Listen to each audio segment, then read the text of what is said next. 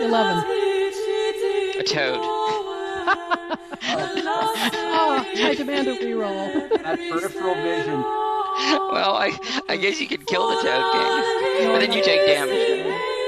Well, maybe the toad will die and you can recast the spell later. Or you have a toad. You have to think of a name.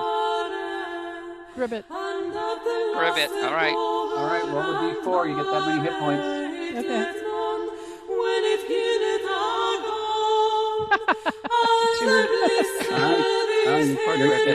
Your familiar has 2 hit points, and your total is increased by 2 when it's near you. Okay. So you have wide-angle vision if you choose to use it. Well, that's sometimes very useful. It'll be harder for thieves to sneak up on you. Like Iggy. Like Iggy. Yep. She's got her eyes on Iggy. Athena will portray the part of Gribbet. Okay. Playing the part of yes tonight. That's clearly an understudy. So that won't be confusing to anyone. No, not at all. She's plopped herself on my lap and she doesn't show any signs of leaving. Yes, you miss. Here's your call. Hello, Minx. What you doing? What is it, Minxie?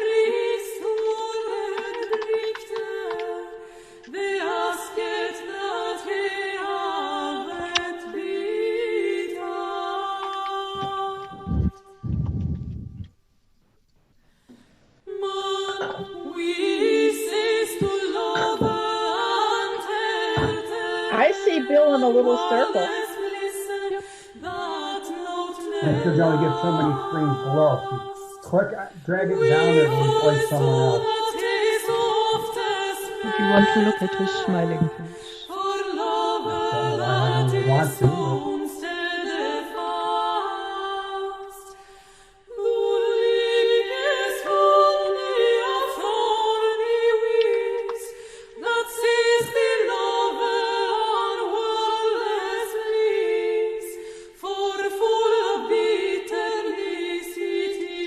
We got Larry.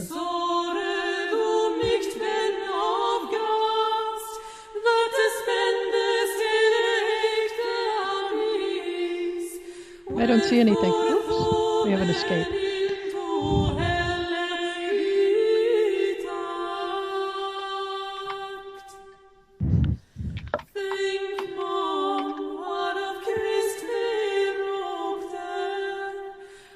Smoke them if you got them. I think that's me. I see have all bad habits. You picked the character. I gave you a choice. This one had a higher probability. I don't have to be low, I just have to have good chances of rolling well. Besides, you needed to see. And I sort of got a thing for short people. I sort of fit that definition. Yep. My character is obviously the senior citizen of the group, but I want to remind you, life begins at 200. That's right. Winnie Fan? That's what he's saying. Oh, what is iOS is? No, Windows 10.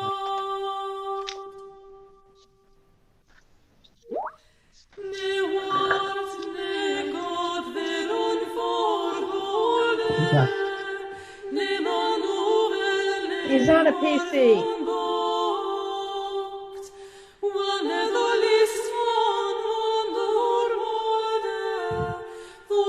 Madam on Adam. A canal. Right. A man and plan a canal, Panama. Panama. Yeah, that's one I always remember. I have a palindromic birthday.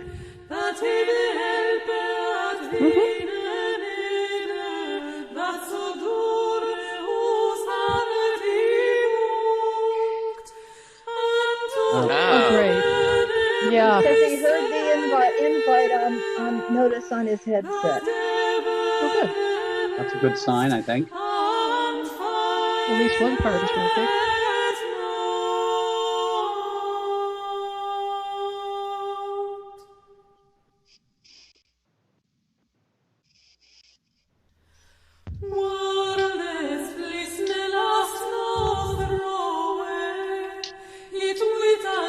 Hi, everybody. Hello. Can they see?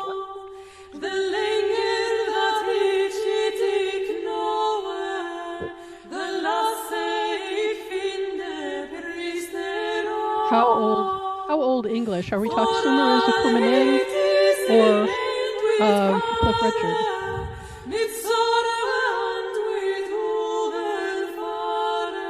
Oh, cool. Okay, we are talking Sumer is a Kumanin. Kumanin, Ludi Oh, we bleed. I only remember a little bit of it. Did you mention people out of 4 able to sing it? All right, Mercedes, somebody in the chat says, I want Mercedes Lackey to write another Wing Commander story with Hunter. Well, if they want something from Hunter, they've got to now write little brown books for young adults because they're the ones that bought them from Disney. Yeah, the license expired. I packaged that to them, and the license expired. I'm hearing something that sounds like quack, quack, quack, quack. What is that? That's a parrot. I can't do anything about that. No, of course not. I'm just curious. Maybe we should make your familiar a parrot. That would explain it. There's more than just a parrot there. How many birds have you got left, Misty? I've got 12. That's what I thought. All parrots? All parrots. Goodness. Well, no, I've got peacocks.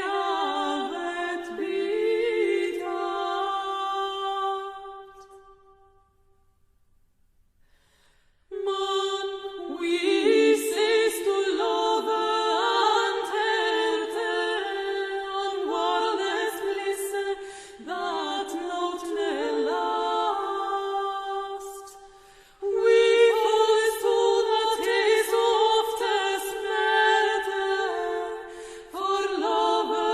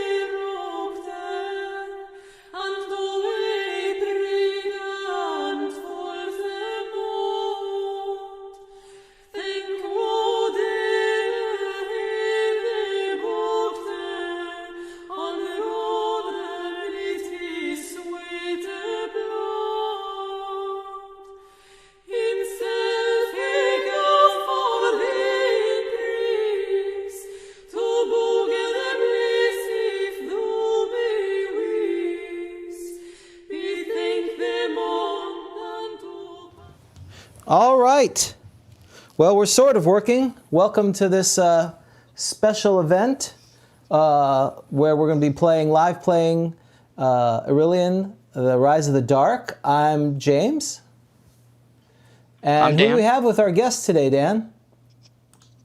Sure. So we are very happy to have with us Jody Nye, Bill Fawcett, Mercedes Lackey, and hopefully Larry Dixon as well, and Rob Richie. That's right.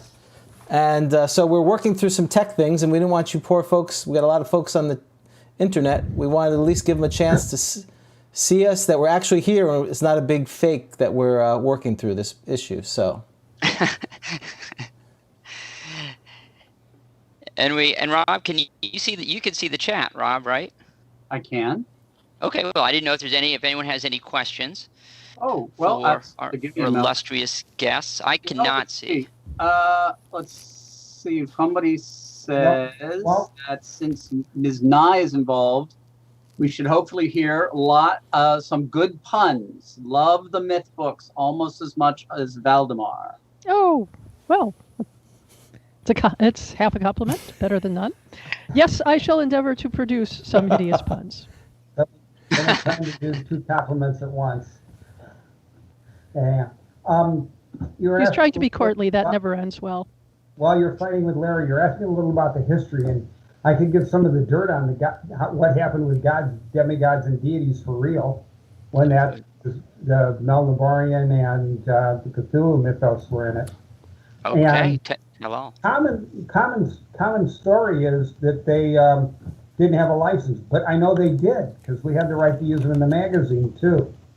What actually happened was the people selling it to us had mixed up what other licenses they had sold. Chaosium had a license to both.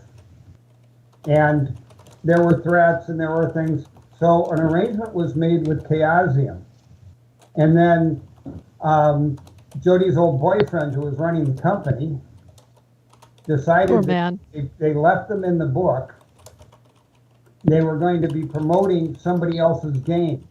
So he made the decision to cut them out, even though they had the permission to use them, which is why there's a limited number, mostly the ones we stole from the printer, of demigods and deities with Cthulhu and Melniborian, and all the rest and all the real editions, they were cut out. Not because they were threatened by the Arkham House or anyone, but because they didn't want to promote Chaosium games when it was still early in the thing, and there was no guarantee D&D would come out on top.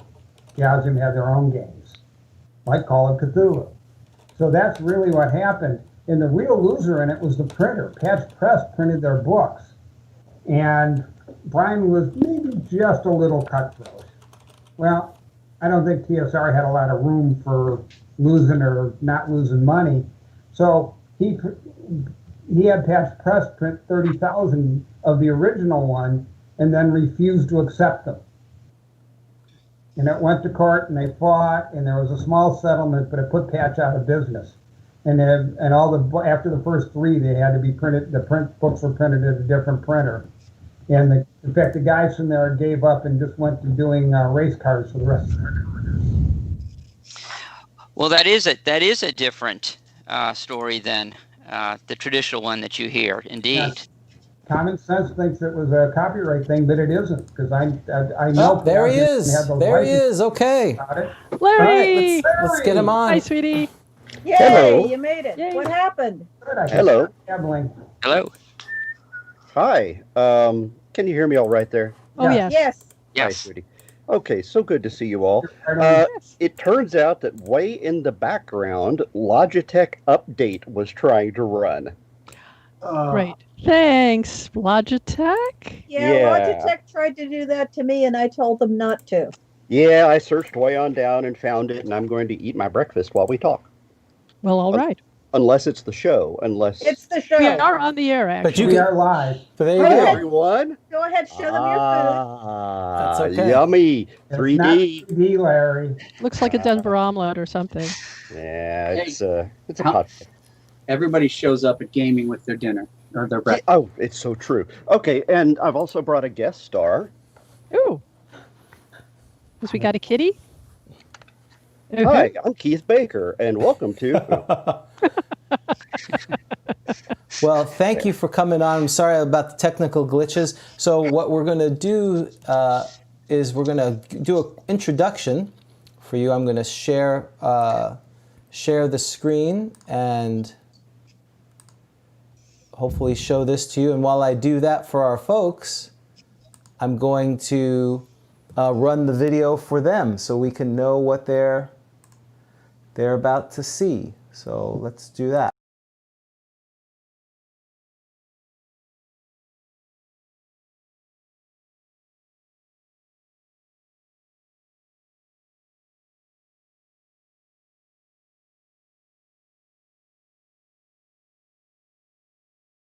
Bill Fawcett and Larry Nixon. But the story of Irilian really started some 500 years ago, when gems were found in the clay beds of the River Iril. The city was built upon this wealth, but where there is money, there is greed. The dark tribes to the north tried for 15 years to take that wealth, until they were destroyed the Damna Batai. And so Irilian reached its zenith, the greatest city-state for 300 miles.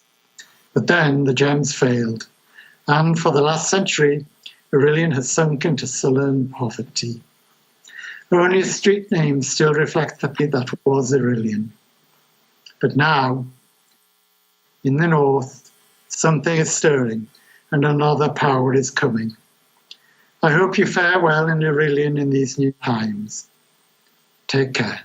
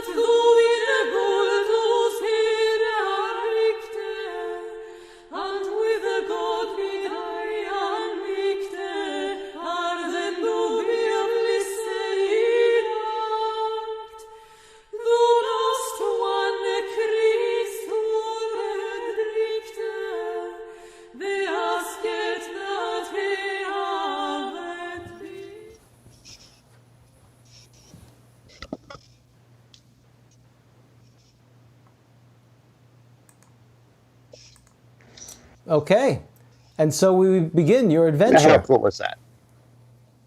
Okay. That's wonderfully Star Wars. You know, I expected a dragon to swoop in and us to stand along the bottom of it. I'm sorry, the fighting mistletoes almost makes me wet my pants.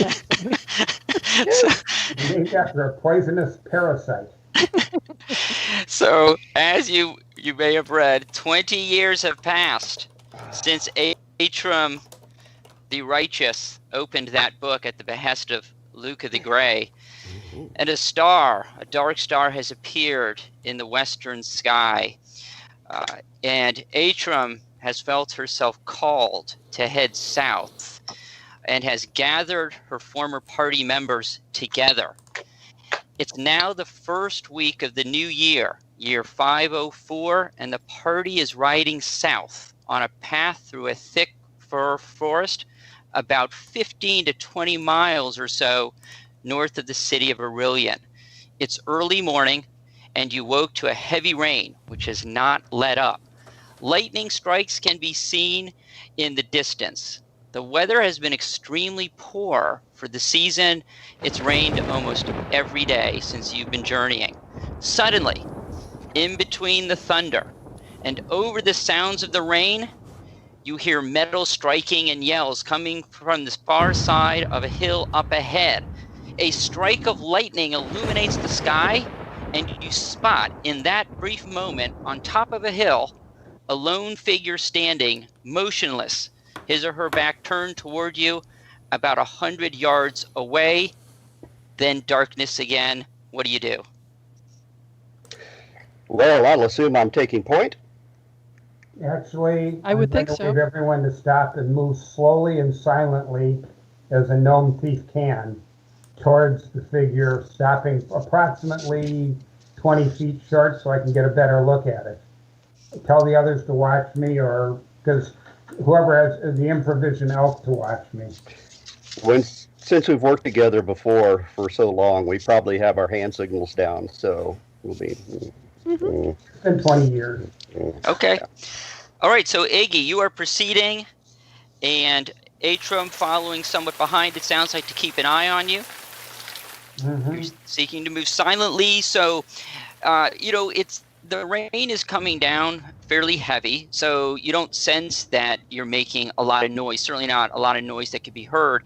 As you get about 20 feet from this figure, you notice it's about a 6-foot high figure turned away from you, standing on a ridge, looking down into what looks like a little valley area. And you hear, as now and then on the wind, you feel like you can hear first a lot of metal and screams. You get the sense that maybe you're hearing dwarves yelling, and you're also hearing from this figure some chanting, and the figure is motionless. Oh boy. Okay. I report back that there's an attack, and it may be there's a magic user of some sort or a cleric directing it off of there, but we don't know which side he's on yet. All right. Maybe dwarves below. Thank you. I will very slowly draw Arbiter out of the sheath and hold Arbiter up to the forehead and say, "Do you recognize who this is?" Arbiter says, "No, I don't. I suggest that we attack immediately." Oh, well, Sensing that's evil? interesting. Never ask a sword what it wants to do. Yeah, it is a bit one note, isn't it, for a sword? You know, I am afraid so. yeah, Nail if you're a hammer. They get right They to the point. They never say, "Let's share a lovely parfait" or something like that. No. Arbiter says, "I can hear you." Yes. Yes. My mocking would be useless otherwise. So, all right, everyone, let's investigate with steel. Okay, are you all proceeding? Well, I will proceed with extreme we have a caution. cleric, right? Yeah. Luca the Gray. Oh, Luca. Sensing evil? Luca would need to. Luca is not sensing evil without casting a spell, so she's certainly not sensing any immense evil coming. Well, the question is, what's the chant? Mm-hmm. Is it an evil? Good We're question. hearing a chant. If we can hear a chant, is it an evil? Is it Oh. What are we hearing? The What chant. language Okay. is it? Okay. Who is? Hang on. Let me take a look at. So Iggy, you went up there, and Iggy, you did not understand the chant. You did not understand the language. So I can tell you, it sounded similar to some of the demi-human languages you would know, but you didn't recognize it. So if you want to send someone else up there, you want to send Luca up there to take a listen. Or me, I speak 9 languages. Yes. Okay, so is someone We going to don't go up to? start with magic. I will sneak up and take a look. I'm cloaked and hooded, so I'm not going to be particularly visible. I'm wearing a black robe and all. I'll stay Right. up by the figure at this point. So I will slip off my horse, who is known as Hourglass, and Yay. yay. Okay, so Iggy, you notice that Dyer comes up upon you, and Dyer, you lean down and you're trying to listen through the rain and the noise of the battle below, and you get the sense, the chanting, it sounds to you like Orcish. Yes, I do speak Orcish. So I take a listen, and oh, How close? It strikes you as it is. It seems like an Orcish religious chant. it's surprisingly grammatical for an orc. Snort. How close to the edge is the cleric? I'm All sorry. right. Is that a cliff or a hill? It's like a hill. So if you took a tumble off the hill, it would do damage, but it's not. Your sense, because you can see the other side of it, you see that it's a little ridge, and you see forest on the other side, and so you get the sense it's probably like about 30 feet down or something like that. And I not presume it that we doesn't. have an orc of sorts here. I think looking at the paladin, Well, we don't have one here right now, but I'm around. And I can tell you that the sounds from below are sounding more desperate. You're starting to hear you're hearing now orcs calling out. You're hearing screams from dwarves in pain. Yeah. Undo. I have throwing daggers. I have a dagger. My ancestors. I suggest we attack, and I will do so with a dagger while the others Join. move up. That's I will my bill. I will prepare my ring of shooting stars, and hope that the stupid thing doesn't misfire like it did last time. Okay. All right. Wow. So you're all ascending upon the figure first, I assume. Yes. Okay. I'm still astride Oakley, the horse, I believe. Well, I will go back and get my horse. There's no way I'm going to encounter this thing on foot. Yeah. I'm on foot, and I'm going to throw a knife as soon as You I do it. see them coming up. Okay. Clump, Roll clump, for me, clump. Daniel. All right, James. That's Do you right. want to So take? as you approach and you ride up with your horses, you witness a tragic scene, a desperate scene, where you see that what you have determined is some shaman or witch doctor is producing abyssal incantations that appear to be enthralling the orcs. You see a score of orcs in a pitched battle with what remains to be a caravan of dwarves in the valley below. And so it is initiative time. So the way we do initiative is we do this idea of in the box. So one person starts, they declare their action, and we'll go around. We will start with the fighter, then the cleric, the magic user, and then the thief, and then that person will roll initiative for the party. So, the fighter, what is your action?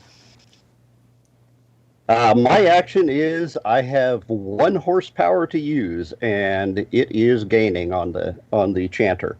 I'll stay astride and run the Very guy good. down. And the cleric, Luca? My initiative is my action is I'm going to flank the spellcaster on the other side and ready that bone mace. Excellent. To bash him in the back of the head if the paladin doesn't Very run him good. down. The magic user, what is she? I have the ring of shooting stars, and I am prepared to distract him. That will help break his chant. So if we're getting run down by a horse, or if he dodges and keeps chanting, I will make sure that he doesn't. And Iggy? I'm going to, in first opportunity, because I'm only standing 15 or 20 feet away, throw with surprise at the middle of his back with a dagger That should distract them unless I'm the clutchiest thief in the universe. As long as you make a hit, should be pretty good. So this is a group initiative, so I will basically, since none of you are going down into the valley to fight, I'm just rolling initiative just so you can see what happens to the dwarves and the orcs below. The monsters rolled a 4. So Larry, it's on you. Roll a d6. Okay. Misty, you said you had dice? I have virtual dice. Yeah. What am I D6. rolling? And Dan, Mercedes didn't have spells, so you can, yeah. So she's the cleric. So yeah, so whatever spells you would want. So you, yep. I got a 3. Okay, so while the party lost initiative, there's no enemies coming towards you, so you'll go next. I'm just going to roll to see what is happening underneath. You see a number of the dwarves and orcs are circling each other. There's a pitched battle with the scimitars and the axes that the dwarves have. You see a handful on each side fall in terrible pain as the flashes of light and these almost snapshots as you're seeing this pitched battle near the caravans. The horses are panicked, those that remain, and you see 7 or 8 large carts containing unknown goods. So I'll do it in order of missile. So Bill, you are going to throw a missile. Is that correct? Daggers? Yeah, I'm going to throw a knife. I'm +2 for surprise and +3 for dexterity. Okay. I'm +5. So Daniel, are you rolling it or am I? No, I think you're gonna have. That's I don't right. want to be blamed. you can roll it. Yeah. I'm sorry. I can be. That's what I need. 15. Oh, that's a 20 yeah. You totally modifier. you hit him in the back. And so it is a normal sized creature. So that's a D4 with your dagger.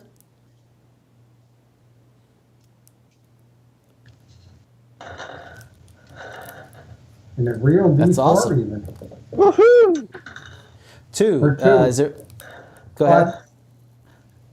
2. Excellent. 2. So you in between the flashes of light, you see the dagger hit its mark, and the creature screams and stops chanting for but a moment, and is now looking around. Unfortunately, what he's looking at is two folks riding on horseback coming up. In the meantime, your ring of shooting stars, you are using that, Dyer. Is that correct? I'm going to employ it. Yes, I want to distract him from chanting if indeed he is still chanting. So and again, this is relative darkness. So you have. Do you know which thing you would like to accomplish? I wish to okay. distract Well, that him. would be dancing lights would do that. So I'm going to give him a saving throw. All of a sudden, as opposed to looking back, he sees a handful of lights appear in front of him. Is that correct? Is that what you'd like them to be? Okay. Mm-hmm. Right in his eyes. Yes. He is now mesmerized. He at first he was enraged by the dagger, but then these swirling lights are in front of him, and he turns slowly to look at that. Wow. So you all, both the cleric and the fighter, now may roll your d20s to see what damage, or actually make your attacks. And of course they're +2 because they're surprised as cat now. Oh yeah, because he's enraptured. Ooh, shiny buttons. It's just a throat slit now then. Well, just shiny. because they're running up on, because they are moving up on horseback. I'm gonna at least see what kind of roll they make. So yeah. So Mercedes, you rolling for both Larry and you? Sure. You need to roll a d20 when you roll 2 d20s. D20 twice.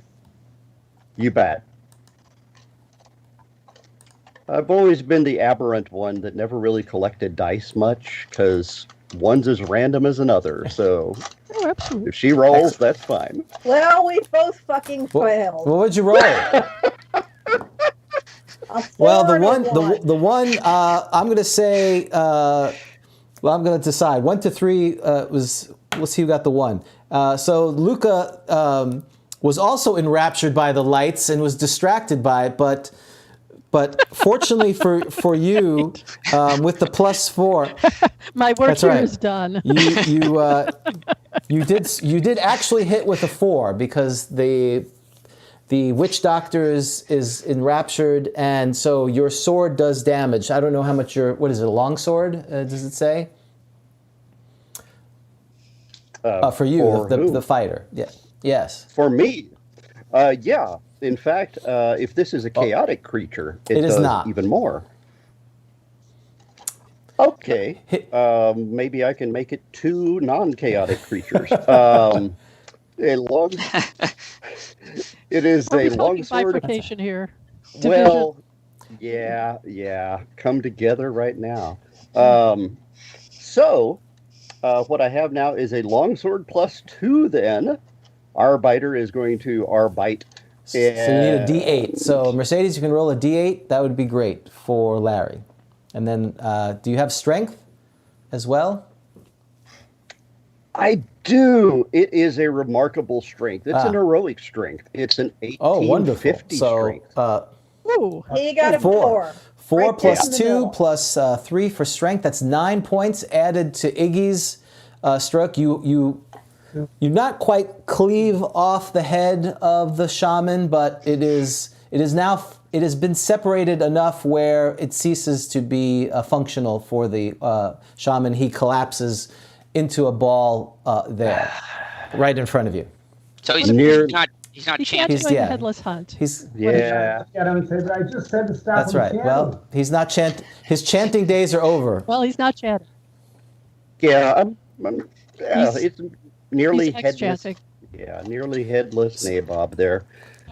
So you are. So a couple of you are at the top where the now the deceased shaman witch doctor is on the hill. Now you look below. You see the pitched battle between the orcs and the dwarves.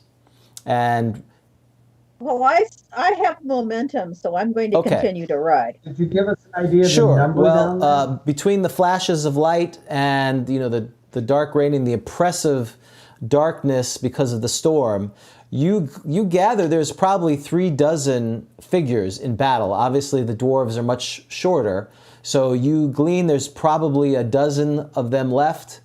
And there's maybe a score of orcs that are surrounding them. The dwarves are kind of using the caravan as a defensive position. There are numerous dead figures surrounding the outside of the area.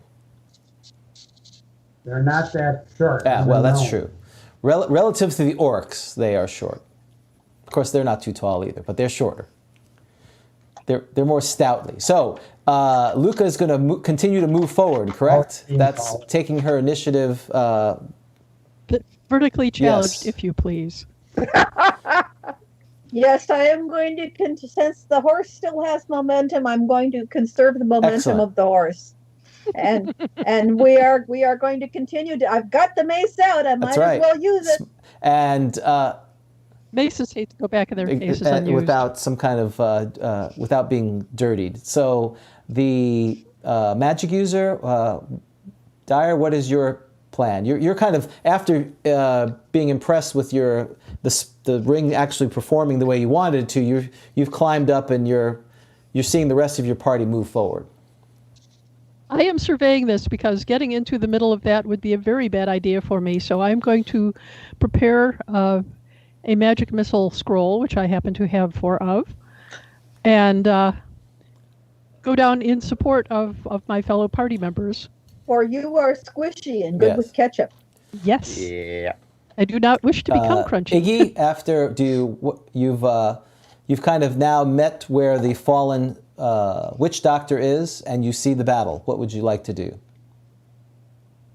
Grab my knife. Grab anything that looks of value on the witch doctor.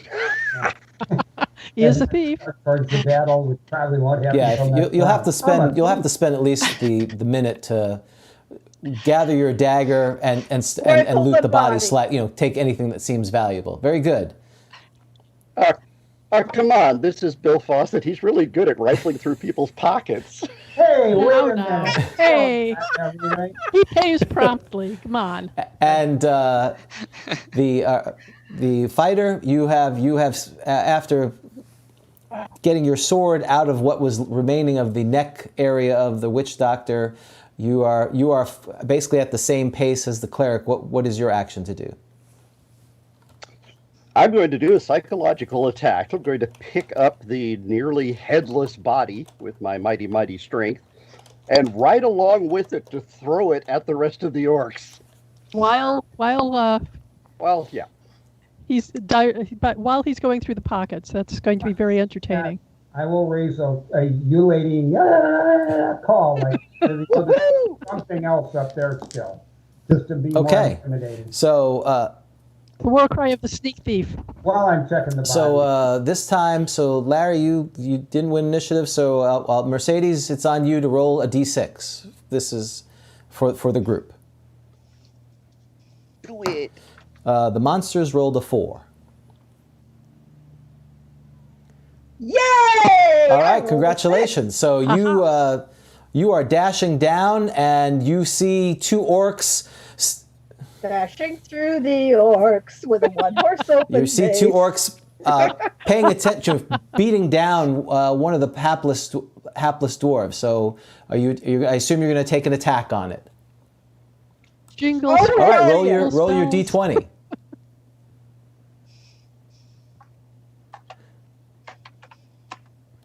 Oh, 20! Outstanding. Okay, so I think it's a footman's mace, right? So it's a d6 or a horseman's mace. I'm good. I am using the mace, and it is Okay, a so roll a +1. d6 for me. That is an actual foot That's right. on that footman's mace. Oh. 5 with +1 Oh, you is easily ring its bell, figuratively and literally, I thought they meant it was a and it rattles and then slumps over, freeing the dwarf from at least one of its attackers. As you stand over it with victory and some satisfaction. No, no, I'm not standing over anything. I'm conserving. Oh, you're going to keep going. Okay, horse. you're just kind of riding through. We're Okay. going to keep going. We're going to keep going and then turn and make Wonderful. another Okay, so path. you've struck it and then you're going to continue around. Excellent. That's what you're doing. They're from Oklahoma. That's Light right. cavalry. So Dyer, you see the same battle scene that the rest. You've seen the cleric go down, and you hear the distinct thump of mace hitting skull, and you see Iggy's now pulling items. You have your scroll out. You're going to cast your magic missile spell? I'm going to try to identify if there's a leader of the orcs down there. Can I? There's one who's standing back and is pointing at them, screaming in Orcish, what appears to be command. So. Then I am shooting the magic missile at him, preferably in the throat. That will ruin his day. So a scroll. So that is at least 7th level. So you would have 4 magic missiles. So roll 4d4. Excellent. Okay. 4 d4s. Oh, gee. I'll have to. Only got one out, so 1. 3 points. 2 points. 3 points. 2 points. 2 points. 2 points. And 3 points. And that was the roll, not including because magic missile gets a +1 damage as well. So. Okay, so it's 14 points all told then. Oh, okay. So the 4 projectiles emit from your hand, and they strike what appears to be a large orc, and he screams as they penetrate his back, and some projectiles forward, and he collapses to the ground, not being here anymore. Poor Narjas, the leader. He's not with us. His halberd falls to the ground. Okay. Very, very good. Iggy, what you have found, the now decapitated, thanks to the fighter, appears to have a mace, had some kind of, had the raiments of a witch doctor. It's hard to tell. You don't see any money right off the get-go, but there is a couple of pouches that potentially could be of some value. I assume you grab them and you grab your knife. Plenty of time for counting when the battle is done. Very good. So you take the 2 pouches and you collect them. Yeah. I never thought of him as a gambler. And Very my good. knife. And now the fighter. What is you were descending You down gotta know too. when to hold them. Mm-hmm. And so you can either follow Luca, where there's another orc there, or you can head towards the center of the battle, which again, there's a perimeter of carts, and in between them there are dwarves trying to keep the orcs from penetrating the perimeter. And Luca, you notice an orc that seems like a leader, calling out directions and ordering Yes, orcs around. there's another one. I thought I shot it. Oh, there's another. They carry a spare. Is this the Yes. second one? There is another. There is Not another. trying to kill the Okay, then, conserving the momentum of Jet the orc. horse, I will turn the horse, depending upon how much time this takes in my turn. I will turn the horse and Okay, head for that yeah, guy. you can start moving that Misty. way. Absolutely. Larry, what's Yeah. Misty, are you apexing that turn? I am apexing that turn. Right on. My wife, the racer. Yes. so you're charging down. You're coming down with your horse, and the orc nearest Luca is probably the one closest to you. And now she's moving on to look at the leader. The one that's beating on a dwarf, so kill it. That's where I'm at.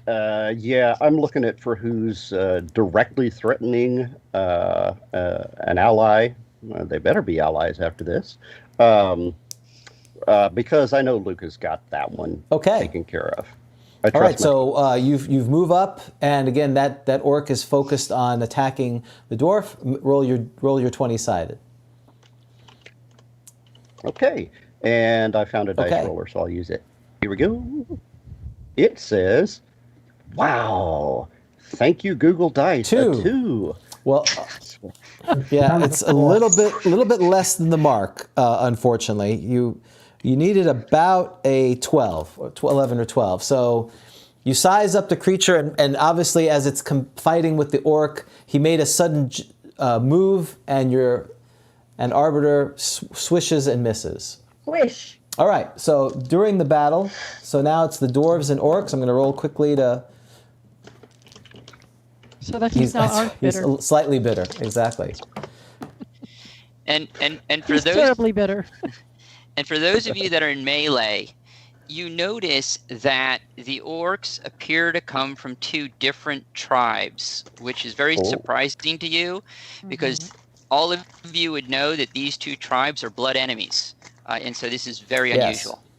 It sounds like they are under some sort of dais. Yikes.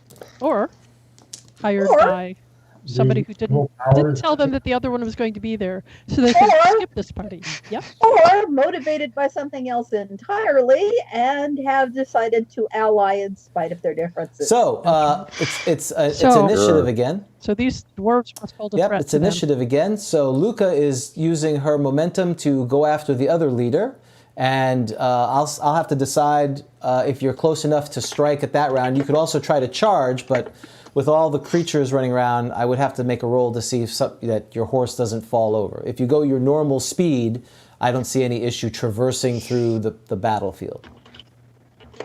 We are letting the horse do the work the horse is trained to do. So, Iggy, what say you? How far between me and the one that was the close one that's still attacking a dwarf? Somebody missed? Yeah, you can get there and attack. I will get there and attack from behind, very nasty, all I can, pulling my short sword. Okay, I'll make a move silent for you. Again, in the middle of the battle, you should be, unless I roll a complete disaster. I'm not going to keep yelling. Unless it's literally as you're going backwards, a bolt of lightning comes and illuminates your little body. You should be able to get around it. That shouldn't be a problem. Okay. Dyer, you've cast your magic missile scroll. What say you? Are there any orcs nearby that I could thwack over the head with my staff? I am on with your horseback. horse, you could definitely get there. It may be at the end of the round, but you certainly could be able to do that. Okay. then I will ride towards one. It looks like I have as great a chance as any. I apparently have 2 staffs. Oh, very nice. Mm-hmm. And I do. And Larry, One for every Larry, day. you're One going for to attempt to hit the creature that you missed. That's Okay. what I'm going for. All right, excellent. So this is the initiative. Mercedes, you won last time, so you get to roll again. The monsters rolled a 4. They have 3 times in a row. That's right. now. This dice, this very clear pink and purple is rolling. And it's dead even because Okay, I so rolled everything a happens 4. simultaneously. So Luca finds the other leader and sees it screaming out in Orcish some commands. You're going to use your momentum to strike the creature, correct? All right, roll a Correct. d20 for me, please.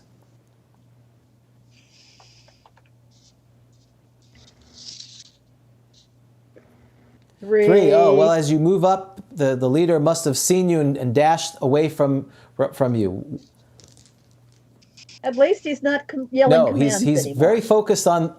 He's fleeing from me. He's fleeing from Well, my he horse. may decide to attack you at this point, but that'll be next round.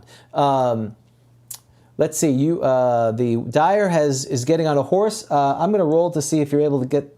I'm No, sorry, you're on the I've horse. been You're on a going to horse. move down and strike one of the orcs, correct? Okay. Right. Yes. Okay, you're going to get there at the end of the round, so I'll get back to you. Let me roll a stealth. Stealth. Ooh, that's a new version. That's a new edition. I'm sorry. You're going to do a move silently. Okay. Yes. You're able to maneuver around it, but one of your boots gets a little stuck in the mud of it, so you're not as stealthy as you would have liked to have been. You're kind of upset that maybe your boots weren't tied up, or maybe the chingling. So you're not sure if he notices you, but you can certainly try to make an attack at this time. The dwarf noticed you and seemed to be very happy to see cousin. Hello, cousin.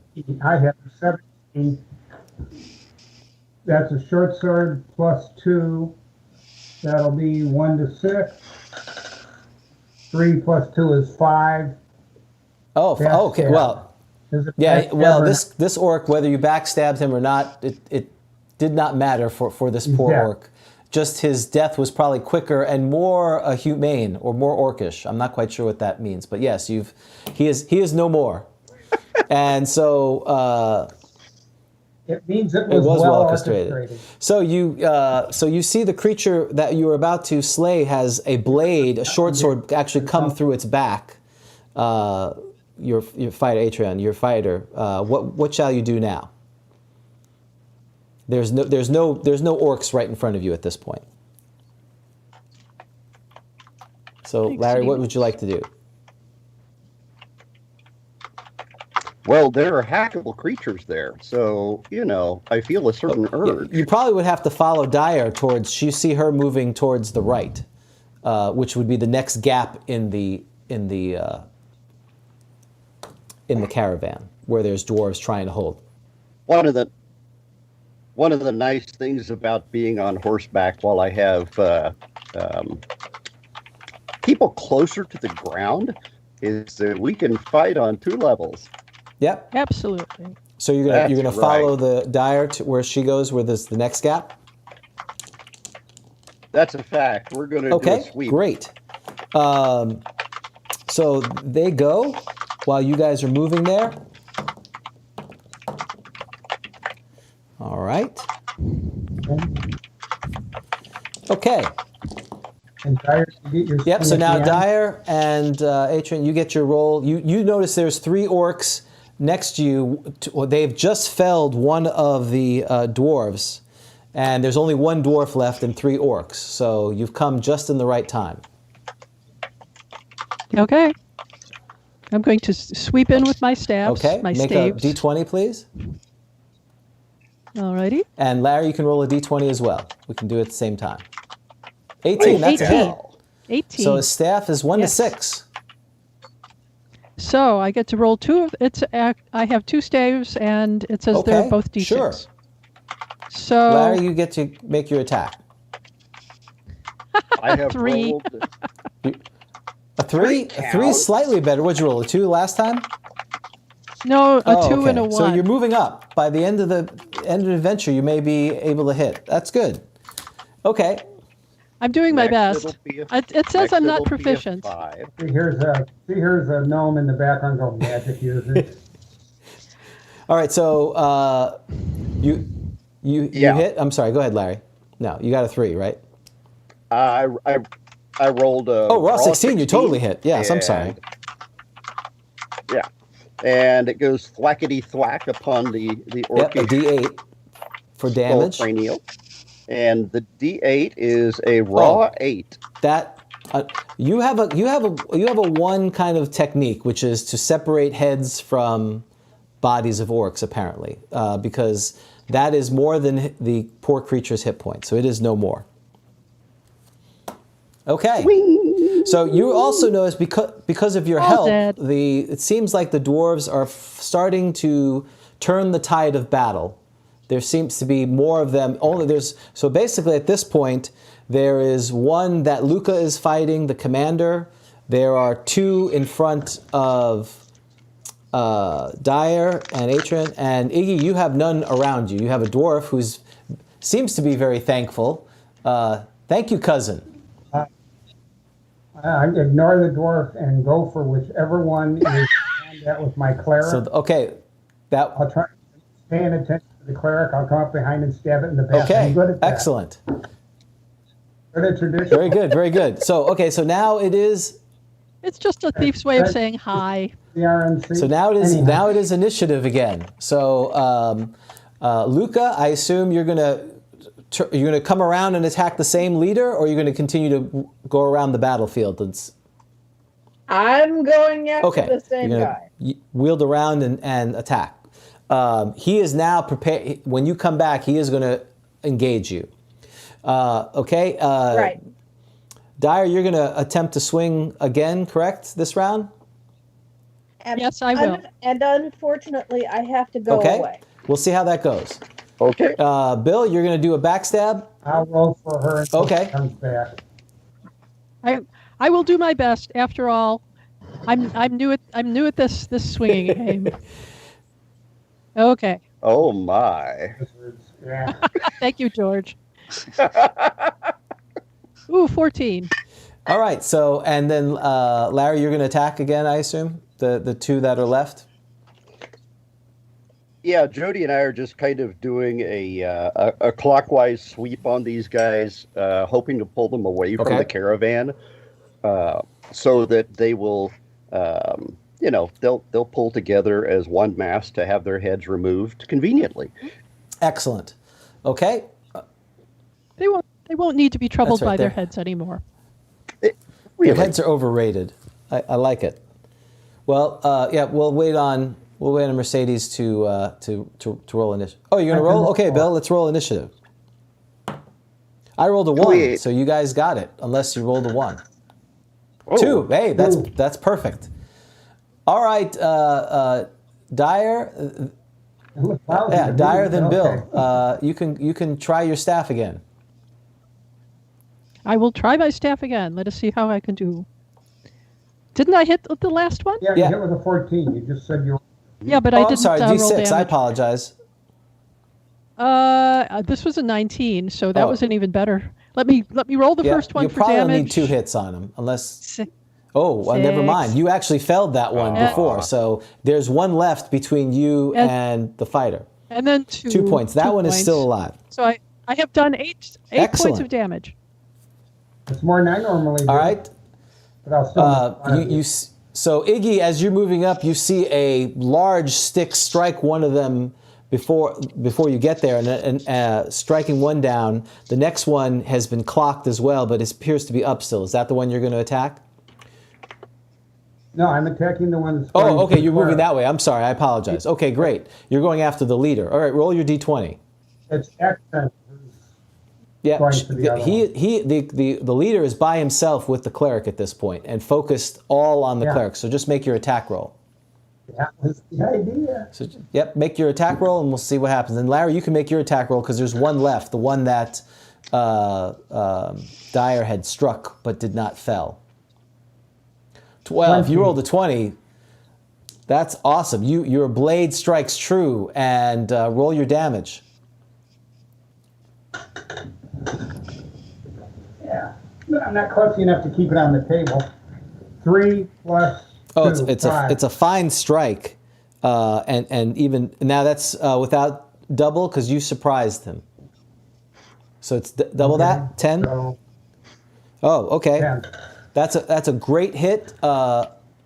But this leader is you probably got closer to the lower back because you're a little short, unfortunately. So it may have been a complete kill shot if you were higher up. But he's still alive, but not very happy at this point. I figured I can distract him from the shot on the cleric anyhow. Do you think he'll be happier when he's dead? I'm not sure he's thinking that way, but he could be. When you're a gnome, you're a well, pain that in the goes ass. without saying. No truer words have been said, Bill.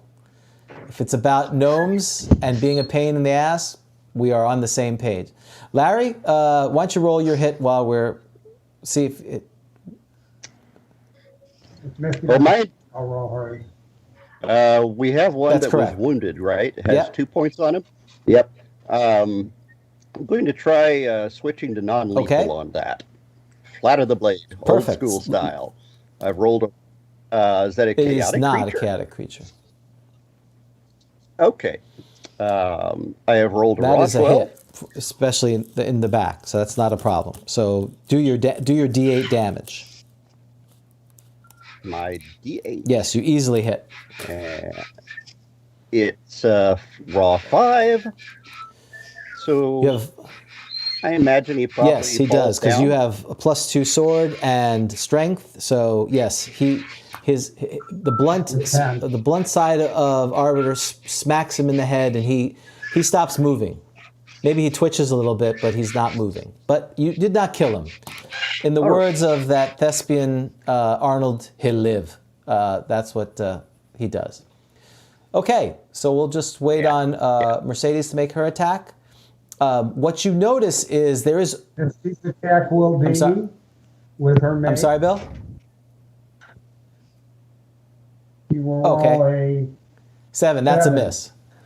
But you've got the orc's attention now, so he's going to attack you instead. So That's fine. he rolled a 2. He's very unhappy with himself. And what you guys. I'd say better luck next time, but he shouldn't have any better luck. What Dyer and Archim notice is the battle is basically over except the one leader that's left that Iggy and Luca are fighting. But after a clap of lightning, you notice up on the ridge what appears to be a large congregation, a horde of creatures that you hear snarling. And one of them is actually 4 or 5 of them are way taller than the other. There's at least 5 score, and as you notice on the other hill to the other side, there are now dozens of creatures. And you hear what clearly is the sound of humanoids. And they are arranging themselves in a battle line. Did I mention running away? And good idea. At this point, the dwarves look at you, says, "Come, get behind the line. We have to hold. This is a desperate situation. We need your help. Thank you, strangers." What's up there? I ask them, trying not to show the panic that is making my knees knock together. Vision. 2 of us can see in the dark. In between the rain and the thunder, and you definitely are seasoned fighters and experienced adventurers to know there are dozens of goblins, a score and a half of hobgoblins, and they're on both sides of the ridge. Then you see larger creatures, maybe gnolls. You also see 2 9-foot-tall creatures, and a couple of 10-foot-tall creatures, and one probably 12-foot-tall creature. Could be a giant. Can I ask why these people are attacking you? Oh, we do not know. We're just a caravan trying to get to Irilian, bringing our bringing our merchandise there. Do not know, but you've saved us. Thank you. I don't have a detect lies spell, but I should. Quick, get behind the line. They'll be charging us soon. So Mercedes, what you missed is you're basically down to the leader that Iggy has struck him in the back with his blades, but it was not enough to fell him, and you've come around to you and Iggy are engaged with the one leader. But in the meantime, you notice in the distance some frantic discussion and waving of the dwarves trying to get the fighter and the magic user into the circle. And looking around, you start glancing that there are hordes of numerous figures around the mountaintop. I'm still going after the leader because That's right. he's a leader. So you notice it's gonna take them a round or so to descend on to your encampment at this point. But they are. Oh, this has bad idea written. They are moving with. It. They are moving with here. dedication. So I'm gonna declare action, Iggy. Did you want to live forever? Iggy, you are gonna continue to attack the orc that's now focused on you, correct? And Correct. Luca, you're gonna try to assist Iggy in finishing that orc off, the leader. Natural 9. Oh, hold on, I gotta roll initiative first. But you can hold the 9. Oh, okay. You're gonna attack. Mercedes is gonna attack. Larry, what's your plan for the fight for Adrian? You're gonna get behind and get ready for the oncoming thing, or do something else? I'll tell you what. In that glance that we got, did I see any of them with ranged weapons? You did not drawn? see any with that in between the lightning. Okay. They appear to be moving towards your position. In that case, I'll lean down, pick up the unconscious orc, and then take the sword, Mighty Arbiter, and just point it at them like I'm calling them out. In between the lightning, you're holding the sword towards them in preparation. Excellent. Mm-hmm. And just giving that, I'm holding up one of theirs and pointing at them. Ah, okay. Arbiter likes this. You're getting a good feeling from Arbiter. And Dyer, what is your thoughts on this? My thoughts is just at a rough guess, how many creatures are up on there? both sides of the ridge that are descending down, a little over 100. And Dyer, a dwarf turns to you and says, "I never thought I'd die standing next to an elf." Well, we're going to try and make that not happen. I had no intention of dying next to a dwarf or anywhere else for that matter. Direct reply is, but I will die next to a friend. I am intending very much to see my 300th birthday, 90 years from now. I see the creatures coming this way. I have the Wand of Illusion. Can I manifest something like the image of a dragon and scare Sure, someone? you can try. Certainly. What kind of dragon were you going to envision? Oh, what would scare orcs the most? Probably acid spitting. That could be a black dragon. Yeah. No, I want something that's visible. Yeah. Well, it could be a good dragon, like a brass dragon or a gold dragon. Typically, the metallic dragons are good. They are evil. Let's go for a gold dragon. We'll swing down and whoosh and hopefully terrify them. Okay, excellent. I like that. We'll have to make some saving throws for them. All right, so let's roll initiative. Bill, why don't you roll initiative? I rolled a 4. What'd you roll? I'm sorry. 6. You got it. Excellent. Okay. So Mercedes, you get to attack the orc leader. Roll your d20. Bill, you get to attack the orc leader. What'd you roll, a 9? I rolled a 9. 7. That is not going to do it. But what'd you roll, Bill? I'm sorry. 9 11. plus 2, 11. Oh, with a +1, it would be an 8, which is still probably not good. Yeah, this enough. leader has some chainmail and shield, so he's pretty well armored. So yes, unfortunately, you all miss. You're standing and right, the orc is kind of dead weight next to on top of you, and you hold this sword and you're pointing at it, and at the same time you see this large winged creature manifest itself out of the storm and swing in towards the front of the line in front of you. Now I have to roll a bunch of d20s.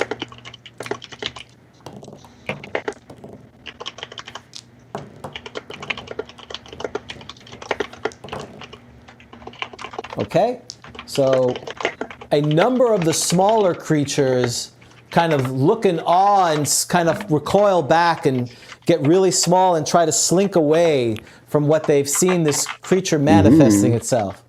That has definitely had an effect on the one side. The other side, which is opposite you all, is still coming down well. But you've noticed a number of creatures that some of them are slinking away, some of them are terrified. Good. In fact, the large creature has stopped, the one that's the largest you've seen, and is kind of peering and going, ugh, kind of bewildered by the fact that a large brass dragon would be in this area. Seems awful strange. So, but is not moving forward anymore. Okay. Okay. Yeah. That gives us a respite. So Iggy is going to. I'm sorry. The orc is going to attack the Iggy after. Oh, he actually did hit with a 20. So let's see. That leader. Oh, uses a long sword as well. You take 2 points of damage, Iggy, as you're gashed by the leader. Okay. So now it's initiative again. So on the one side, a number of the creatures have stopped in their tracks after seeing the large brass dragon. The other side, they're about to engage the dwarves. So what would you like to do? Mercedes, you're going to try to finish off this leader? I'm going to try. And Larry, what's your character going to do? You feel like your calling them out with Arbiter has been very successful because half of them have fled away. You're feeling very confident in yourself.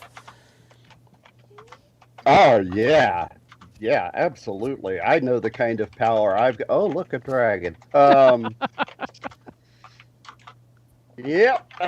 Okie doke. Well, we're going to be meat for somebody someday, so we may as well do it glorious. It's my dragon! So you're going to hold the line and wait for them to come at you. Is that correct?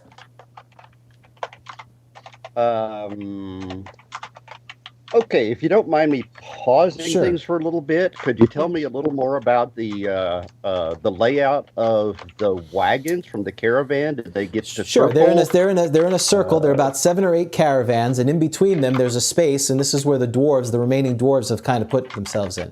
They sit between 2 hills. On either hill, there are now these creatures descending down. You're in one of the basically 7 or 8 positions, and you are sided by Dyer and one of the dwarves, who is amazed at the fact that they have not gone back to the clan and back to Moradin and been embraced by the Allfather at this point, aka not dead yet. All right, I feel good about this. They've got us exactly where we want them. So, since we've got The group will take gap. advantage of the horse and ride off and kill the leader later.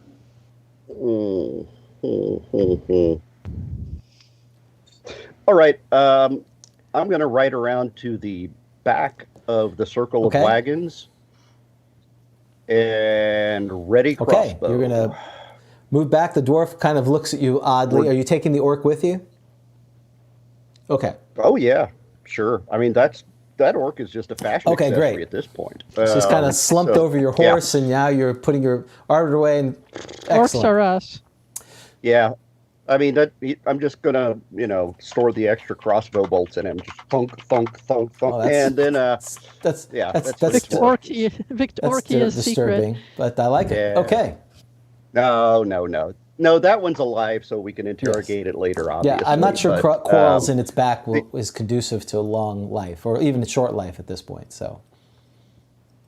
A short life, but a merry one. Yes, I was about to say that, but you beat me to it. Jody, we've just proven our age, haven't we? Enough of the short jokes already. Hey! Vertically challenged. Vertically challenged. I'm being heightest. So the plan is that with the gap between the wagons the way they are, and we've got vertical on the sides, that means that the gap between the two wagons in the front towards them will act as a channeling trap. So if they're going to come at us, they're going to have to squeeze through there, and that means I've got a line of sight on them from the back of the wagons. Yep, that sounds good. Correct. Right, you're going to be moving towards there. Excellent. Dyer, what's your plan? I'm going to maintain the dragon. I think that I have to watch out for it just in case. I don't want it to accidentally dispel. So you're going to kind of maintain the illusion at this point. Yeah, I have to maintain the illusion. I'm going to order it to walk up and back in front of us, threatening the oncoming. Okay, so you're going to have it kind of land in front of you and kind of swoop, kind of buff it with its wings, kind of thing. Oh, I like. Absolutely, the swoop. Okay, the swoop good. looks good. We'll just assume you've seen that before. Is a magic user, so it'll be convincing. All right, and go ahead. I'm sorry. She saw a puppet show. I got an A in swooping. I'll have you know. That's right. I forgot. So, and then the cleric and the thief is going to try to finish off this wounded orc leader. Is that correct? You bet. Drop the wounded orc leader. I'm going to try and withdraw and put a sling stone at the guy who didn't believe in the dragon. So he can't do anything about it. The giant creature. Yes, the one is. Yeah, I'm going to hit something that's got 50 hit points. Okay, that's K. That's it. David. All right. So here's the initiative. You guys won. So, Bill, you get to roll again. 4.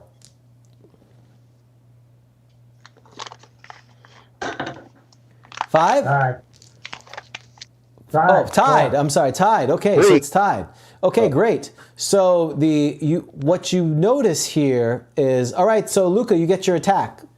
The orc was trying to attack Iggy, but then all of a sudden saw you were attacking. So make your D20.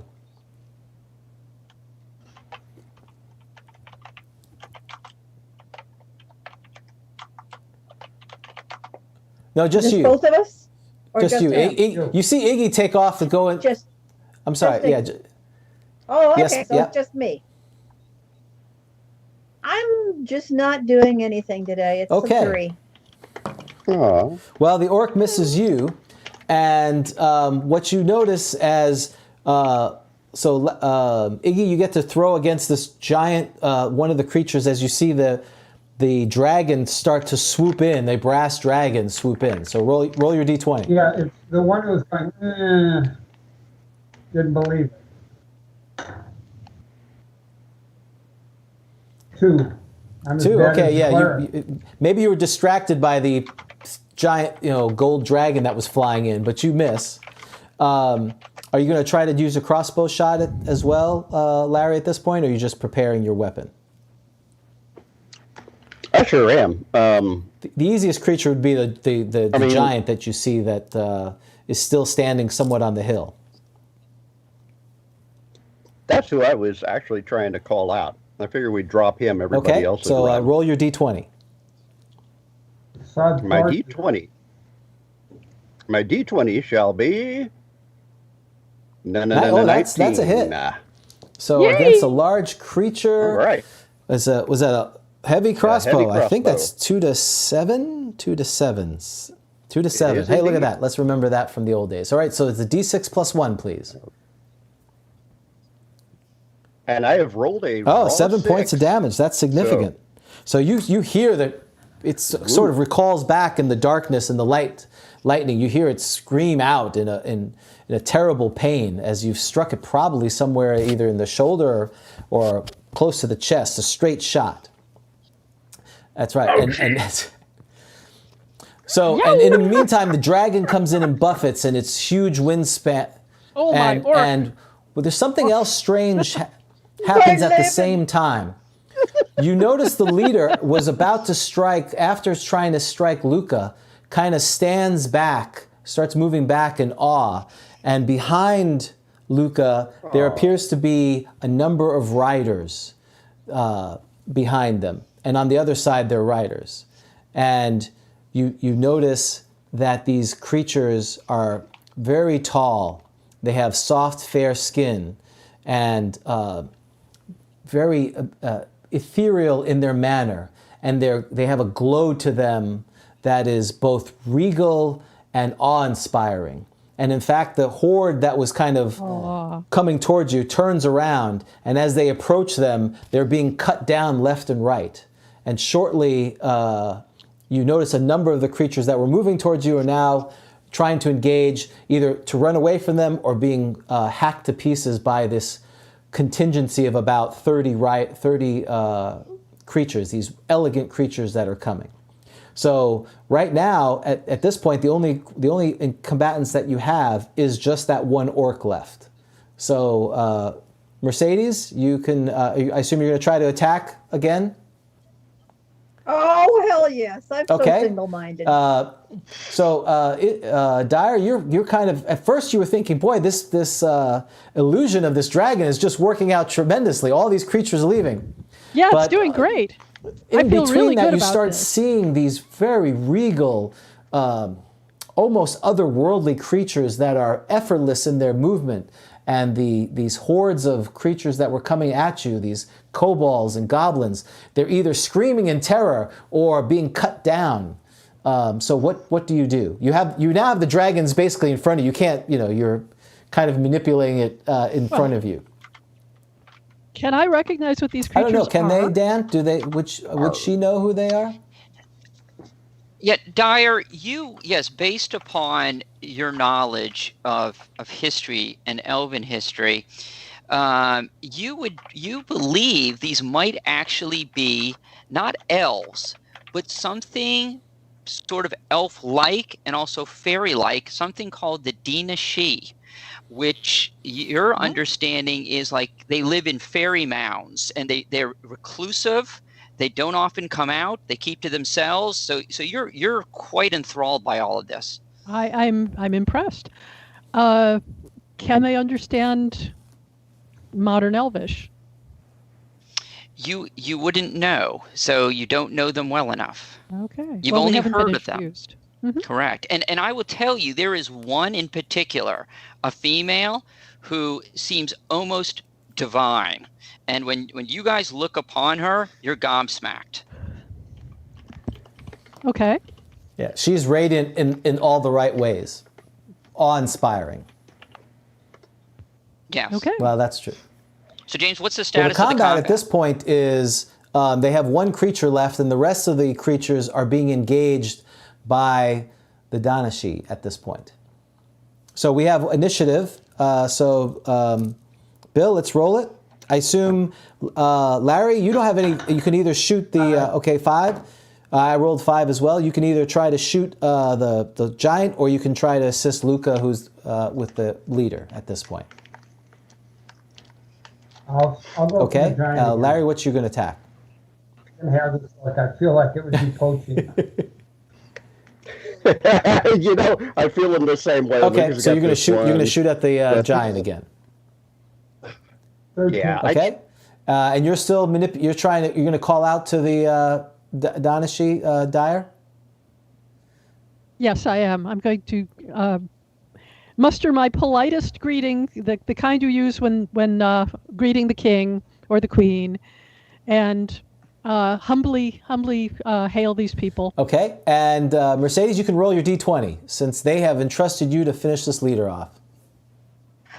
Come on, dice. Oh, 4. That is not good. You still hear the sounds of combat behind you. Maybe Luna's kind of playing with it. Oh, but this is first edition. The orc leader rolled a 3. So this we may be here 3.5 hours still. So, but All right. I will shoot at the, For God's I sake. got 13 on the orc and not the giant. okay. Kill the orc. Okay, yes, because it basically had 2 hit points left. I think you did 10. He had. Wait a minute. That was 4, but I get a +1 with that Yes. mace, right? Yeah. Yeah, you still need a little 5. more than that.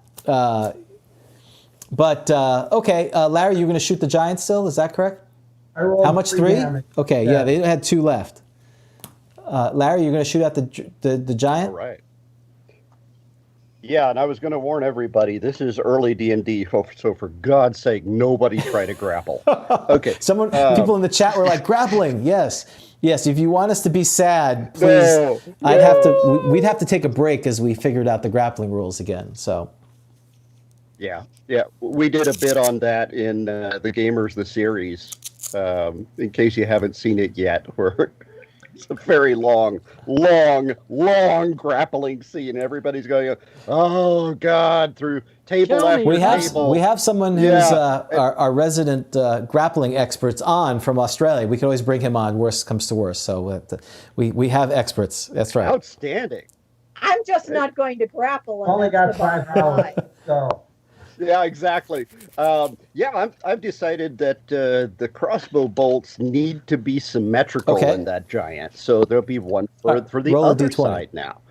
I have rolled a. I don't know if that's going to hit, to be honest. I have rolled a raw 10 with a heavy crossbow.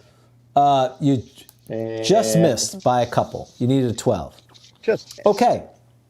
That's a darn. That's okay. So what you do notice is after the leader gets sling bulleted by Iggy, the Dinashi or the Dynashi make quick work of the rest of they leave the battle, and so the one that Dan described, the most regal of them, approaches you as obviously you are entreating her with your best polite English. Is that correct? Or Elvish Dyer, correct? Oh yes. Oh, absolutely. I am being the most polite, abject, and humble creature. For I am merely an elf, and they are really something special. Okay, so this appears to be this queen comes over to you, and have you been you attempted to speak to her? You said because you were speaking in Elvish, right? Absolutely. So you feel like you're speaking, but nothing seems to be coming out of your mouth. You just are so in awe of this creature. And she smiles. Aww. And she's dressed in all white. She has a white shield emblazoned with gold runes. And she has a silver long sword and silver chainmail. And she looks upon... Are you on your horse? Of course. Yes. I will so swing off my horse. She looks across at you and she smiles. And in Elvish, she says, "It is good to see elves traveling south, staying in this land as opposed to leaving it." Yes, fair lady. Who are you and where are you? Where do you come from? That is not a cause for your concern, but I do seek your aid. And she pulls out a silver scroll tube, and she hands it to you. Do you take it? Oh Christ, it's a gas. Oh yes. Oh, my lady, how may I assist? Is it a mission? Is it a question? I need you to ensure that this is delivered to Terrell Guthdotter at the Abbey in Irilian. It is of utmost importance that this make it to her.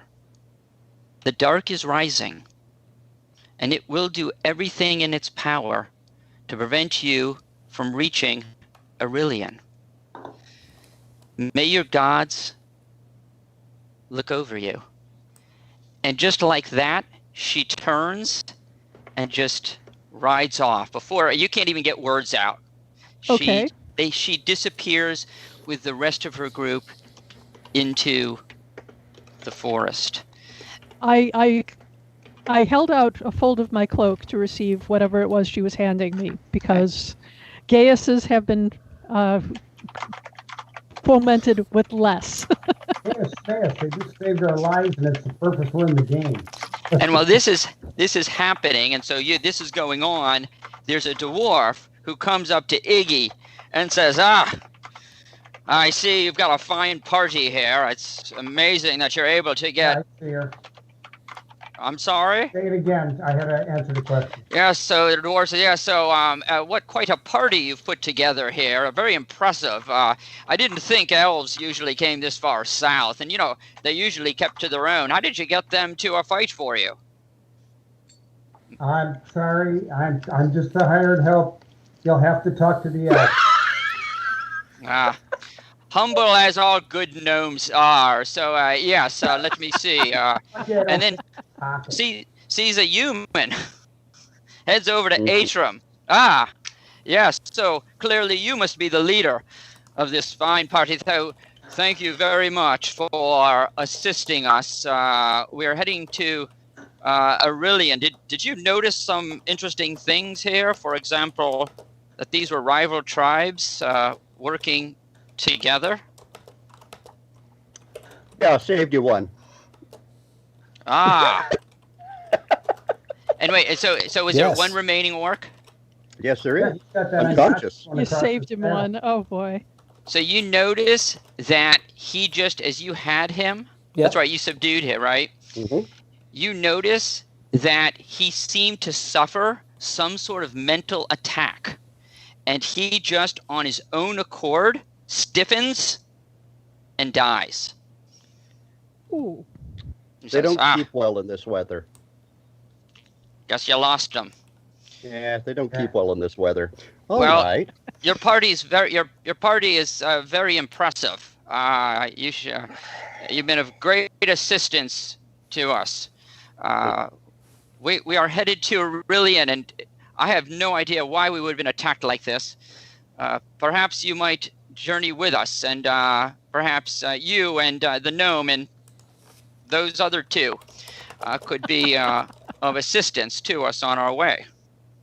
You got anyone injured? We have There many are nine injured. dwarves. There are nine Let's dwarves tend to them. remaining that you see. Out of All right. how many are injured? That includes the injured. So there are 9 that are alive, about 4 that are injured, 5 that have not been damaged. Well, let's tend to the wounded first and work on that later. Okay, so By the way, I'm one of them. I took this one. And the dwarves are helping each other. They're piling people into the caravan, and this leader says to you, Atrum, it's very important that this caravan reach Irilian. Wow. You gonna lose money? That's that's all what you always think of a dwarf, don't you? Always about the yes, actually that's true. Yeah. We're just doing as seemed right. But have I noticed that Jody is acting a little weird and has a Roman candle? Yeah, so you would, if you look over there, you see that she seems to have her cloak out, and I have a fold Something of my cloak out. Yes. yeah, she seems to be in a strange posture. I'll clip-clop my way on over there. Okay. Did you see them? I saw some. They were I saw gorgeous. several thems. Oh, they were great, weren't they? Yeah.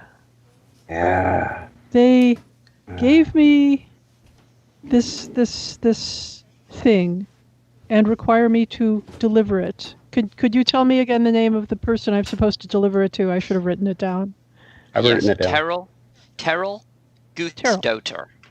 Terrell Terrell Guth, Guth, Doter, Dohtor, Terrell, Teral, Terrell Guthdoter, at the Abbey in Irilian. Scandinavian. Okay. Got it. I hope it has enough postage. Really? Well, And We seem to end up with a lot of these delivery missions. so the dwarf Why don't is we just insistent. Why don't Yes? we just set ourselves up as a delivery service and have done with it? It's beginning to feel like that, isn't We it? can get paid for that. That's right. we can All right, call ourselves combat Fantex. initiative. The party gathers and we talk, and I say, let's start with them, travel some distance, and then we'll take off if it slows us down. Okay. So, all right. So if that's the plan, then, because the dwarves they really want to get moving. They're very nervous, and you start to hear in the distance, you start to hear drums, and Let's move. Bali, the dwarf, says orc drums, and you Let's look get in the outta here. distance, and you see rising smoke. Like a sitting Let's bull. leave. Okay, so the dwarves are in complete agreement. The rain starts to pick up. Lightning starts to increase. The going is slow. And I can tell you, as you travel south toward Irilian, it's almost as if something is trying to slow you down. You have the worst set of bad luck. A wagon wheel breaks. There is a tree across the road. Mishap after mishap. It turns out that you come to a small trading post and they warn you that the road south, which is the best road, Mm-hmm. the bridge has been destroyed, and you'll have to take the slower road, which goes more westish and comes into Irilian from the west. And so the going is slow. And just to keep things moving along, I'll let you know that you should have arrived at Irilian in about 1 day. It looks like it's going to take you twice that time. Mm-hmm. And when you camp on the first night, in the middle of the night, you hear a horn and you hear a dwarf yelling. And you all wake up and you see coming at the camp, you see a large man behind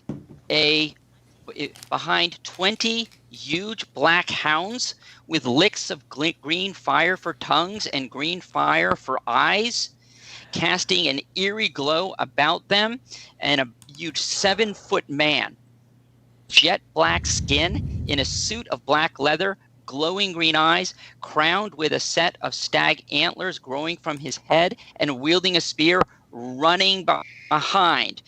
And right as they come toward the camp, it leaps into the air and goes over the camp, and one of the dwarves yells, "Don't look! Turn away! Don't look!" What do you do? I turn You don't away look. and don't look. Yeah, no kidding. And so you all turn away, and then somebody yells, "Filthy! Filthy! Filthy!" And then they say, "Okay, you can look now." And you look up, and you just see in the distance, you see this large man with these hounds in front of him, fading away to the south. Running with him is this dwarf, Filthy, who had been with you. Mm-hmm. And the main dwarf says, "Let him go. You can't catch him. He shouldn't have looked." And you would all know, being from the area, that this is the wild hunt. That the wild hunt comes right each night and to the closest or to the greatest evil in the land and heads toward it. So you would all know that somewhere to the south, and then he heads off to the west, he's heading toward the greatest evil in the land that night. Well, Now, at least we're he didn't stop traveling- near us. What way are we traveling? North That or you're traveling south. He south? headed Greatest southwest. evil in the land. It seems to be to west of Irilian is where he is heading. Is there a path to the east somewhere? There is one path. There is a path straight south, that road is, you can't go that way, you've been told, because the river is impassable there. You have to now go toward the west, To the dream the Porter Road. There we go. impassable Thank stream. you. It's almost as if you are being funneled. Steered. Oh, We're yeah. being herded. Oh, joy. Yeah. But I've Big got surprise. good news for you. What is that? The next day, near dusk, you see above you coming this, what must be the city of Irilian. Ooh. You've been slow, but you finally make it via that western road to the outskirts. And this road leads past a walled graveyard on your right-hand side, which would now be to your south. And you cross a rickety bridge over a sluggishly flowing, rubbish-filled moat. And you see before you... I love This- what they've done with the place. Oh, and it gets better. The city walls, which is a crumbling 10-foot-high earth rampart topped by a 10-foot-high rotting wood palisade. Spaced along the wall are only slightly less decrepit gates and towers. The towers appear pitted and discolored with time. Severed heads are on pikes fixed above the walls, and from the top of each tower whips a tattered banner in the rising wind. Just then, as you are approaching the gate, the wind starts rising to a gale, and the thunder and lightning reaches a new peak, the rain starting to increase. Just ahead of you is the portcullis before the city's oak and metal-bound gates.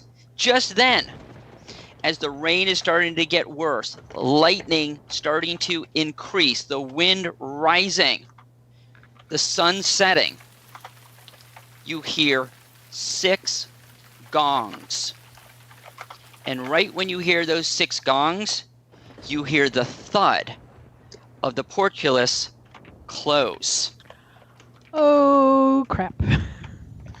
And then you turn around, and as the lightning flashes, it reveals through the driving rain what looks to you like a cloud of blackness moving slowly down the road toward you and the caravan.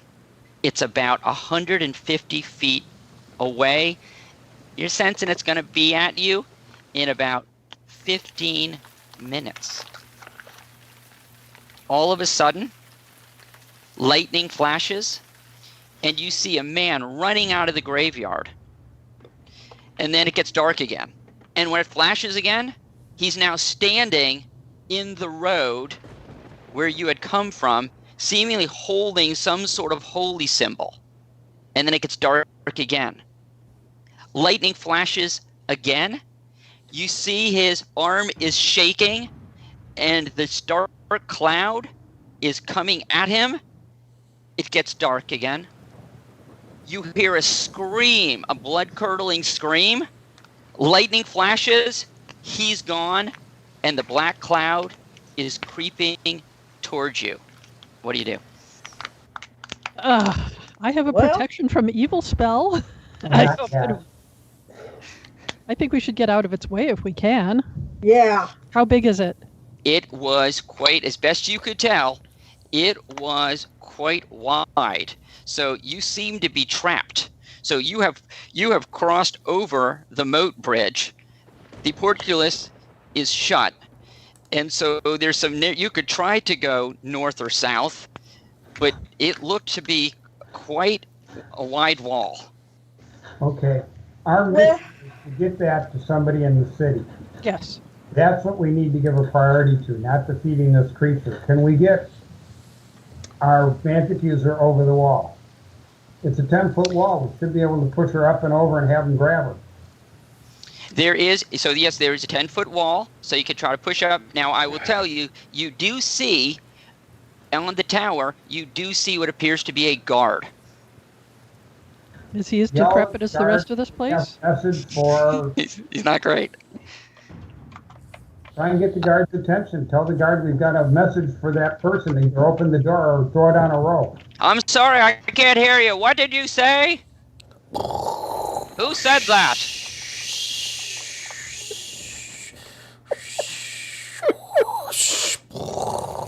Is there somebody down there? Saying to Jody, do you feel like flying? Yes, as a matter of fact, I do. All right. It's Going heave to, the mage time. Yep. Gonna grab Jody on up and right toward the lower part of the wall and lean forward in the saddle, standing in the stirrups. While... Wait, you don't have to. I have spider climb. But this is so much more...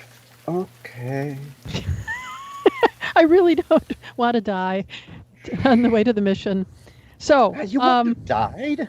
You'd have rolled a little bit. No. For a while.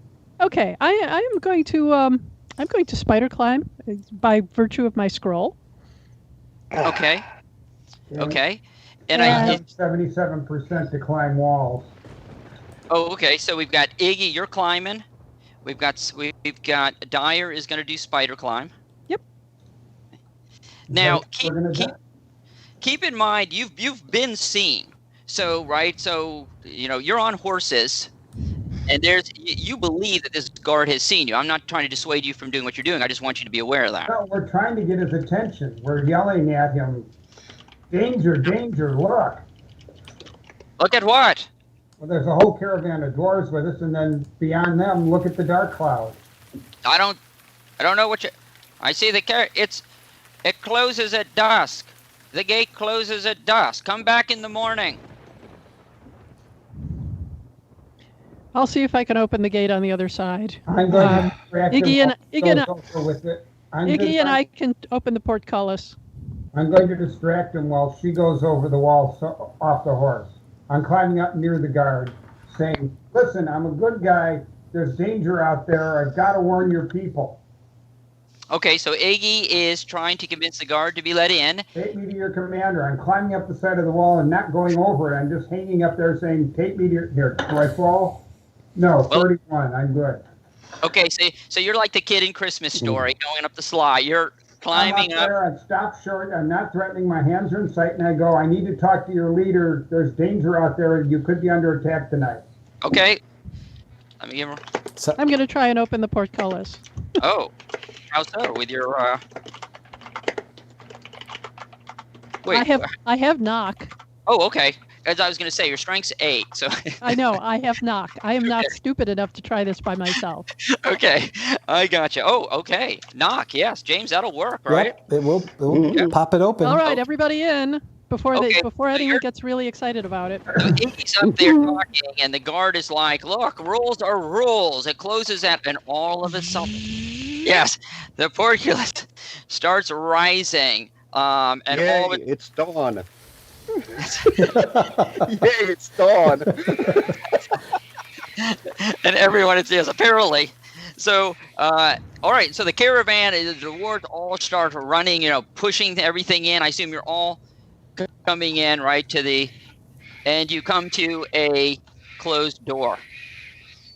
The portcullis is up, but you now have a door. So you can see now, so you're all sort of Iggy's on the wall, talking to the guard. Everyone is sort of now it's like a traffic jam in there. And Dyer... Better than being outside. I'm sorry? It's better than them being outside. Oh, yeah.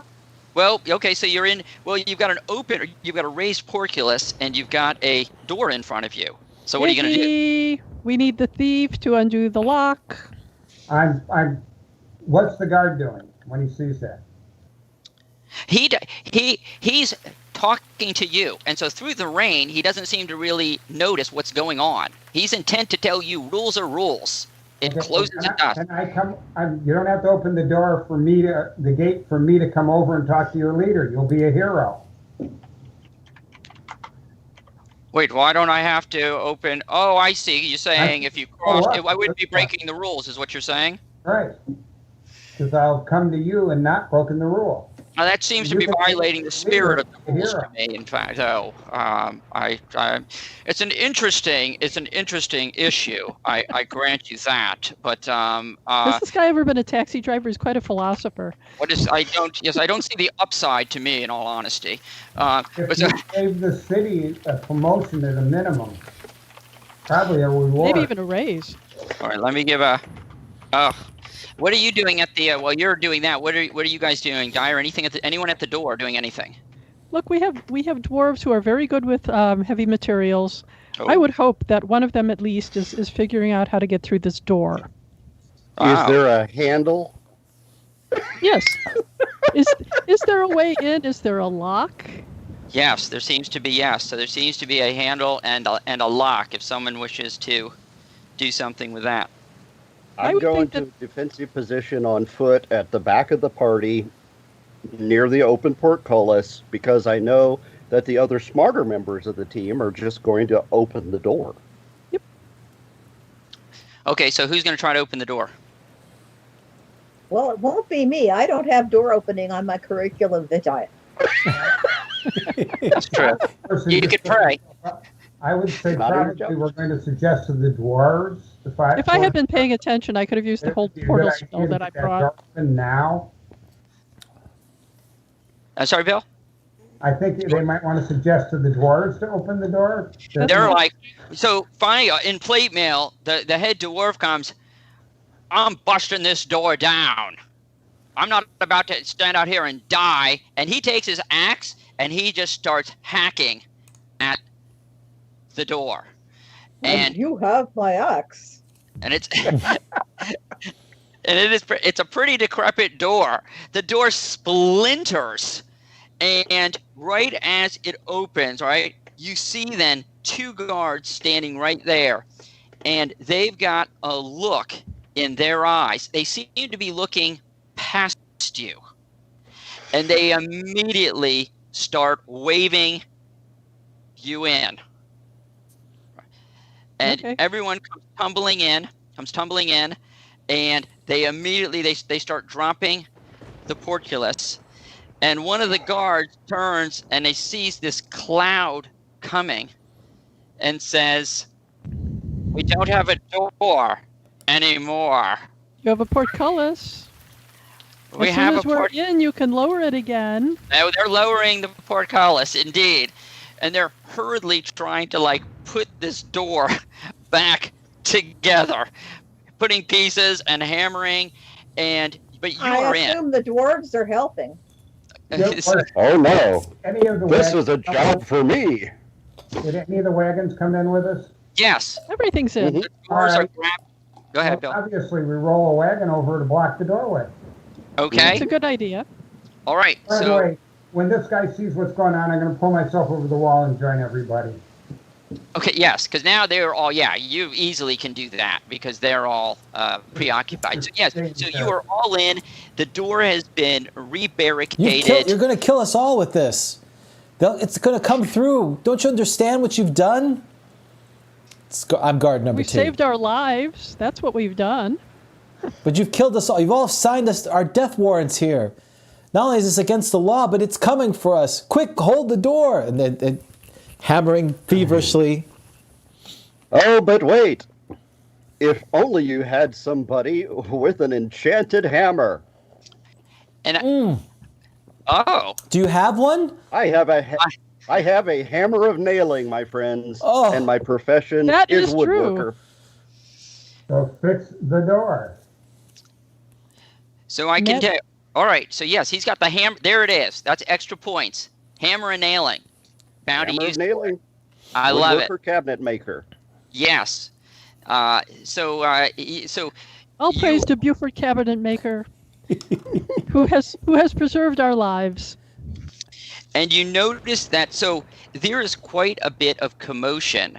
The door is being put back. It's being barricaded. There's bickering between the guards and the dwarves. The guards are complaining to the dwarves. There's a lot of commotion, and the guards seem to be very preoccupied with talking to these dwarves. What have you done? So what do you do? It's dark. Take the complete our mission. The Abbey. Can you please direct us? So who do you say that to? One of the guards. I presume they know where they're going. Hey, no, you guys stay. You just stay right here. You guys, you're in serious trouble. You stay right here. And he turns and he starts talking again to the dwarves. You guys. No, I'm chaotic good. I don't intend to stay around very long at all. I'm real good with shadows and things. I think I'll take that to the Abbey. Okay, so Iggy is sneaking away. I mean, you definitely would have an opportunity to slip away. They're frantic. They're bickering with the... take the item? Well, that you'd have to talk to Dyer about that. Dyer, you want me to try and get the item or not? I think she entrusted it to me. I would hate to disappoint her. She seemed so nice. Well, so amazing. Out of sight, and if she wants to try and follow, that's fine. The other two can create a distraction or something. I'll follow you. No, you won't, because you won't see me. But you go and I'll follow you. Okay, you stay in the shadows. Defend me. All right. Because obviously I'm a little flaky right now. Very short shadow. All right. So Daniel? Yes. Daniel. Yes, so not a paladin anymore, but paladin in spirit. Yeah, kind of. Paladin, what's his name? Yep, going to remount up on the horse, make your own jokes, and from a position of authority, because I'm taller now, go into an inspiring speech with my mighty charisma. Oh, yes. To bolster these people up. Everyone, regardless of where you came from, this is where we are now.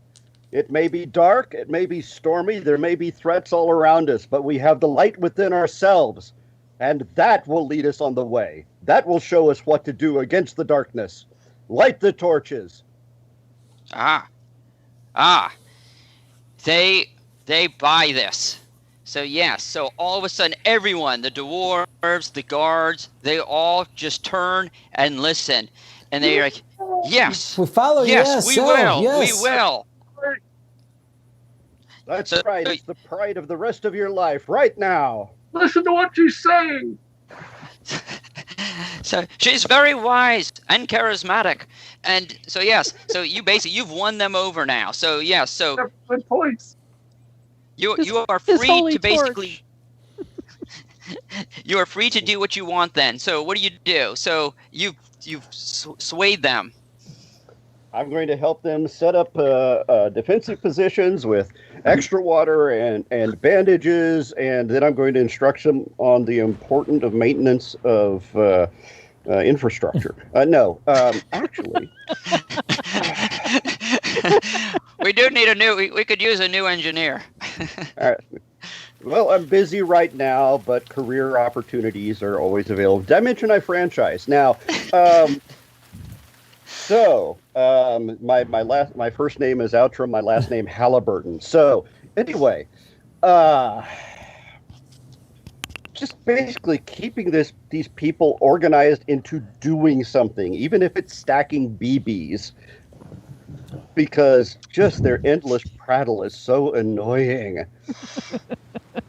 Got it. All right, you've got them busy. Your charisma is working. And interesting, Arbiter wants to give them a lot of orders too. Arbiter seems kind of pushy, in all honesty. Yeah. But magic swords often are. Yeah, I've gotten used to it. Particularly lawful neutral ones. So, all right. So Iggy and Dyer, you guys were heading away, right? Heading toward the Abbey. We're looking for the Abbey. Got it. Can we see the spire? I presume that there is one, some sort of church tower. You do not. It's dark and it's rainy. But let me tell you about what you see when you come into Irilian. Okay. And Luca, what are you up to? Are you going to stay with Atram, the righteous, formerly righteous, or are you going to go with formerly? It does not formerly on my ID. No, that's true. That was that. As far as my target We'll see at the end of the adventure if you get that name back. Okay? As far as you know. I still get paladin parking, okay? Luca, who? So the party is splitting a little. Are you going to head? Staying with him. Got it. Okay, staying. All right. And I am readying my dispel evil spell. Got it. Okay. Okay. And I can Maybe I can put it on the door when they fix it. Ooh, that's a good idea. No, wait until it's under siege. The door is fixed. Right now, the door is the strongest thing within 4 miles. Well, let me see if I can cast a dispel evil spell on the door. And the door collapses. Wait. No, that won't work. No, that it doesn't. Won't work because it's the door itself is. The door is not evil. No. Okay, never mind. And I can tell you that one of the guards who's up in the tower yells down and says, "I see nothing anymore. Whatever it was seems to have withdrawn." And so this sense of concern seems to have abated. Let me tell you a little bit about the city, because I know that Dyer and Iggy, you guys are heading into the city. So it's appalling. Street is about a good 6 inches deep in mud. And there's you can tell there's animal droppings all throughout the street. Somebody dumps a chamber pot from a 2nd-story window that Iggy almost lands on you. The smell is an amalgam of all of those things. The streets are fairly filled. The people. What an incredible smell you've discovered. They smell terrible. Unwashed bodies. And the streets seem to be narrow and winding, and they're crowded with carts and animals and beggars and peddlers. In the rain? Yes, even in this rain, they're still going about their way. San Francisco, but now I know it's LA. There you go. No, with the rain, it sounds like Seattle. All that human race, yeah. Wow. And there's not a lot of light. There are some torches that are at certain intersections, and the language is different. You don't understand it very well. You maybe know a couple of the words, but it's definitely a different dialect. You don't understand it. And there is the only light that's really coming is from these torches and from the houses. And so there you find yourself standing in muck and rain, and people kind of jostling you. Mm-hmm. What do you do? Take someone who doesn't look too dangerous and ask them directions. Okay. All right. So somebody, right as you go to ask somebody directions, a kid, like a 14-year-old kid or something, pushes the person out of the way. You were coming upon this elderly lady, pushes her out of the way. He's like, hey. Yeah, I can help you. What do you need? Bug off, Sonny. What do you need? Master Gnome, at your service. I need. What do you need? Take not the first or the second cab that offers itself. Yeah. Can you say? Oh, no. No, you got that all wrong. You can't trust anybody in this. You can trust me, though. You need an official guy. As a matter of fact, you need a licensed guide. If they're not official, then it's a crime. It's a crime. You've got to use one of us. All right. So where am I taking you? Daniel, to break the third wall for a minute, does this guide look a whole lot like Robert by any chance? He does not. Okay. In which case, I look at Dyer and say, I guess it'll do. You told me I needed to practice my assassination technique. You're right. Absolutely, I did. And he looks like a prime suspect for this. You looking for the Assassin's Guild? I'll take you there. Assassin's Guild? Mm-mm. Wow. Times must be really, really hard around here. I'll take you. Where do you need to go? You know where the Assassin's Guild are. I don't want to go to them because they're failures. That's right. That's bad news. You don't want to go there. Where do you want to go? I hate assassins. All right. Well, let me ask I'll kill you for that. If you were to take someone to, say, a monastery, would they reward you if they were happy to see those people? I generally demand payment in advance. Did I say demand? I usually expect payment in advance. We usually pay at the end because we didn't ask you to help us. You asked us to hire you. Okay, Also, look. who's to say that if we gave you money, you wouldn't just run away? I'm So licensed. Here. Wait. I got it somewhere here because I'm licensed. I'm a licensed Linkboy. Okay, he's a messenger. Okay. If she listen to her. What is appropriate in this culture to pay them? Yeah, I agree. I want to ask him. I mean, look, from the look of this place, ain't gonna be a lot. I have a copper obol. I throw it over to him and say down payment. You got it. Where are we going? Do we trust him? Happy of whatever that has good docking in it. Oh, wait, Dockenin? You mean Goose Daughter? Mm-hmm. Goose Daughter, yes. Tyrrell Goose Daughter? Ah, the Abbey, yeah. Thanks for the money. It's right here. And he points to the building that you're standing next to. And he leaves. Okay, I figured that was going to happen. Okay, let him go. I saw a cat. It was worth it to find out. You did? You did. You know the old saying, if you give someone $100 and you never see them again, it was worth the money. So that's you're standing. Yeah, so you are standing next to the Abbey. Okay. Okay. Is there a bell or a toxin or a knocker of some kind? Nice knockers. You Thank you, Doctor. Yes, you do find a gate, an entryway where there is a gate, and you are stopped by a white-robed, what appears to be a white-robed sister, and she says, "How can I help you?" So yes, there was a little bell, and you rang it. Just, how can I help you? I beg your pardon for coming in on such a horrendous day, sister. We seek Tyrrell Goose Daughter. And might I inquire as to why you are seeking Tyrrell Goose Daughter? Because it's wet out here. I have a message. Have you caught up? I have a message. You have a message for her? I have a message for Lady Tyrrell. Just a moment, please. And she departs, and you stand there in the rain. I pull my cloak, my hood further over my face. And what are the desperate thoughts for a hot bath? Uncomfortable. And so the two of you. So the other two, are you going to try to make your way to the Abbey as well? I'm sticking with him. Okay. Well then, so Atrum. At this point, I'm trying to make sure that none of these duly appointed guards kill themselves by pure accident for a while. Okay. But one thing about being forced towards a particular direction is that it means somebody is following your progress. So here's the group of people, and the two have gone off to the Abbey, so I'm going to try and keep whoever's watching us. Got it. Okay. We're the distraction. Got it. Okay. So then Dyer and Iggy, a couple minutes later, you're getting very wet. The sister returns, opens the gate, and says, "Please, follow me."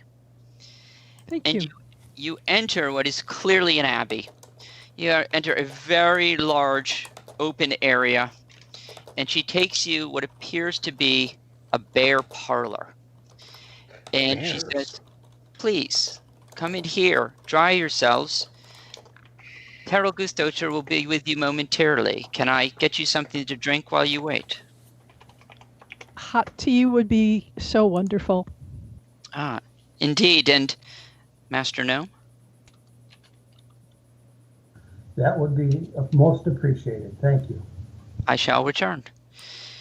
So you brought some tea. You're starting to warm up when it's running through your veins. All of a sudden, you see a very old matronly woman. She looks like she's probably about 102. That's a mere child. I'm 210. But she's human. Yeah. As best you can tell. For this town, it means she's 40. Life too, so. She's 40. That's right. That's right. So she. Not the first in the room, Dan. They're in Tampa, for God's sake. So she's assisted by two sisters in white. You also notice following behind her seems to be a man of middle years and average height. He's wearing a heavy black long sleeved, what looks like almost flame retardant coat. I think we see this person. You may. And an ash colored quilt is covering his unnaturally skinny legs, and he has high hard boots, and the left side of his face is strangely obscured by a much repaired mask of rough woven cloth. And he's carrying a lantern on a pole with both hands, though his left arm to you seems obviously considerably weaker than his right. He stands, and the two sisters seat what surely must be Terrell Ghostouter in a seat. And she looks at you, and she says, "Yes?" Are you Lady Terrell? "I am indeed. You are obviously not from Irilian." No, indeed, madam. We're not from around here. Ah, so have you come seeking food? Are you down on your luck? No, my lady. It's a little hard to explain, but we were given a mission to find you and give you. I presume that Iggy has removed it from my possession because he's good like that. Oh, you mean this? Yes, to give you this object. It was given to us by fantastic creatures, the Dana. Ah. And we hope that by accepting it, we will have fulfilled our mission. They did us a great service, and we have taken. Yes, they helped. They saved our lives. So we hope that we are doing good by passing this along to you. And you notice that she seems to have fallen asleep, and one of the sisters kind of shakes her. She's like, "Oh yeah. Oh, dear lady, Master Gnome, don't make me get up. Could you please?" I hand it to her. I take it over to her. She takes it. She cracks the seal, extracts a roll of white cloth. What is it, Auntie? Shh. She studies it for a moment. What's it say? She turns it toward you, and you see embroidered in silver 2 words: Deoc, Deoc Rys, Deoc Rice. Anyone got their Welsh dictionary out? She says, "It means dark rises." And then in a quiet voice, almost to herself, you hear her chant, "Out of the west, the dark comes crawling, higher and higher, till it touched the sky. While in the east, the light still burning sends the hero to the funeral pyre," almost to herself. And then she kneels, and she seems to be praying. She then rises, and she says, "There is some great evil rising, although what form it takes, or whence it comes, I cannot say. I have prayed to Forgifanis, goddess of mercy and healing, but her wisdom is largely hidden. I only know that the means to lay this abomination lies somewhere here in Irilian. I ask you to aid me in this search." What form does the aid take, madam? I wish I had more answers for you.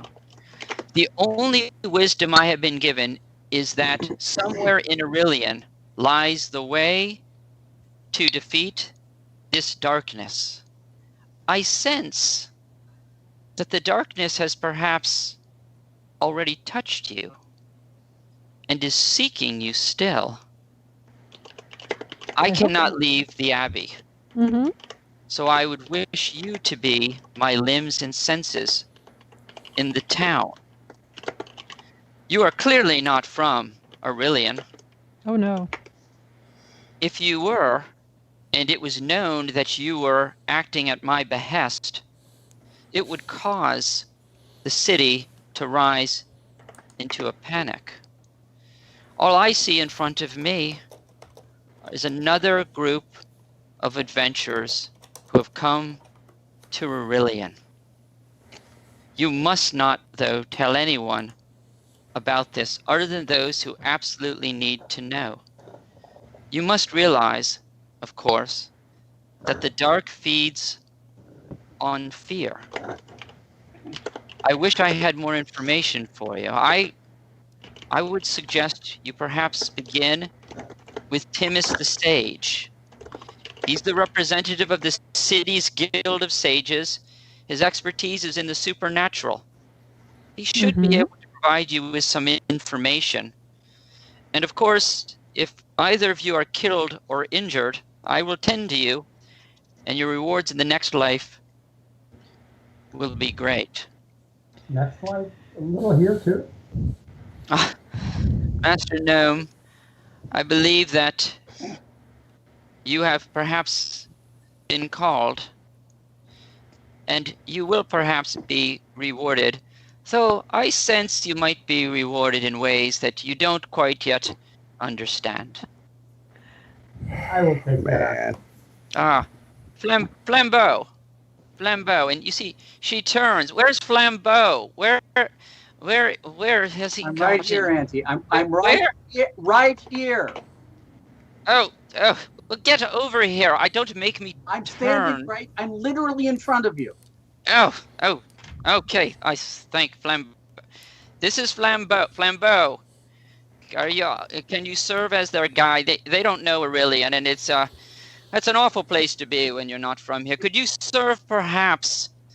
It's raining, Auntie. I only came by to bring you some cookies. Cookies? Come down here, Flambeau. What? Come here. Come what? here. What? She grabs Flambeau, and you hear her whispering to Flambeau. You really can't make out what she's saying. Even with my elven ears? Well, okay, you know what? Here, I'll Noise, give you. All that's right, right. let me Give do a her a roll roll. here. I'll give her a roll here, Noise. Yeah, you hear some stern words. She seems to be basically saying you're gonna do this, you know, and so Flambeau. Okay. Fine, I'll take him to Timus the Sage. You'll find Flambeau far more agreeable, I'm sure, in the future. Flambeau can serve as your guide. He's an experienced link boy. He's a link boy. There seems to be a lot of link boys going around here. We were just accosted by a young man outside who inveigled some money out of us. Oh, one day the Link Boys hope to form a chain of boys. Did he have a badge? He claimed he did. Did it look like this? Ah. He shows you a little a tin square with a torch stamp. No, of course he didn't have one, but All right. I'll have to talk to somebody. I turn to Flambeau. I look up to him and I make my little gnome eyes big and I say, "We have been journeying hard and fought many enemies, and I am honored that you will share your wisdom and your guidance with us, for I sense you will be a valuable member of our group. Thank you for agreeing to join us." Well, what a charming thing to say. Thank you. It's such a pleasure to meet all of you, who you people are obviously, with your demeanor and your your equipment. I can tell that you are very honorable and wealthy and generous people. So that I'm I sure think you've met your match. I'm thinking. Where we have wealth, when I have wealth, I am most generous. Oh, wonderful. Well, then, I merely know the town. I'll be glad to show you around and take you to see Timus the Sage. Bill, Do we have Bill, you just got, I can see by your outfit that you're a cowboy. That's the slow one. You got the boots. And the hats. And the hat. You got to have the hat. And Terrell says, "Here, take this." And she hands to parchment, and she says, "This parchment says that the bearer of this scroll is under my protection and is to be allowed about their business without let or hindrance and afforded such assistance as they may require." Okay, And well that and the dime. I accept your assistance, dear lady. It is late. It is cold. It is wet. Can you recommend some place that we can put up for the night? There Yes. are 4 of us. There are 4 of us. Yes. Well, I could certainly do that, but I'm not sure that you appreciate the urgency of this matter. Oh, I see. Yep. So Then no dinner and no bed. The other 2, and we'll settle for dinner. Yes. We can certainly accommodate you with dinner, but I must stress that if the dark... Auntie, I think that we could... the Griffin is along the way to Timus's place. I think that we could probably get some food from street vendors along the way. You don't want to go anywhere. They always have people out selling sausage on a roll at this time of night. Yes, listen to Flem. In a bun. I On a stick. CMOT Dibbler proprietor. Cut my I own have not- throat on this. Don't eat the lucky dogs. Oh, yes. I have not left the Abbey in many, many years, so you should rely on Flambeau from this point forward to guide you of the goings-on outside of the Abbey walls. But we can... Seems like this is really important. We should probably just go. Well, we need to gather the other 2 from our party, is why I said We are concerned about the well-being of our fellows. Wait, there's more than just the 2 of you? There are 2 more. Yes, a fighter and a cleric at by the whatever gate that is. 4 times gold piece per hour. Oh, no. Wait, what? I'm going to charge. Pay you whatever you want. Auntie said she was going to pay. And you see, as Terrell is leaving, she sort of whacks at Flambeau and gives him the evil eye and points at him. I know that look. My great aunt is very kind I see. and generous. None Okay. with a ruler. Yeah. So, and she departs. She's carried out. She seems to be perhaps sleeping. So you want to see? So you want to find your? Where did you leave your friends? Near the gate to the city. So just out front then. Yes. Yeah. Well, let's go collect them. All right. All right, we go collect them. So we come out. So we go. So come this way. We go out the door that you came in. Go into the same muddy road. My lantern is on a pole. And he says, "I'm sure you have noticed my unusual headgear." He says, after when we get close to the gate. Oh, I'll it's tell you most about it. becoming. Oh well, I had suffered a childhood flaming oil accident which left me horribly scarred. And there it is. Okay. Okay, and I see. Are our friends present? They are. Yeah. So you guys are there. So Luca and Atrum, you're there, and you see come upon you Dyer and Iggy, along with a strange look. My apologies, an unusual looking man holding a lantern. Okay. On a pole. At the risk of breaking show and not tell, we tell them what just happened and give them the account so that we can move along in time. Okay. Right, and by now we've taught the guard twice their original training. So yeah, they're now second level. Yes, as a matter of fact, you're now like in charge. You're a captain of the guard actually now. I'll take it. Okay. Oh, yeah. Are you guys off to the Gryphon Inn? Well, actually, Timus the Sage. Yeah, Timus lives next to the Gryphon Inn. We could stop in there if you want to grab something to eat. But Timus's place is right by it. I'm in favor of something to eat. How does anyone else feel about that? Food. We should try the Lucky Dog.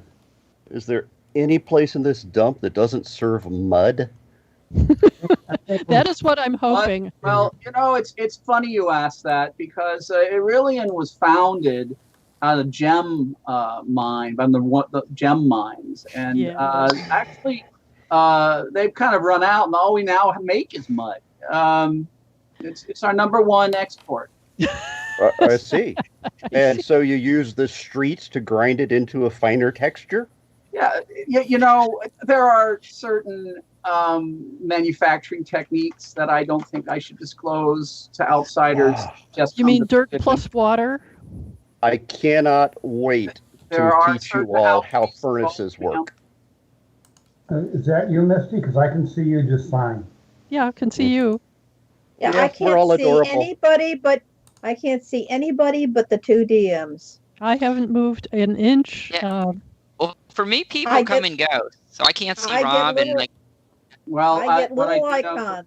What I do know is that when I flip over to the YouTube channel, we're all strong. Yeah, we look good. We all look great. So. Yeah, we do. Honestly. Fabulous. Yeah. Skype is screwing up again. Same difference. Okay, moving ahead. I see you pretty good. I see you fine. Say, grab a quick bite, bread with us, and get going because time is a vector. And let's not set up an extra situation where we can get ambushed or run afoul of the locals, because she did say it would be a problem. I agree. Yes, indeed. The Irilian, the mob of Irilian is very strong and vengeful. Yeah, walk and talk. I see. Let's Walk not and take a talk. chance with We're this. walking. We're walking. We're walking. Yep. So we get to a place where Timus the Sage lives, and we pound on the door.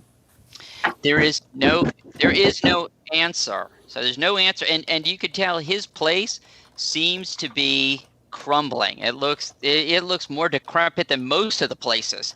In Irilian, there's no light coming from it, and somebody comes walking by and says something to you and sees you knocking and says something to you in Irilian. So you guys don't understand it, but Flambeau would understand it. Flambeau, the person says, "You're looking for Timus?" Yeah, Timus, where is he? Ah, well, where is it? But it's about 8. What gongs? Oh, Oh yes, I heard this 8 gongs. So Timus would be 8 gongs after the fork. After the fork. Yes. Timus, that's funny. Yes, he's at the after the fork now. That's where he goes around this time. Bad news, friends. He's gone to the head of the arc. It's a terrible pub. You don't want to go there. And my mat fell off. Excuse me. And when this person says this and hears you talking about you're looking for him and going to the after that fork, it just kind of laughs and walks off. It's a very rough place by the Watergate. You probably don't want to go there. You sure you want to see him? Would you like to go back to your aunt and explain since your aunt said that we needed to see him? Oh, okay. It's a bit of a trek, so grab your sandwiches and let's go. Okay. Yeah, rat on a stick. Good. So everybody gets rats on a stick, and you start wandering, and yummy. And, it says, okay, so we're gonna cut through the market way, the market yard. So he goes through the market yard. It's a big open square in the middle of the town, and I say it's open, but it's not really because there's all sorts of little wooden like shanties set up for like stalls. We get out to the other side. He says, all right, we're going up Crucifix Road. And after a little bit, he all the way, he says, oh, I cannot tell you how many of the doomed souls that I have taken to the Half of the Orc. It's a one-way trip for most. But you seem pretty strong and powerful. Yeah. I'm going to wait out. Liking this. I'm going to wait out here, though. So you're standing outside this place, which must be, well, you've been told it's the Apodaf Orc by Flambeau, and you notice hanging in some of the rafters that are actually outside orc heads, and they're kind of whipping in the wind. Some rain is coming down, and all these orc heads are all sort of moving, swaying in the wind, and you can see light coming from inside, and it looks very smoky inside. And there's the door. What do you do? It makes me wish I'd brought our own orchids. Oh, I get the feeling these people don't like orcs. You have orchids? I've been here. If you have orchids, they'll trade you one for. You can get a drink for an orchid. Oh, I wish I'd brought them. Oh, we didn't think of bringing any. I mean, we killed enough of them. Really? Oh, yes. You should tell those stories. They hate orcs in there. Well, everybody does. So, what you gonna do? I'm going to wait out here. Well, Flambeau's going to wait out there. I owe somebody money inside. Okay. I'm going to tie our horses to Flambeau and then tie Flambeau to one of the posts. That's a great plan. I like your idea. Okay. Flambeau, are you agreeing to be tied up? It doesn't matter if he agrees or not. It doesn't matter. Oh, okay. Flambeau, you're being tied up. I've now been tied to a post. I don't. I was the first person to like this post. He's a poor wretched fellow. It's not like he can resist. Okay. Nope. You going in? He could. It only makes it hotter. Okay. The DM's asked you 3 times if you're going in. We better damn well go in and get this going. Yes, I'd say so. Yes, we're going in. Yes, we're going in. Okay. It's just that time. I'm sorry? It's just that time. It's that time. It's okay. time to go. You open the doors, and smoke just comes flying out, and Iggy, you would certainly recognize it. It's definitely pipeweed. And standing right in front, right at the entrance, appears to be, it's an ogre. It's like a 7.5 foot ogre.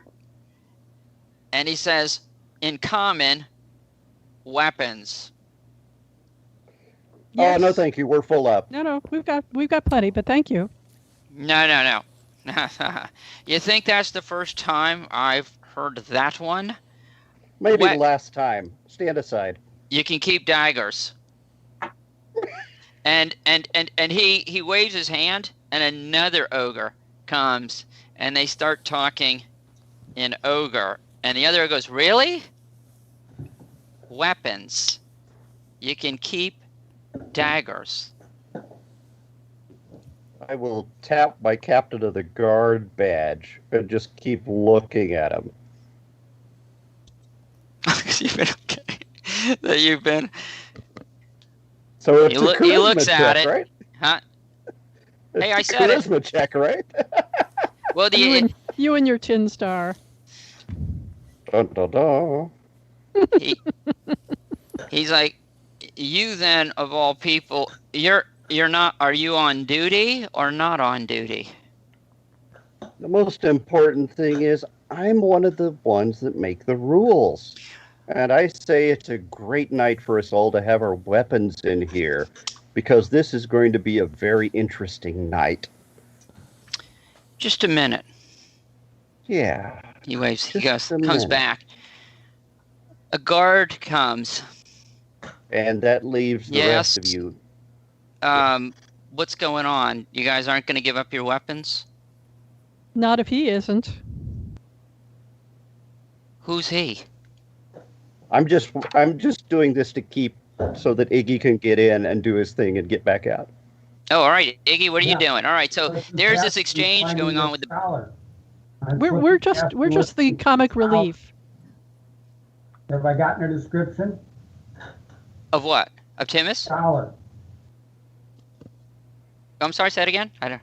I'm looking for the scholar in there to bring him out. You do not see. No, it's smoky. I mean, this place is packed. It's smoky. There's no way that you don't see anybody that looks like you. Everyone you see looks and completely unsage-like. So I come back to the party and suggest that they say that we don't wish to go in. We have been asked to deliver a commission to the scholar, which is why we don't want to give up our Timus weapons the Sage for him that we're protecting. I don't think Timus is in any condition to come out and talk to you. So someone's going to have to go in, and that means someone's going to have to give up their weapons. Here, let me show you. He grabs somebody, and he pulls this half-orc, nasty-looking thing. And he says, "Gulag, you got any weapons?" And this half-orc says, in Orcish. So those who know Orcish would understand this. That would he be says, me. "Of course not. And me. Everybody knows there's no weapons in the Affidaf Orc." And he laughs, and he walks off. Okay. I turn my sword over to the party and say, take me into him, please. Very well, Master Gnome. So, all right, so the three of you are, so just Iggy going in. Just me going. Iggy, okay. So, Iggy, you are taken over. This ogre takes you and he points to the corner and says, "You'll find him in that table." But all you see on the table is just an empty mug. I presume he's under the table. Under the table? You notice 2 feet protruding from underneath the table. Of course. Yep. Yeah. How strong a gnome am I? Well, I don't know. Let's find out. You have a strength of 10. I could probably pull a human out. Because his heart is pure. That's true. Yeah, average strength for a human means I could put him over my shoulder and only drag his feet. So what do you do? So there it is. You see 2 feet protruding and an empty mug on the table. I'm going to poke the foot, first of all, so I don't startle him if he's conscious. Okay, you poke the foot and the foot kind of moves a little. Master Scholar. Huh? Mr. the Sage. Huh? So you notice sliding up from the table is this puny, even perhaps to a gnome, a puny man. He looks like he's in his 80s. He's disheveled. Looks like he hasn't shaved in a while. Bleary-eyed, squints, and says, "Yes, Mr. There are Dwarf." those by the door who seek your wisdom. Can you give them a moment to share? For money? Or booze. Why don't bring him in? I really don't want to move. I think I'm gonna be sick. I don't want to move. Could you?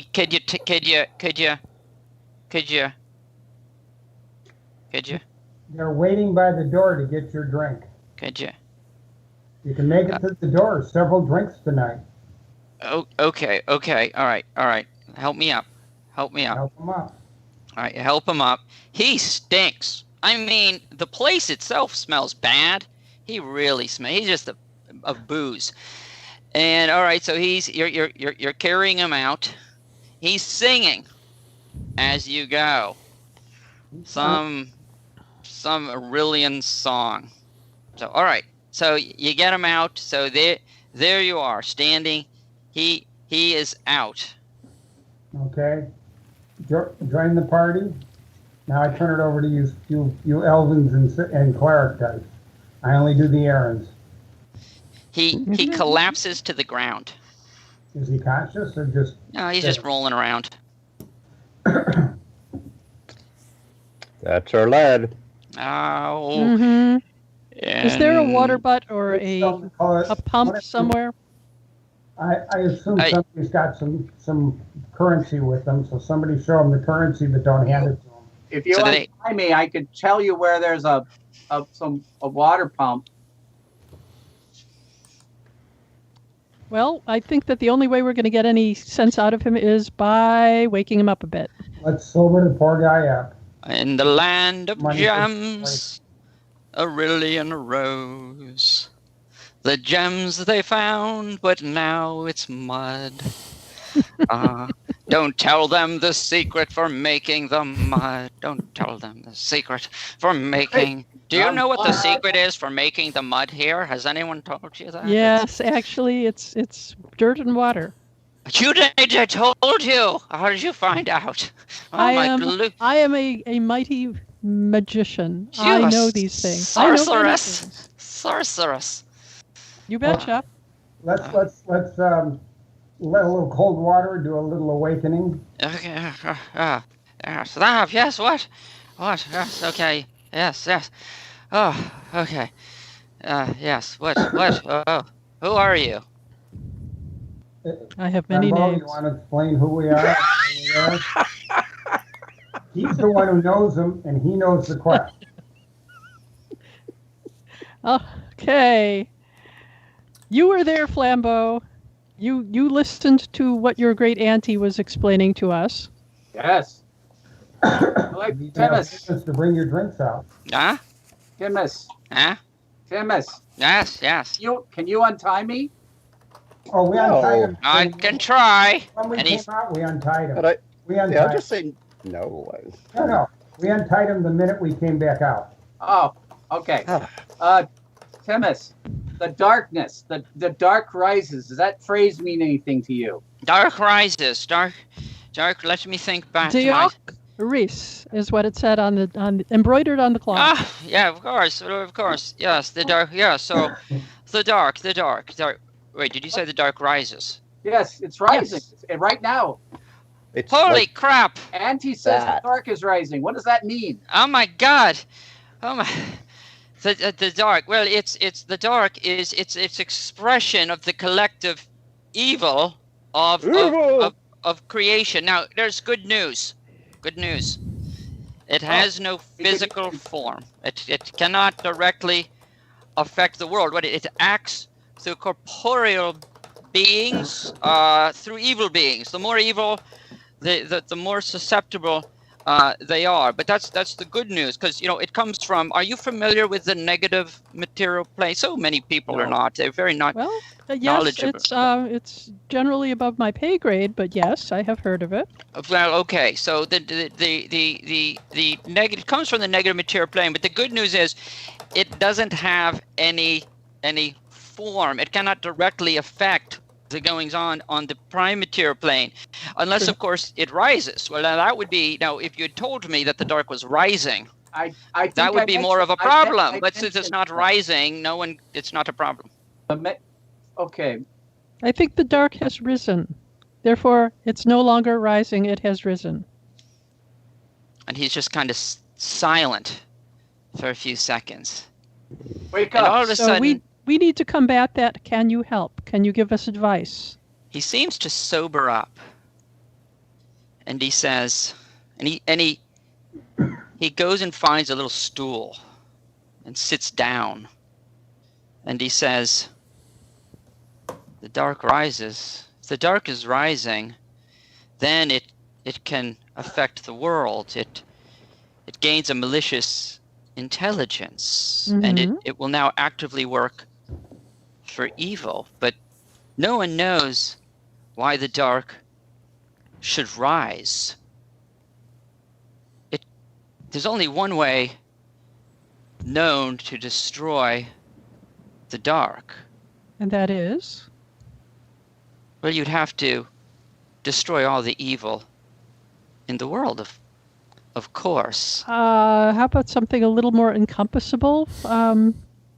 how can we drive it back for now? Interesting. Lay the dark, perhaps. I see. I know not. All I can think of course, is that old Irilian song. They're out of the west. The dark comes crawling higher and higher till it touched the sky. Well, in the east, the light still burning sends the hero to the funeral higher. Timothy, we all heard that song when we were children. What's that got to do with anything? Well, for goodness sake, I'm just a sage. I study the past, not the future, you knucklehead. I suggest if you seek the future, of course, I would suggest perhaps Toth Agoth. To who? The astrologer? Exactly. Toth Agoth? The astrologer, yes, of course. Well, the astrologer. Who is the astrologer? Toth Agoth. The astrologer, of course. She, Okay. if the dark is rising, I mean, I would assume that the stars would tell you something. I can only tell you the past. Can someone show me back into the Afadef work? Gladly. Thank you. Oh, Thank you. And we'll buy him several rounds. oh, thank you, thank you. Okay, so you Thank take you for him your back. help. Yes, we get him back to his natural habitat, which is soused. And now we're going to ask Flambeau. Great worthies. So you wish to see the astrologer? Looks that way. Oh, then follow me. Let's get out of this terrible part of town. I would like to see a bed. We want to rest. It's been a very long day. We fought many orcs. There is no time to rest. If we don't lay it to rest tonight, tomorrow won't matter if we're rested or not. You didn't hear the lady? You weren't there. Good argument. We said we wish to rest, and she said if we rest tonight, it may be permanent. I'd feel better sleeping after there was no evil. Well, All right. In that case, coffee, or We could whatever the take our equivalent break, is in this town. bells, and get going. Better be a hell of a lot of coffee. Well, Hey, it's interesting to say yeah. that because There is, but it tastes like mud in this town. Everything- sure, it's terrible, Everything tastes like mud. but it'll keep you awake. It'll also plug you up. Anyway, follow me, good worthy folks. And Flambeau says, by the way, my friends call me Torchy, and I hope at some point you will consider me a friend and not tie me up. So follow me. So he takes you through an alleyway. We head back into the market yard and we wander back. He says, watch your step. The bear pit is over there. You don't want to fall in there. No, we really don't. There's no bears right now. But it's still a But pit. it's a long drop. It's a pit, yeah. So watch your step. And he walks around behind it. And he says, and you see a building in front of you that is kind of tall, has like 3 stories. And he says, Toth Agoth lives here. And he bangs on the door. Okay. And you see the door open very slightly. Yes, have you come for a reading? Yes, these worthies come to see you. Let us in, Toth Agoth. As you foresaw. She opens the door. Of course. I didn't expect Now, you. keep in mind that payment is in advance, and I do not guarantee the result. It's been very rainy. The clouds are wispy. But I think I might be able to see something, but you must understand this in advance. Toth Agoth's auntie sent us. It's very important. Okay. Well, it's very important to be paid in advance. 100 gold pieces. How many? So there'll be 4? 5. Flambeau, you need a reading. See if I you don't need a reading. ever become more than a link We boy. only need 1 reading. Okay, don't need to be testy about it. Fine. 100 gold pieces, please. Wait a minute. That's a normal price? How much would you Well- pay to see the future, Master Gnome? Question is, how I'm much asking we'd pay the to see world. tomorrow? Clerk in that, is that a normal price for an astrologer to give a reading? Yeah, Flambeau, you would know that is a standard fare for her. Okay, then I don't argue. Okay. Okay. Well, Besides, if we we all could die all- tonight, we could all cough up some of it. Not me, I'm broke. Oh, okay. Well, I've got some. You're okay. So you'll cover Iggy. I'll cover If it I again. here, I probably looked in the 2 pouches, Daniel. What was in them? Anything of importance? What was in the what? The pouches I took Oh off. yeah, the you thing. had there was 2 pouches. Each of them had 25 gold pieces, so you got 50 gold pieces. I have 50 gold pieces. That's exactly what I have then. Okay.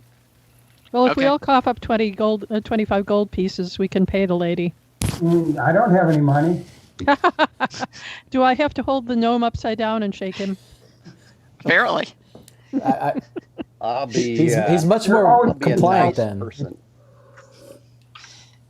Okay, so I think you come up somehow with 100 gold pieces. Somehow, some way. Skeletons, Rich.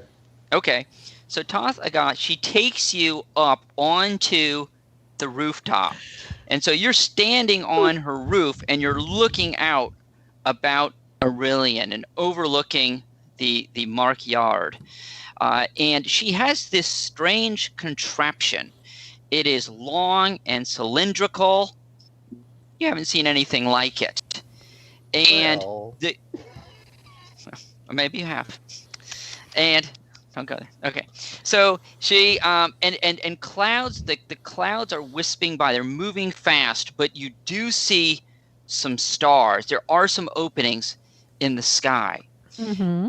And she looks down through this strange object and she starts scanning the sky. And as she comes to the west, she all of a sudden stiffens, moans, and then slumps to the floor, dropping this strange piece of equipment next to her. And you see blood trickling from her ears, her eyes, and her mouth. Wow. Wow. wow, nobody looked through that. What do you do? I'll say nobody let's looked through try and that. revive her. Is she alive? At least I can Di- finally do something here. You can. Yes. She is dire. She is quite dead. Oh. She's dead. Oh, I can't do anything now. Hmm. I don't raise the dead, guys. And the Sorry. 100 gold pieces that you gave her are strewn about her, lying next to her. Okay. Well, we're going to pick that up again. You know, Poor it's- thing. It's weird. She should have seen that coming. Yeah, you'd think so. She must not have been a very good astrologer if she I didn't mean, foresee I her got- own death. She's I the could have finest. done. I could have done extra healing, but no, she's dead. Oh, I can speak with dead though. That's true, actually. Yes, you do You have, I do believe, a have Seek speech with on. Dead scroll. Oh, yeah. So let's question the corpse and find out what she I saw. love it. Just kicking the body. Hey, we paid you, bitch. Come on. Tell us what you know. Okay, so you're going to get this reading out of her one way or another. Got it. Yep. Okay. Um, Luca. So Luca pulls out this scroll and starts reading it. And all of a sudden, you see this body that's laying there, stiff and motionless. All of a sudden, you see it sort of lights up with a bluish glow. And you see now, almost as if she is now sort of come back to life, and you're speaking to her in spirit form. James? How many? There's a certain amount of That's questions, right? It's a scroll.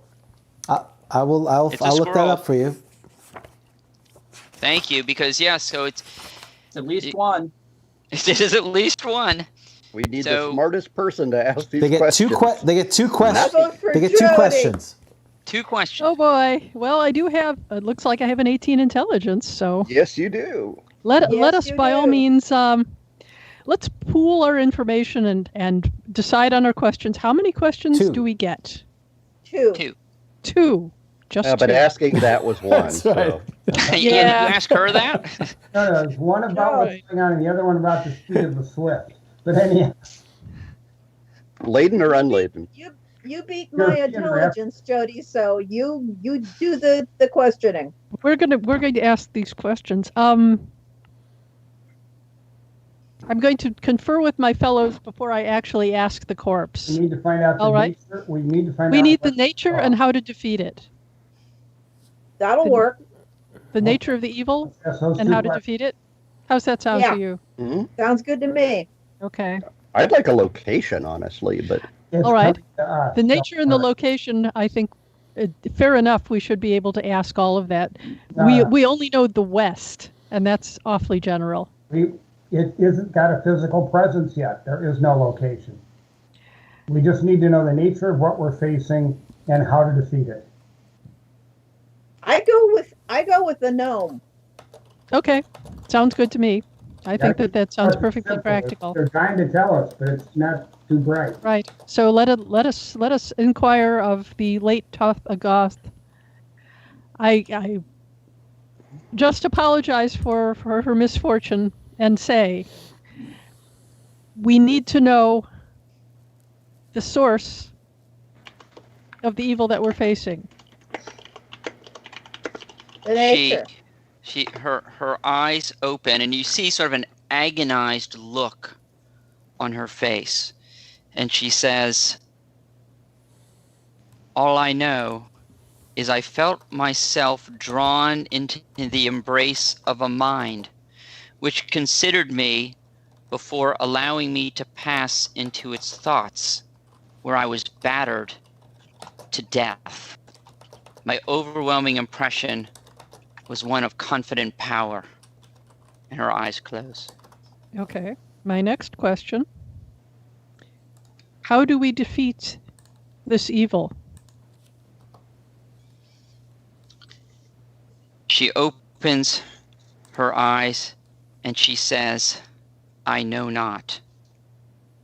And she just, the blue glow just wisps away. Well, that was helpful. Except that it sounds like this might be psi powers, and that would be awfully... There aren't psi powers in first edition. No, that's why I was saying it must be something else. All of a sudden, while you guys are discussing this, you hear shouts and screaming coming from below in the market yard. You see people with torches running into this cobblestone square, and they're yelling and they're screaming. There's some commotion going on down there. You're not sure what, though. But people are just, more and more people are starting to congregate in the market yard. Must have seen a monster.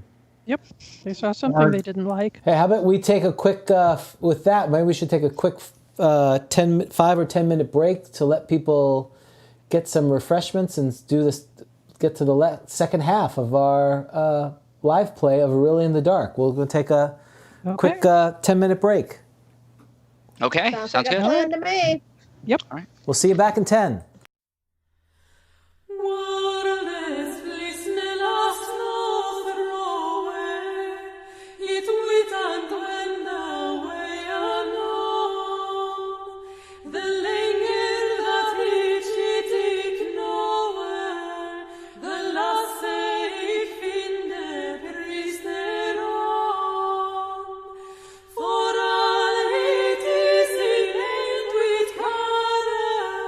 It's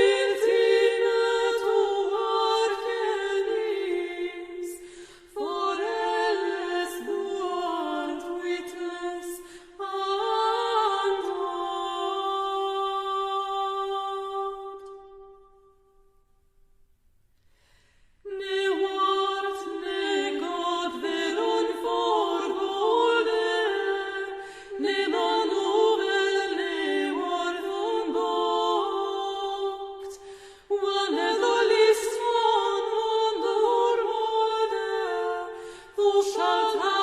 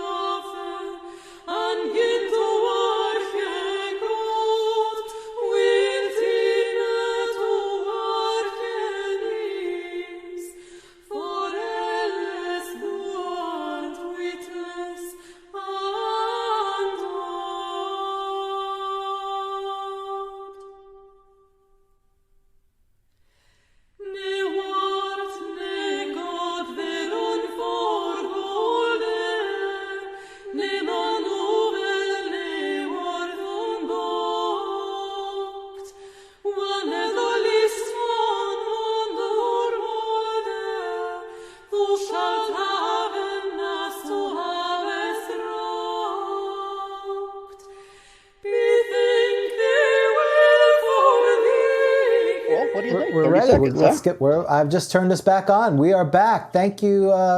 Hopefully everyone got some goobers and raisinets and other snacks from the lobby or Lucky Strikes. Our commercial shows the old things. That's right, Newcastle. And so we left off. The party has heard a great disturbance in the market. Perfect. Love it. And so they are about to decide what they're going to do. Correct, Dan?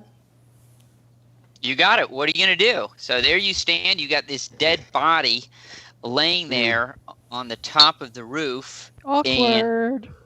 And, yeah, you've gathered just a little bit.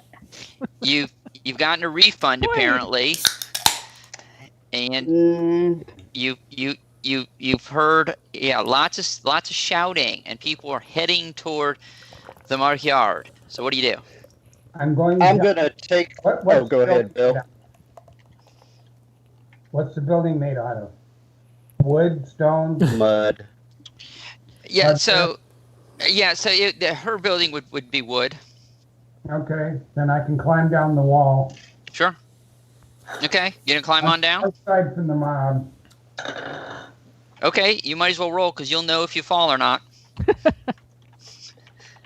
2 10s. One is a 10, one is a 2, one is a 6 and 10. Okay, yeah, so you got it. No problem. You're down. All right, so yeah, Iggy has popped over. All of a sudden, Iggy disappears. Iggy Pop. Right, Iggy Pop. So it makes us the Stooges. That's right. Yeah, so the three of you are standing there, and Iggy's disappeared. Okay. You can't keep a gnome anywhere. No, you can't. You can take them places, but you just can't civilize. In the end, honestly, you can dress them up. 4-year-old too. But you can't take them anywhere. In the end, there'll be no Malone. And let me be more specific. The gnome thief is missing. Very specific. The gnome thief is nowhere. Dan, I couldn't hear you. I'm sorry. I said I'd be more specific. The gnome thief is missing. Oh, so the astrologer was a gnome. no, Iggy. It's Iggy. So all right, so Iggy has descended down. So Iggy, you're heading down, and you see a lot of people there coming. They're shouting because I assume you headed down into the Mark Yard. I assume, right? No, I headed down on the far wall and came around it walking. So okay. I was like one of the crowd. Got it. All right. So you look into the crowd, and you see that the crowd is all heading toward the east. They seem to be pointing toward the temple area. The temple is directly across from the astrologer's place, and they all seem to be heading that direction, shouting. Follow me. I'll lead you where there isn't so much What shit. are they shouting? They are shouting, "There she is! There she is! Look, on top of the temple! There, who? Aslas! Aslas is on top. The primate of Irilian. There she is!" And they're pointing up. And so when you look up, you see someone standing on the edge of the temple roof, and they seem to be saying this is somebody named Aslas. So the rest of you. That's right. So the rest of you. So Flambeau, I think you said that you were going to say something to the party. Oh, I'd say follow me. I'll lead you. I know a route that'll get us to the front of the crowd. That won't take us get our boots so dirty. Follow me. I'm going to attend to the body. Boots so dirty. Well, I'm going to attend to the body before we go. Okay, okay. Okay, I'll grab her feet. You grab her arms. No, we're not going to sling her off the roof. No. No, we're going to take her back to her flat. Yeah, I'll take her downstairs, bring along her telescope, and I'm going to leave the money with her. Yeah. Well. Okay. That's fair. Okay. She all did right. give us our answers, and it cost her life. That was it. Well, there's a problem with that. We don't know if her family is going to get the benefit of the money. I presume that anyone who walks in is going to get it. Does it? Yeah, but she's getting a gold piece on each eye at least. That sounds like a very kind thing. Yes. Okay, gold piece on each eye. Mm-hmm. The rest you're There taking. you go. Okay. Nope. No, I'm leaving it with her. Got she it. earned it. Okay. All right. The rest is left with her. And so how are you getting them there, Flambeau? You're taking them out? We're going to go out the front door. We're going to take a right, go and down to all the way to the end beyond we're going to push through the skirt, and we're going to skirt around the south side, because I know that the cobblestones there aren't quite as worn down. Got it. Okay, so yes, so Flambeau is doing an excellent job of leading you around the Mark Yard, and I'm a name level link boy. I mean, that's true. That's true. So we are finding, good sir. And at the so we are end, finding. he shall be a linked man. That's Well, one day he'll be a Link Conjure. Don't give away the Did end. a cabin boy joke. That's right. So what you Some see, man of them? No wonder you're not a paladin. you see standing on the roof of what you would be told. So Iggy's somewhere sort of else, right? I mean, Iggy, you guys are a little bit separated, I'm assuming at this point. But I assume that Flambeau, you would notice, Flambeau, that this is Aslas Raydotar, who you, of course, would know is the high priestess of Irilian. And I assume you've relayed this information. Oh, absolutely. Oh, she's always given sermons, this one. Oh, yeah. And what she is A saying, good sermon is great for getting some sleep. and when hers are quite fiery, and what she says is she's screaming out to the crowd. She says, "Fools, vermin, you come scuttling from your holes to hear me, who was Aslas Raydotar, chief cleric of Ledhanis, primate of Irilian. Yet you know not what you hear. I, who saw you into this world, will see you out. For I have read the book and seen the darkness, and it is good. I have welcomed it, and it has entered me as it shall enter you. So shall we be as one. But I see that you do not understand. Look." And just as she says that, she steps off of the temple roof. The crowd gasps, but she keeps walking in air. The crowd is shocked. She makes her way to the center of the mark yard and says, "You shall be as these." And she then gestures 5 times. And since all of you are in the mark yard, I need all of you to roll me percentile dice and tell me if you roll a 0-0. There's about 2,000 people. There's about 2,000 people right now in the mark yard. 8. 15. 21. 97. Oh, You were so close. Okay. 97. Okay. So Luca, she's pointing at different people, and it looks like she's pointing right at you, Luca, but apparently she's pointing to somebody a few feet away. And when she points to that person near you, that person all of a sudden bursts into black flame, as does the other 4 people that she points to. And each of those persons starts to rise in the air. They are screaming. They ascend to the same level as her, forming a pentacle about her. And then she, in the center, shouts, "And as I!" And she herself, hanging in the air, bursts into black flame, and she is screaming and burning. At this point in time, the crowd panics. People are rushing, pushing everywhere. It's chaos. What do you do? Link arms with my 2 members of my party on either side of me so that we don't get pushed out of the way. Got it. Okay. Very much so. Got it. I have protection from evil. Do I? If ever we needed something like that, it probably is Not now. Not now? No, it's done. Okay. I'm just going to make for the nearest wall. Yeah, because Iggy, you're not around. All right, so Iggy is making toward the nearest wall. So, okay, so you see people are being trampled. People are being pushed down. They're being stepped on. It's terrible. It's like the Who concert in '83.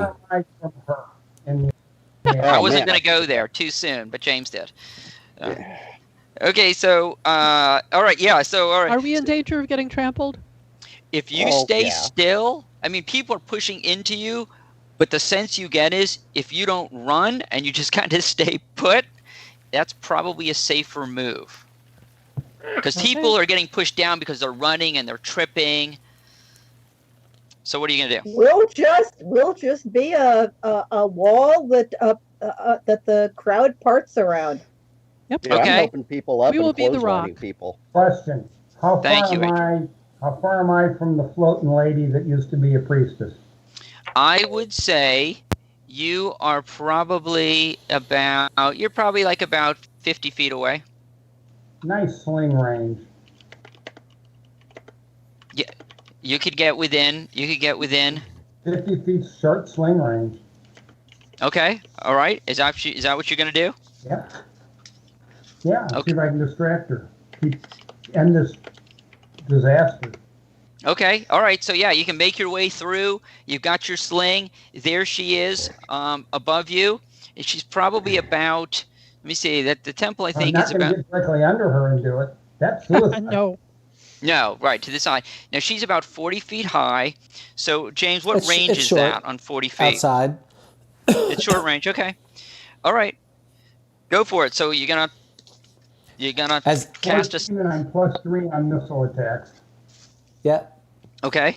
There's All right, people give it a- running give it a roll. That's chaos. what There's you're gonna 5 do. people burning in black flame, and what's Iggy doing? Chucking a stone. I love it. That's great. Hell yeah. And wait, and let me roll. You Old guys, school, right. very old school. and actually, so Atrum is helping people, but Luca, you do notice, you see out of the corner of your eye, you catch a glimpse of what looks like an Iggy coming up somewhat, not directly underneath, but coming up and looking like he's getting ready to send a bullet, to sling a bullet at this woman who's burning in black flame. So, Iggy, let her ride whenever you want to let her ride. That would be 6. Okay, so that it flies over her, and could you give another roll, because let's see if it hits somebody else. It's like 4th of July shooting. It's 10. 10. Okay. Fortunately, it just sort of lands somewhere else, and so it does not hit anybody else. Let me know if you wish to continue. She's not. How did I miss her? Was it repulsed? No, it was just no. You just didn't hit her. I mean, since you didn't get a to hit roll, it just. I rolled a 14 +3. I rolled a 17. Oh, I'm sorry. I thought you said 10. No, 10 was the after I missed. I rolled a 14, and then I'm Got it. +3. Okay. Oh, 17.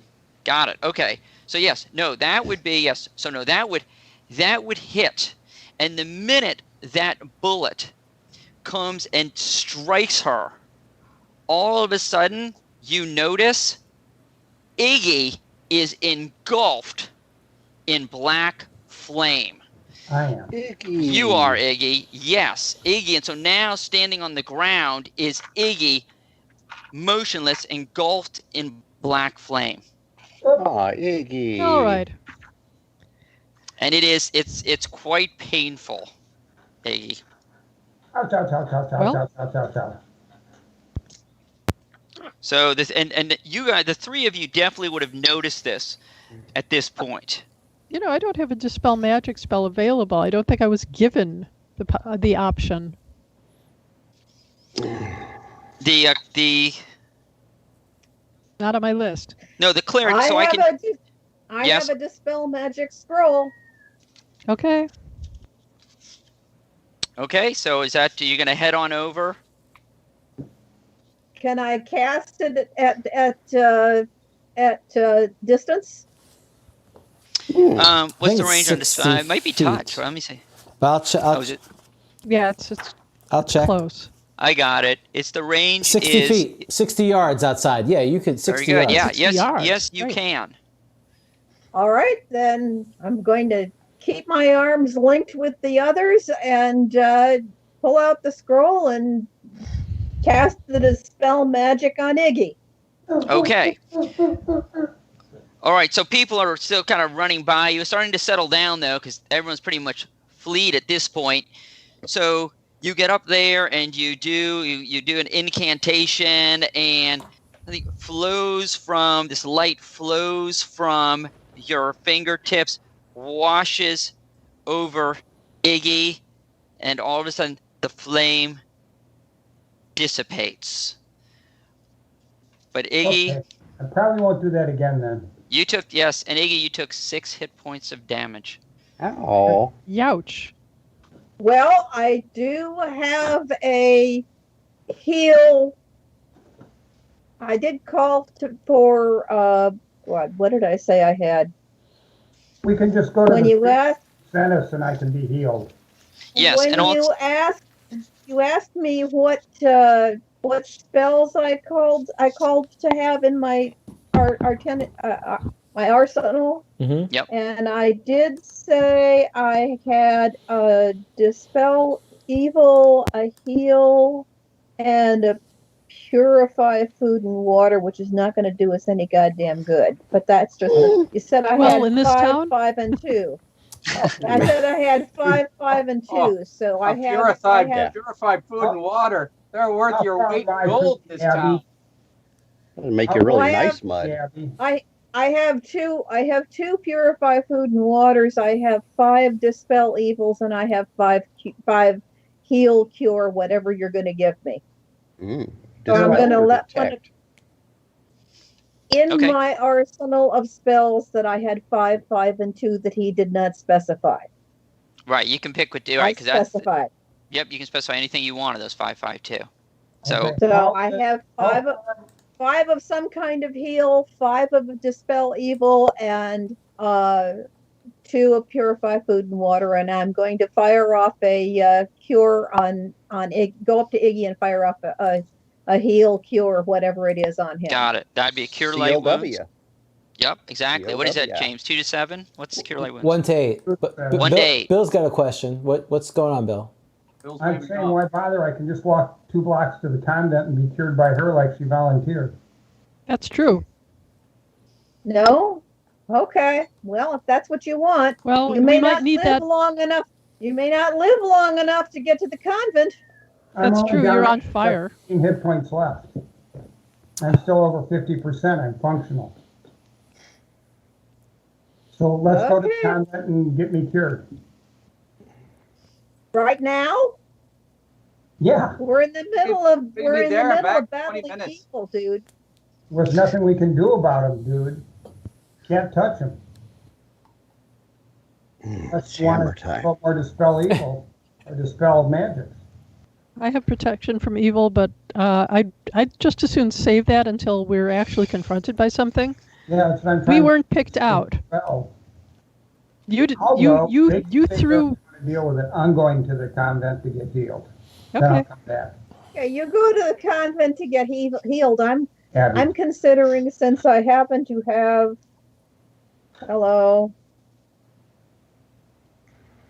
since I have in my spell arsenal, I have Dispel Evil. I want to try a Dispel Evil on this priestess. That's fine. I'm going to go get healed. You go get Dispel healed. evil? Bye. Did I go with you, Iggy? You want me to guide you? Can I find it on my own? I've been there. Well, Am It's- I it's a pretty miles straight- away or blocks? just head down how Metweg, and then you go to take a right on Abbey Way. You're there. It's not Okay. very far. It's not Abbey Road. No, unfortunately not. No, I really wish it was. There's a Yeah, it's Christmas road. Fine. Down Penny Lane. Sounds like a few blocks. So I'm just going to run there. Okay, all right, so Iggy is off to the Abbey. And Rolling counters. That's right. no, not doing random account. So, but it's basically it's chaos in the streets. People are panicking. People are freaking out. People are starting to pack up. They're wanting to leave Irilian and get out of there. Closed. I'm sorry. Portcullis is closed. Well, they're Don't worry. insisting that the rules be broken. So, and, Yeah. Have you any idea how frustrating this is? It's a street full of panicky people with loading up their most valuable objects, and I've got to go get healed instead of making my profession. Decisions. you don't have to do anything you don't want to Yeah, I do. do. I'm going to get healed. Yeah, he's kind of on fire. Look, all my life I've been trying to become a well-heeled gnome. Okay. Nice. So Wow. Iggy, you do make it back to the Abbey. You are given healing. It's not your typical healing. It seems to be some sort of potion, a natural-based potion from the sisters. And you are. I've got a cat coming through, and you see a cat cross your path, and you Good luck. So you do get back your 6 hit points. Now back at the Mark Yard.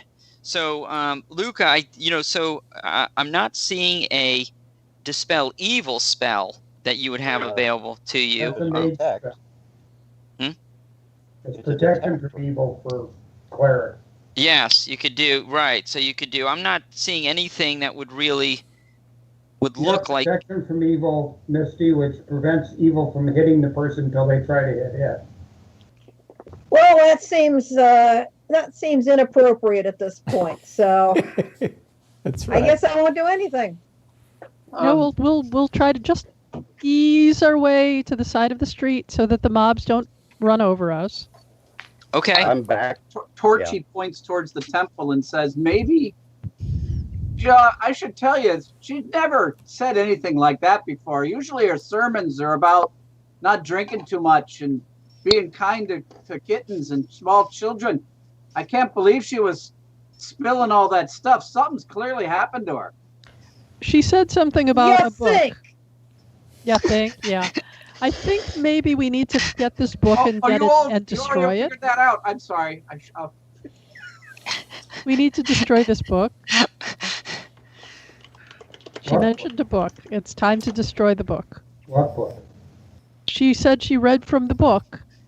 I think I know what the book is. Yeah, I think we do. I'm the book.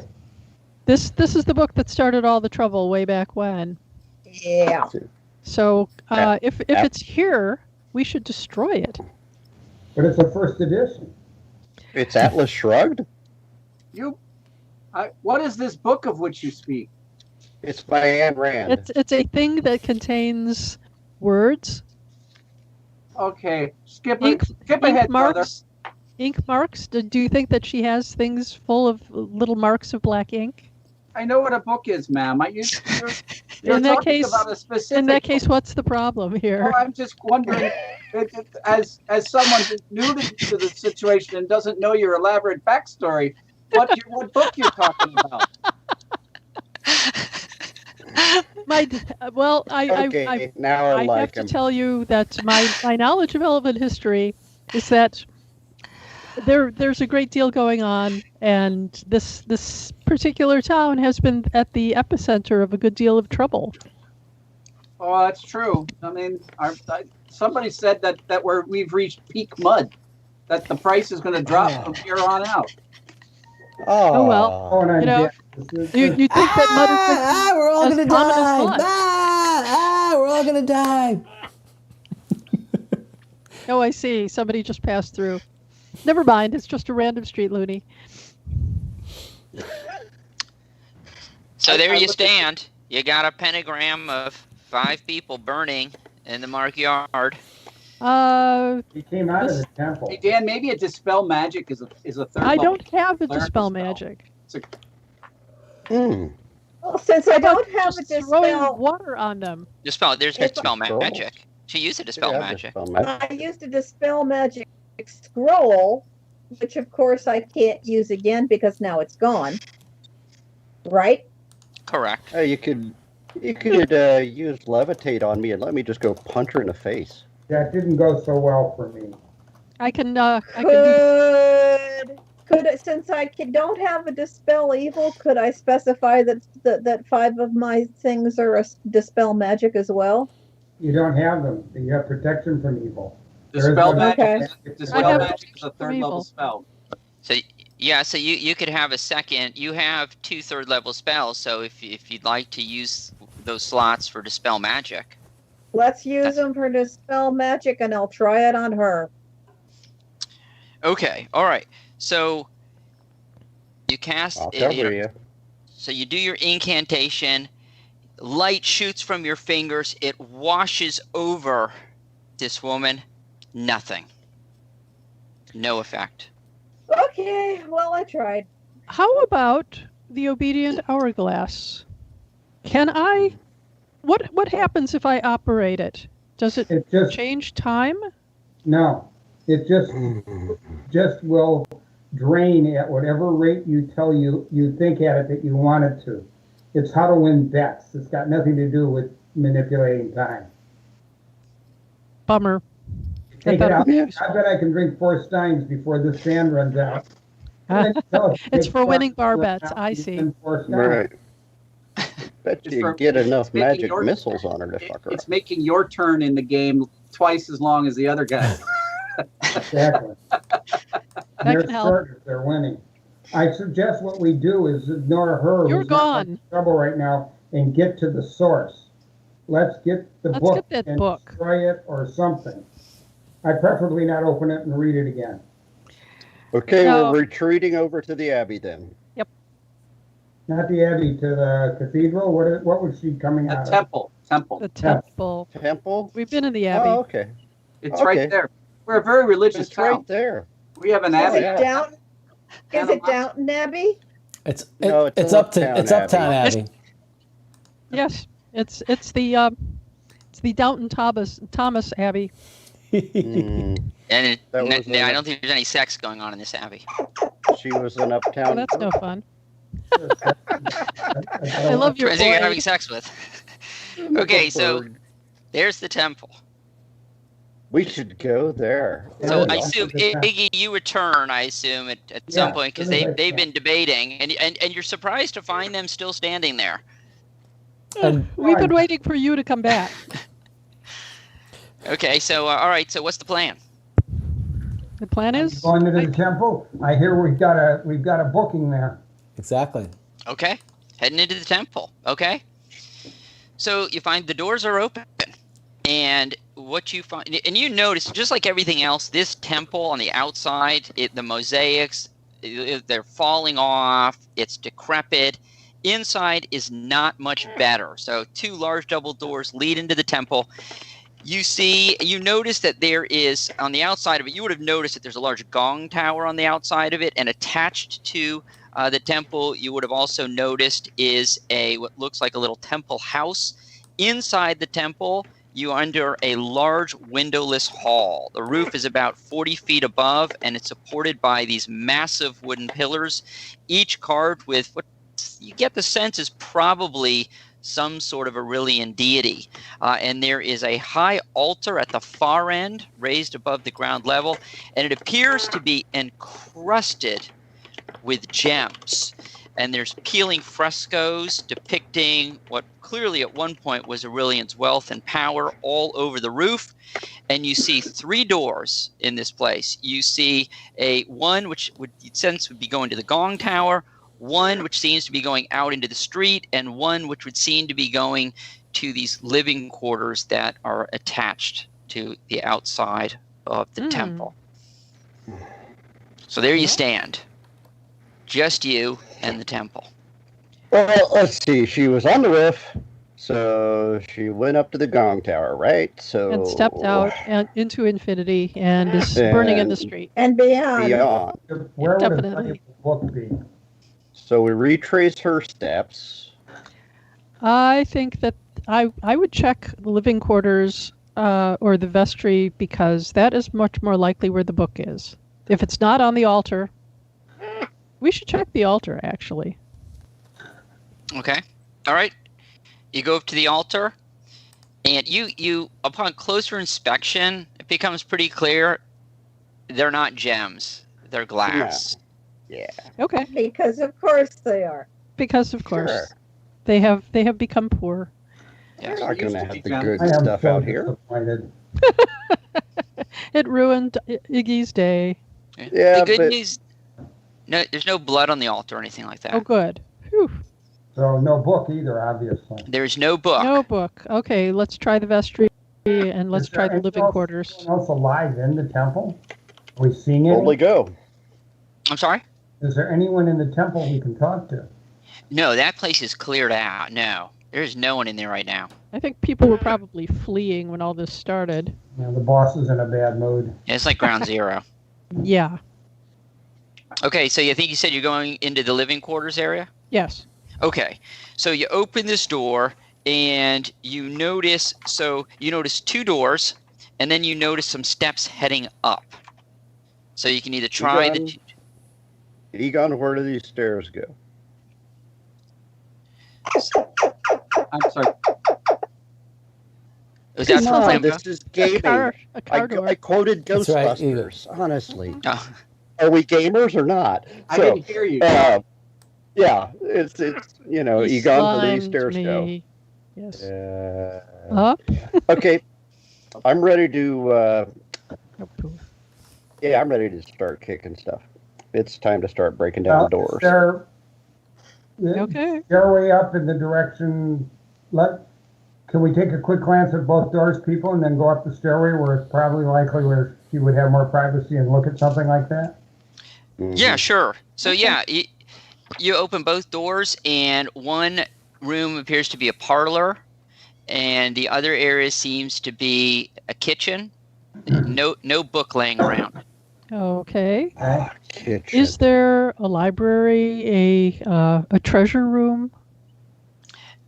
Nothing on this. No library on this floor. So you're just seeing parlors, dining room, kitchen. Yeah. Okay. The Steps ladder I guess up it is. See if we cannot think about much. Flambeau, where do they keep the evil books? Yes. Heading up. I don't see a sign that says evil book room, strangely enough. Flambeau, where do they keep the evil books? Flambeau did not follow us in, I suspect, or did you? Flambeau, are you there? I'm sorry. What? You follow us in? I'm sorry. I was still thinking about the fact that the sacred gems have been replaced by glass. Yes, we noticed that. It's all a lie. It is a problem. So Flambeau is not with us anymore? Oh, I'm sorry. Let me catch up. Okay. So yeah, because it was awfully dark all of a sudden. Now it's light. So Flambeau's with you, and you head up the steps. And as you're coming up the steps, who's in the front? I will be. Okay. I'll be right behind you. Got it. Atrim, you notice as you come up to the top of the steps, you hear a door shut, and you see it's a door down the hallway on the right. Door shuts. Door shut. Down on the You right. mean like slam, like right now? Yeah, like closed. Like somebody closed the door. That's okay. There is someone here, or Right. something. Well, we're not really being stealthy at this point, I don't think. So, turn around, Iggy. You want to check that out, or should I go? Creep up to the door and listen. 4 in 10 chance. Okay. And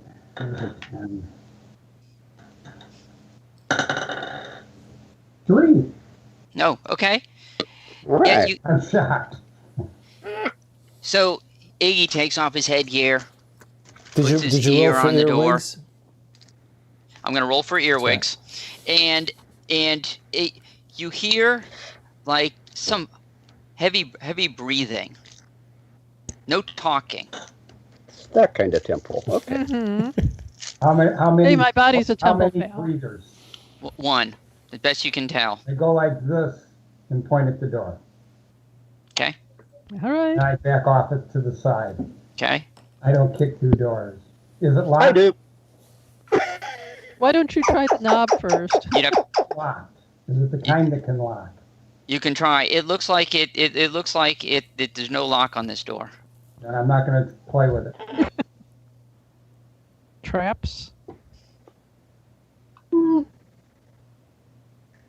Um, You want to test for traps? Somebody just went through it. Someone with muscle maybe go through the door? That'd be me. Okay. There I am. My great helmet, my large shield, and my big-ass boots. If he goes through the door, as soon as he gets in, I'll scoot off to the side. okay. Scoot off to the side. Atrim, how you going in? You opening it? You busting it? Yeah, I'm gonna shoulder into it with the shield. Okay. All right. Atrim takes her shield. Busting in. Bust in. That door just flies open. Didn't need a lot of busting.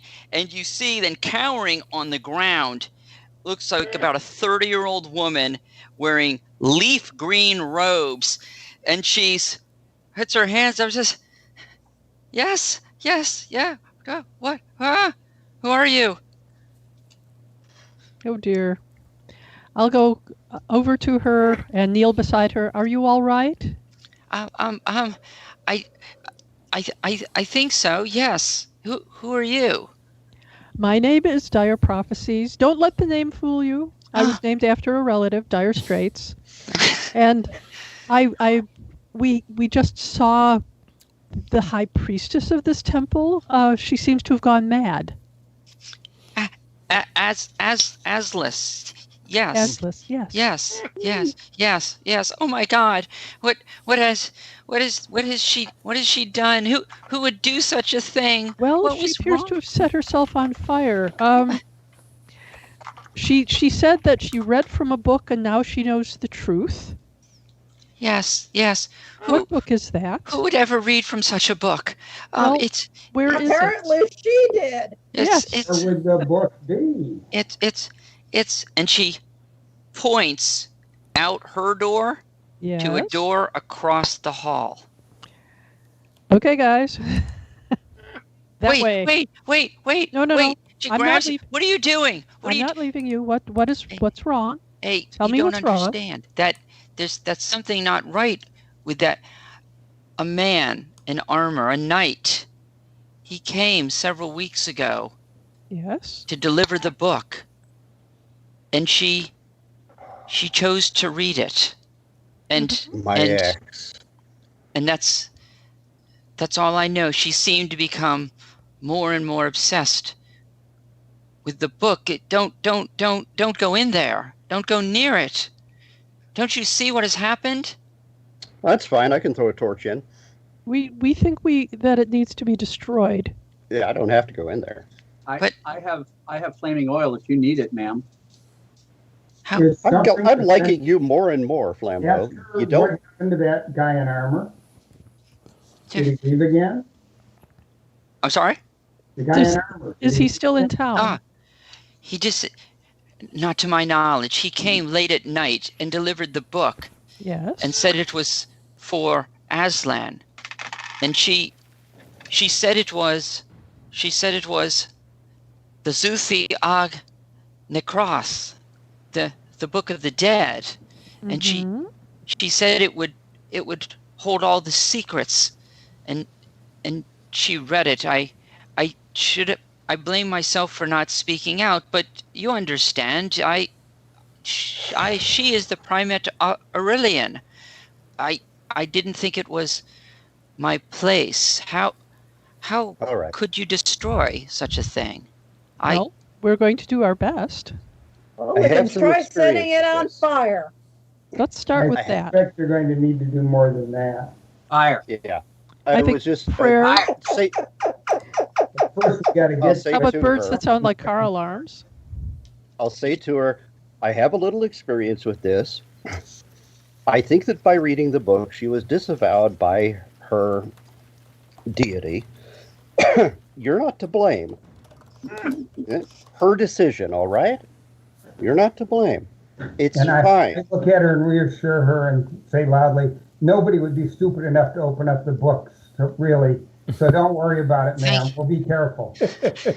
Thank you. Oh, please, yes. Then I look at him and wink. Her and wink. That would be very stupid. Yes, it was clearly a moral failing on her part. Right. So, Flambeau, are you going to go in and open the book? What? No.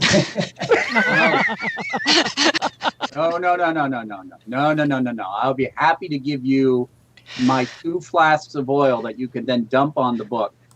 But you see, I don't want to go near it because, see, I'm destined to die in a fire, and I stay away from it as much as I can. Okay. While they're discussing this, I'd like to go listen at that door and see if I can hear footsteps, movement, heavy breathing, moaning, the Dwarf breathing. What kind of temple do you think this is? Right. So this is at the door that she pointed to, right, where the book apparently got it.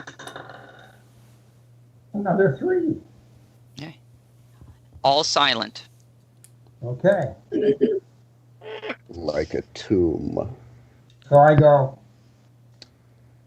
Do you have a key to this, by the way? I'll say to the other lady. yeah, you. She says, yeah, and she pulls out, and her hand is shaking, and she has a key. Thank you. All right. Walk over. Here you go, Iggy. Try Only before thieves you can open cry. that. I mean, Iggy. All right. Around from the side, I use the key. So the Okay. Shield ready. And I'm reaching with the stone in front of me, so only my hand is in front of the door, and use the key. Okay. Puts the key in. You hear it click to unlock. Take the key out, Okay. look around, smile, still from the side, push the door open. Then pull Okay. my hand out of the way. Okay. None of us are in the line with the door. So I Okay. get the fireball. I All have right. a fireball. Anyone get anything ready? I'm right there, shield ready. Got it. Okay. I'm ready to thrust the lantern over their heads into the room so they can see. Got it. All right. The door creaks open. Flambeau's lantern illuminates the room. You see a bed, you see a chair, and you see a chest. A small chest. And particularly Atrum and Luca, you really sense, you don't need a spell for this. You sense evil. Well, And the other, that must make my mace really happy. yes, your mace is purring. Mm-hmm. And the other two, you can sense it too. Very foreboding. Mm-hmm. And there sits the chest. Okay. I'm getting out a vial of holy water because.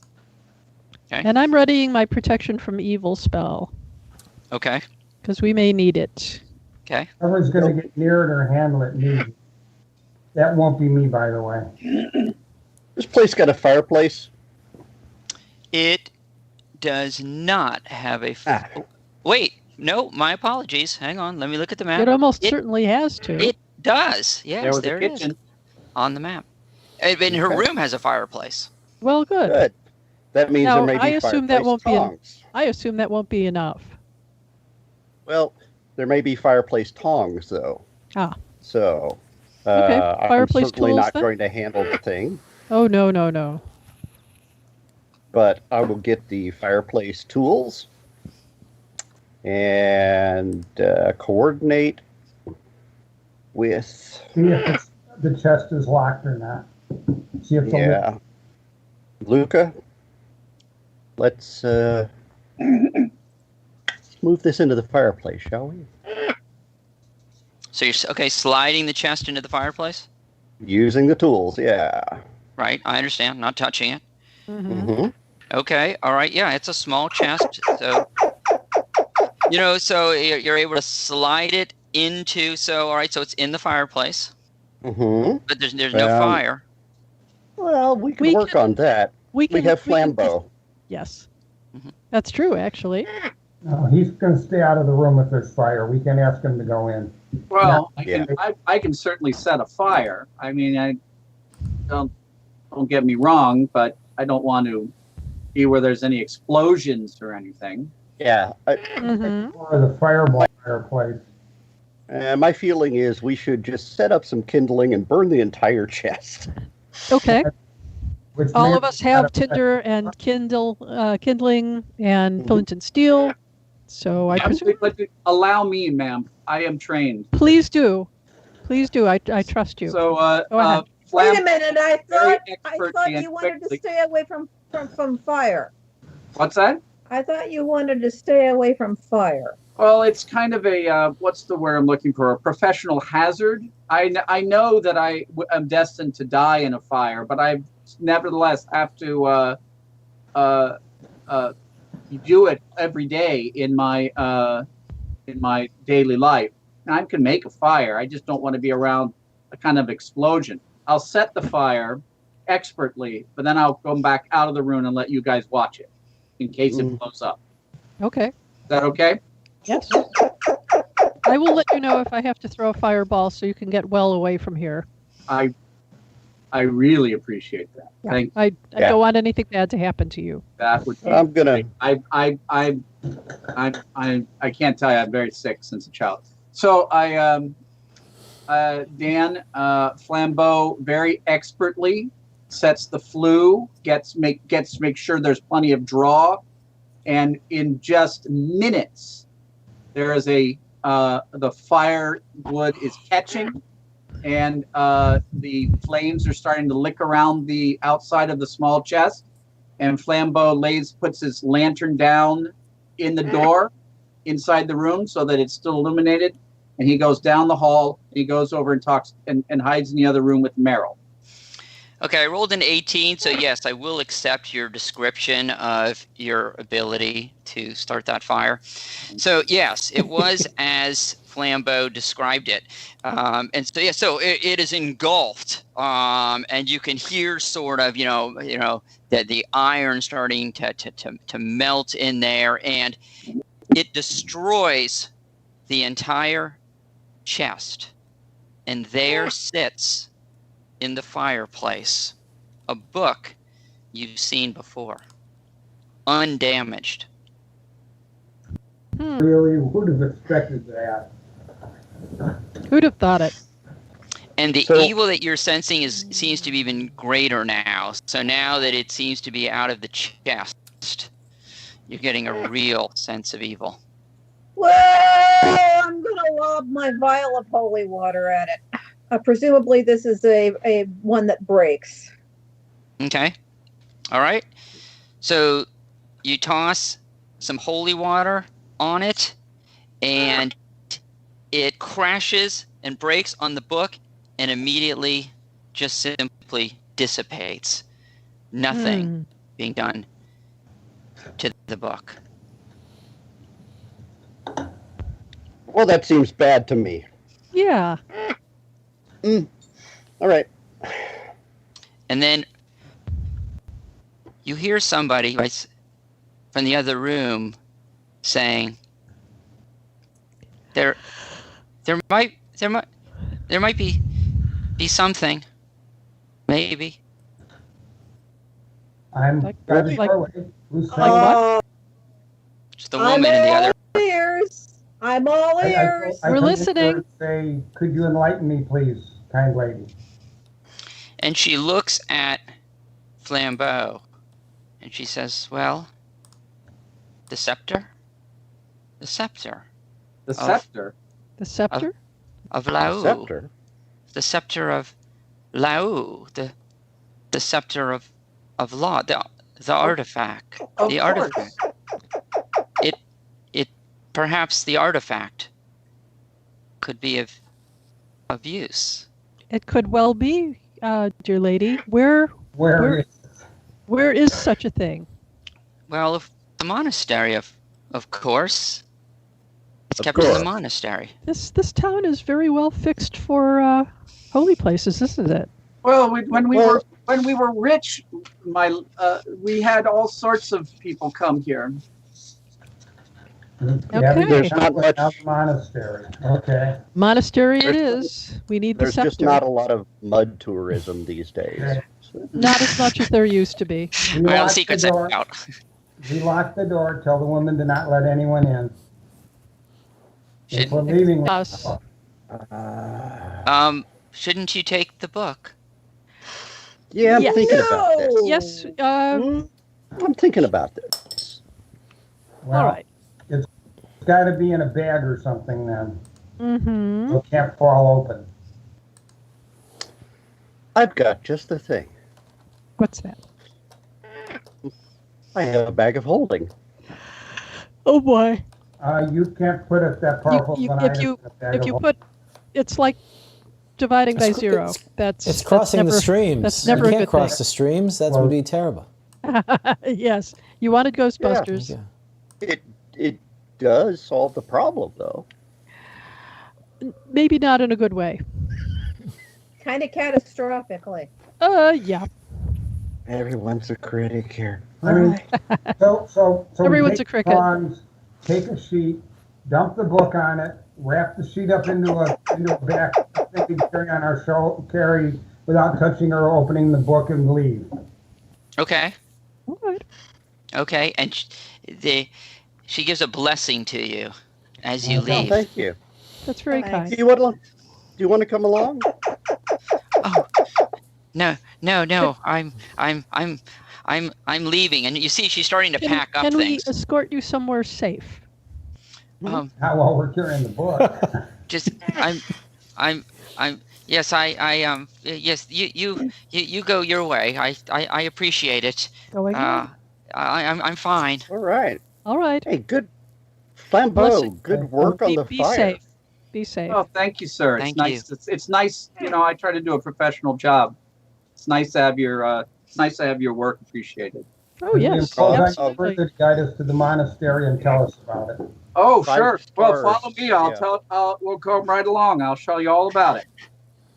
So the monastery is a place where he's leading you along a way, you know, down the streets. Through the crowded streets, people are throwing their valuables out of the upper windows, right, Dan? Correct. Trying to get them out as quickly as possible.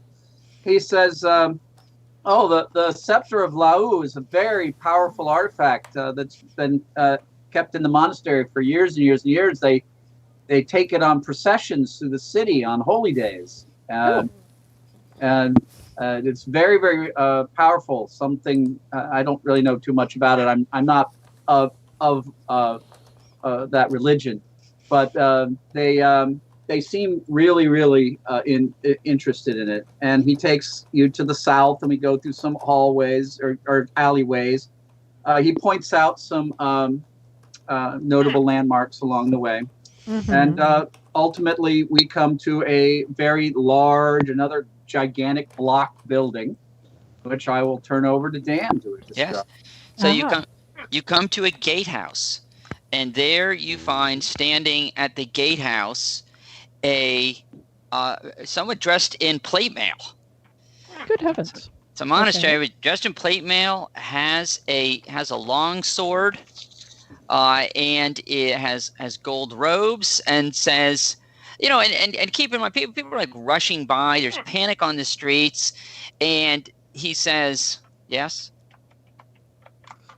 Oh, good. We're here for that mace. Scepter. I have something terribly scepter. Oh, you're right. Yeah. And I'm just trying to play it totally nonchalant. I mean, we're here for the scepter. Got an incredibly evil thing to destroy. Could you help us? Just a moment. And you see that it looks like almost looks like pilgrims come, and he waves them toward him, and he holds out a bowl, and they drop in some coins, and he opens the gate for them and lets them in, and then shuts the gate and says, "I see. You want the scepter to. You want the scepter. We don't want to keep it. Just a minute. I just borrow. Just a minute." And he comes back a few minutes later. He opens the gate and he says, "Follow me." All right. Okay. He takes you into this monastery. He sits you down in this open area, and you see someone coming. It's like from a library. Another man dressed in golden robes, plate mail, long sword, and says, he's florid-faced. Looks like he's in his late 60s. Says, "I am Christoph Monasterian. Mm-hmm. Can I help you?" Christoph? There's really not a lot of time to explain or even sum up, but things are going quite terrible here in the town. We found an incredibly evil thing, and I believe a scepter is needed to destroy it. I understand you have one. Good stuff. Great leader, I say. You have the opportunity to use your scepter to save the city and be a hero to all. To do greatest obedience for your God by destroying an evil that threatens all of his worshippers. Can we have your help? Can we work with you to destroy this item that we have brought to you so that the scepter never needs to leave the monastery? Out of the question. Out of the question. I'm sorry. And he waves over. Well, to... then we'll just leave this evil book here. Dump it out on the floor, guys. Yeah. By all means. Let's do that. Here you go. Have a read. Here you go. Hope you enjoy it. Fine. Fine. Good. Leave now. You must leave now. And two guards come over and say, "What is?" He says, "Please escort them out of here." No, we're going to leave this evil book with you. Yeah. Bye. Yep. It's on the floor. We're not touching it. Nope. Here you are. Bad move, people. A whole temple full of evil things turned to attack us? Not a good idea. I understand, but no, it would be blasphemous. Blasphemy. For any of you to touch the scepter of Lau. Blasphemy. All right. We're not asking you to touch it. You touch it. Wield it. You are the great leader of this monastery. Why don't you? Your honor to destroy evil. We would be very happy to have you do it. Fine. You stay here. I will do it. Good idea. Okay. Right plan. I'm really behind this plan. I like this plan. This is a great plan. He takes. So he. Got to be part of it. He takes the. He tells one of the guards, grab the book. Oh no! Don't do that. Oh no! That's Don't do that. Don't touch. Not with your the book. bare hands. Not with gauntlets. It's nothing. It's very compelling. I understand. We have to use. preparations. We have neutralized the book, but if it leaves our presence, there's a chance it would begin either controlling or killing those near it. We're trying to protect your people from this. We would be happy to escort it with you. You may bring your guards with you, too, so that you know we are on the up and up. But we cannot leave it without taking a risk of harming others, which we are sworn not to do. We want to make sure that it is neutralized. This is non-negotiable. You do not understand the power of the scepter. I will take the book. I will take it to the scepter alone. I describe what just happened to the priestess down the road. She's still burning. And she's still forming a pentagram with 5 other people. You deceive yourselves. You do not understand the power of the scepter. All praises. Think not of yourselves and your own glory. How dare you in a time like this be selfish and seek the glory for yourself? I will take the book alone. I don't like the way that this fellow is behaving. He sounds like he's already shifting towards the bad side. You notice more pilgrims are walking by you. In their funny hats? And their funny hat, correct. How about we let him take it and say we will merely follow at a distance to maintain the control, but not near you, and then you can go into the room and wait outside. We'll wait outside the door. You will wait outside the door. Yes. Certainly. Of course. Shall do this for you. And Thank you. You're not doing it just for us. You are doing it for the sake of the entire town. He said that. Lau will see to us, I assure you. I have prayed to him. South, we can at least only have to deal with him. I hope that this fellow is not going to do something stupid. Oh, I'm sure he is. It's almost certain that he will, but I can hope. It would be really dull if this was the end of it without a fight. So he wraps up the book. He protects it to make sure that no one's touching it. You go to this room, and you can see inside there you see that there are pilgrims milling about this room. And at the far end, you see an altar. And you see on top of the altar is a glass case. And inside the glass case is a slender 2-foot plain rod. And it is glowing, a gold glow. And Christoph Monasterian dispatches everybody and says, I'm sorry, I need to be alone with the scepter momentarily. We will open up again in a few minutes. Thank you for coming. And he waves these pilgrims who are all milling about there, out of there, along with 2 guards. And he says, you too, to the guards. And they nod. And he goes inside that room and he shuts the door. And you wait. And after about 5 minutes, he comes out and he says, the scepter was unable to have any effect on your book. My apologies. Oh, you do understand now why we say there was a problem, sir? No, wait. What does that prophecy say? It said that the scepter should cause... It was... I don't think he did it.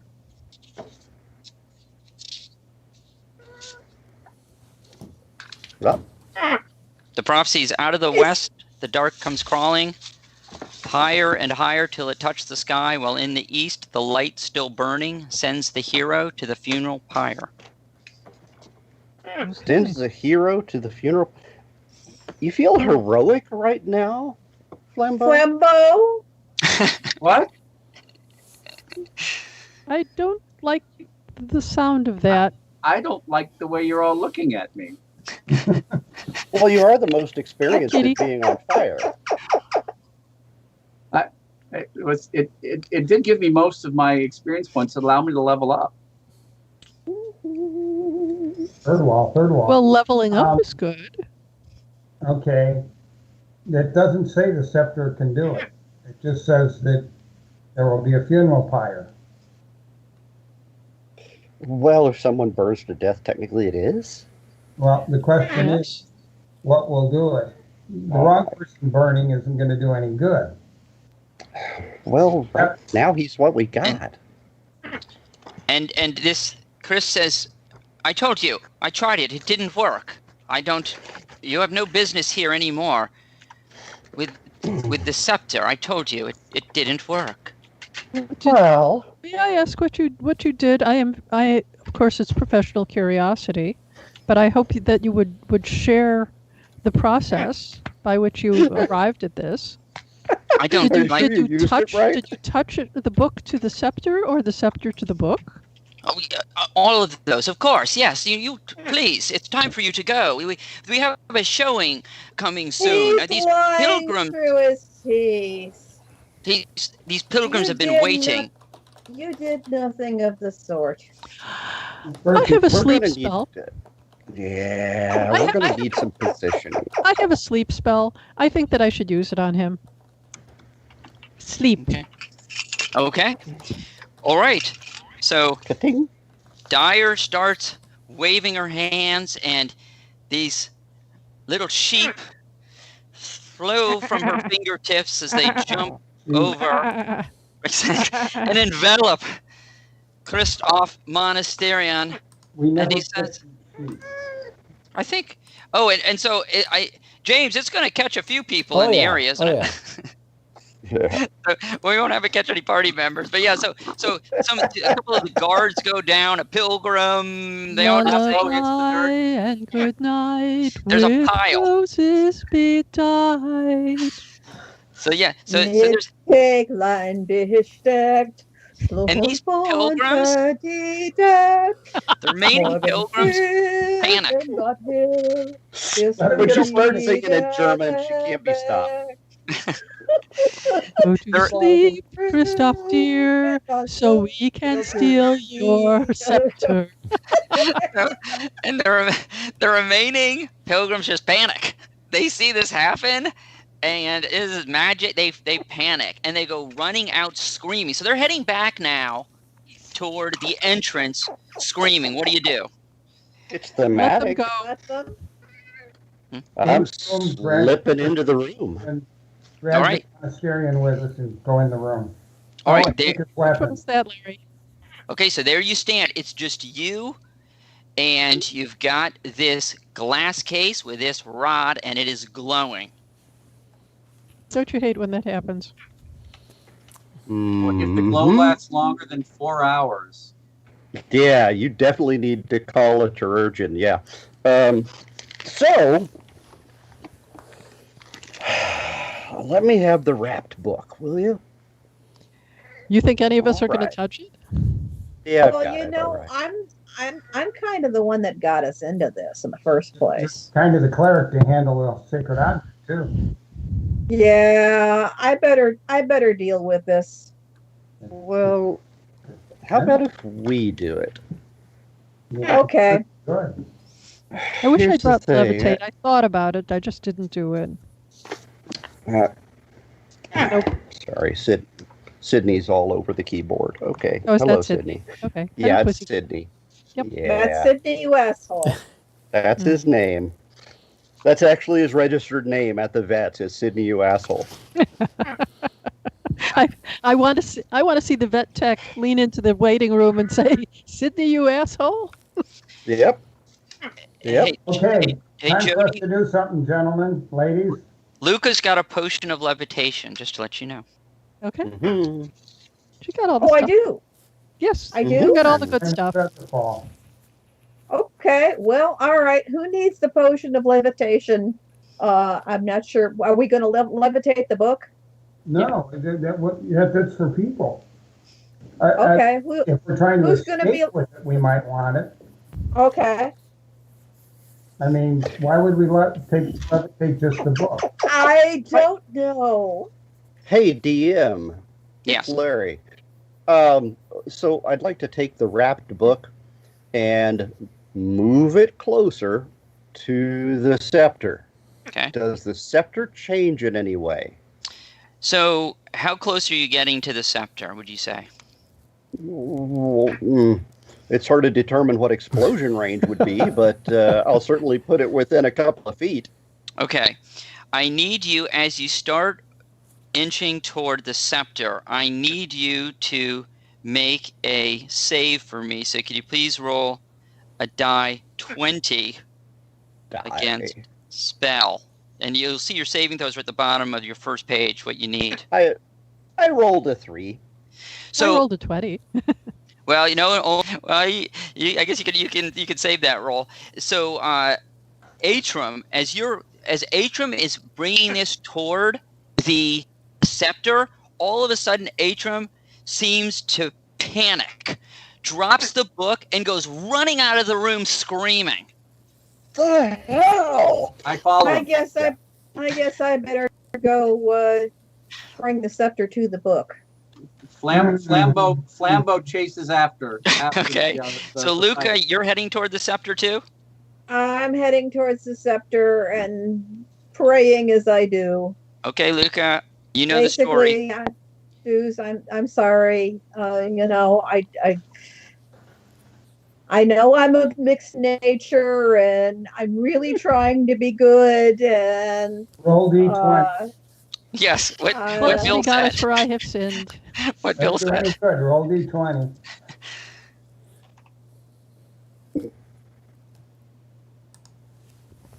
Binksy binks. Her name is Lucas. It says 14. Oh, okay. So Makes you feel Hey, overwhelming don't do that. fear as you come toward this glass case. You also start to feel very cold. The fear is almost overwhelming, but you resist fleeing. So there you Yay! are. You're there, very frightened, but there.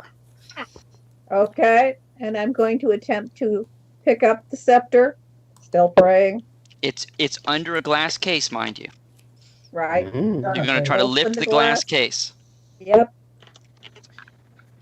So the minute you try to lift the glass case, because you have to, we'd step on the altar to do this, and right as you put your foot on the altar, you all of a sudden hear, danger, danger, and then another voice starts, the scepter, the scepter, the scepter, and then another voice, thief, thief, thief. A series of 5 guns start emanating from the scepter, from the case, from the. It's like an alarm going off. It's an alarm system. It's going and it's going and it's going. Like a car alarm in New York City. I don't care. So everybody's ignoring it. Exactly. Well, the town is in a panic. How often does this thing go off? Probably all the time. All right, so there you stand. So yes, it's so so there it's going off, and when you try to lift the case, it's not budging. Okay. Okay. I need a thief for this. And I'm not sure the thief. We need the thief. Yep, we need the thief. Where's Iggy? Oh, I passed him a quarter mile ago. It's all you're seeing from me is assholes and elbows. That's it. You know, you have a mace. You don't need a thief. I think that it's probably mace proof. That's the well, I can try it. And you know what? This evil mace of mine would probably enjoy bashing in a good glass case. Yes, bones. I think it'll have a very good time. Yeah. Okay. So Luca brings up Bones, her mace, and she comes down forcefully on the glass.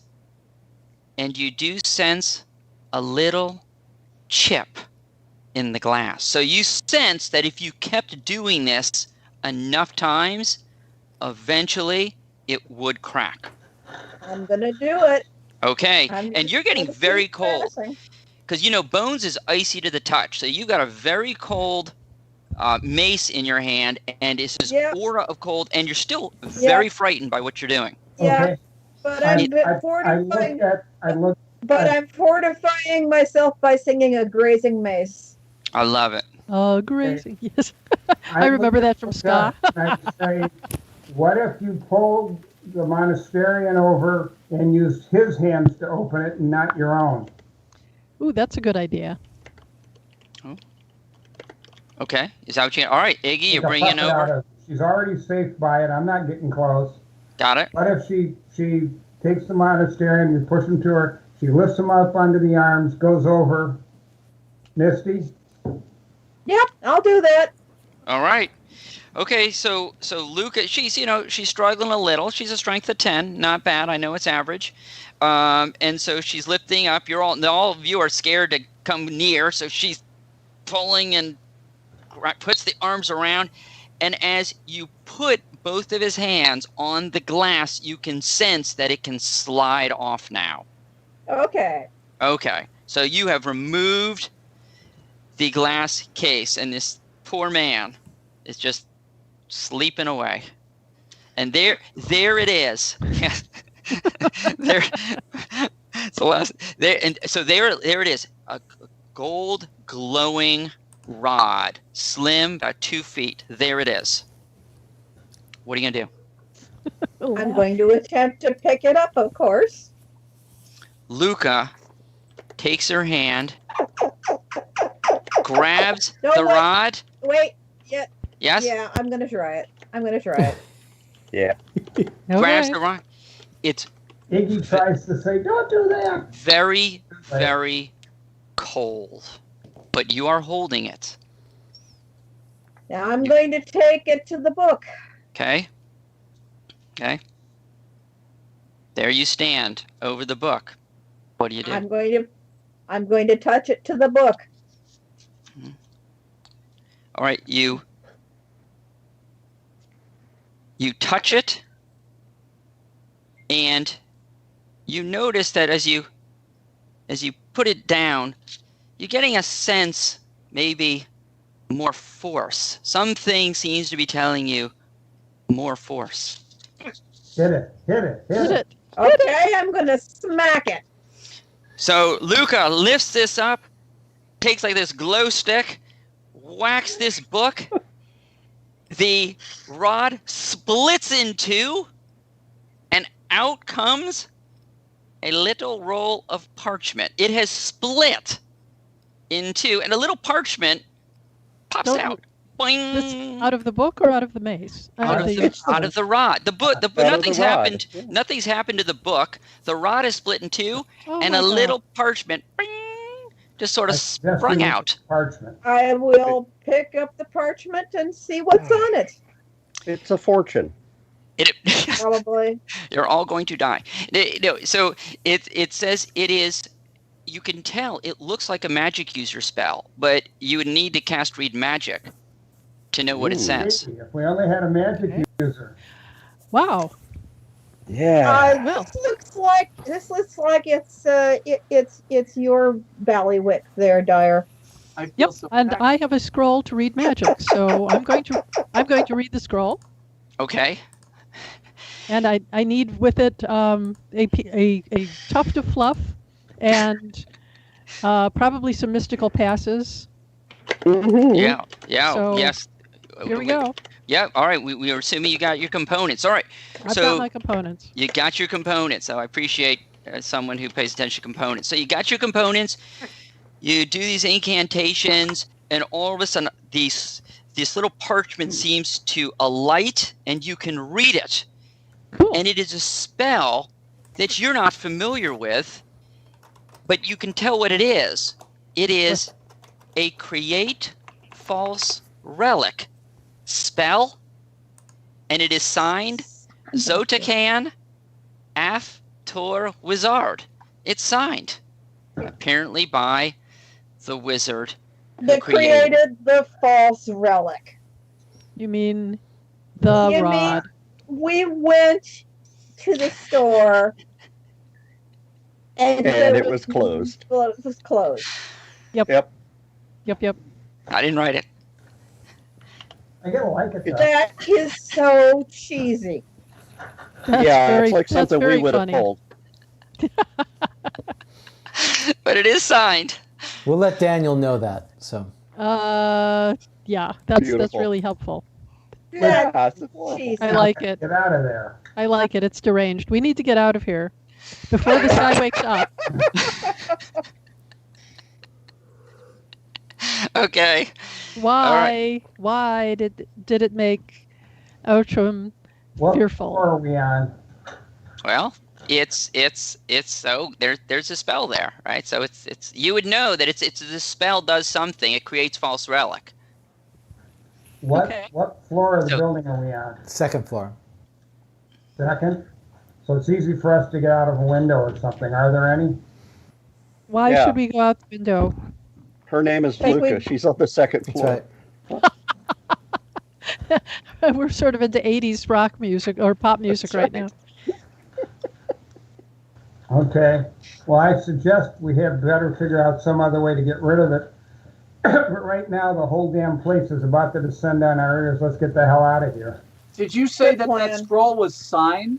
It is Yeah. signed. That's curious. Go on back. Who's it signed by?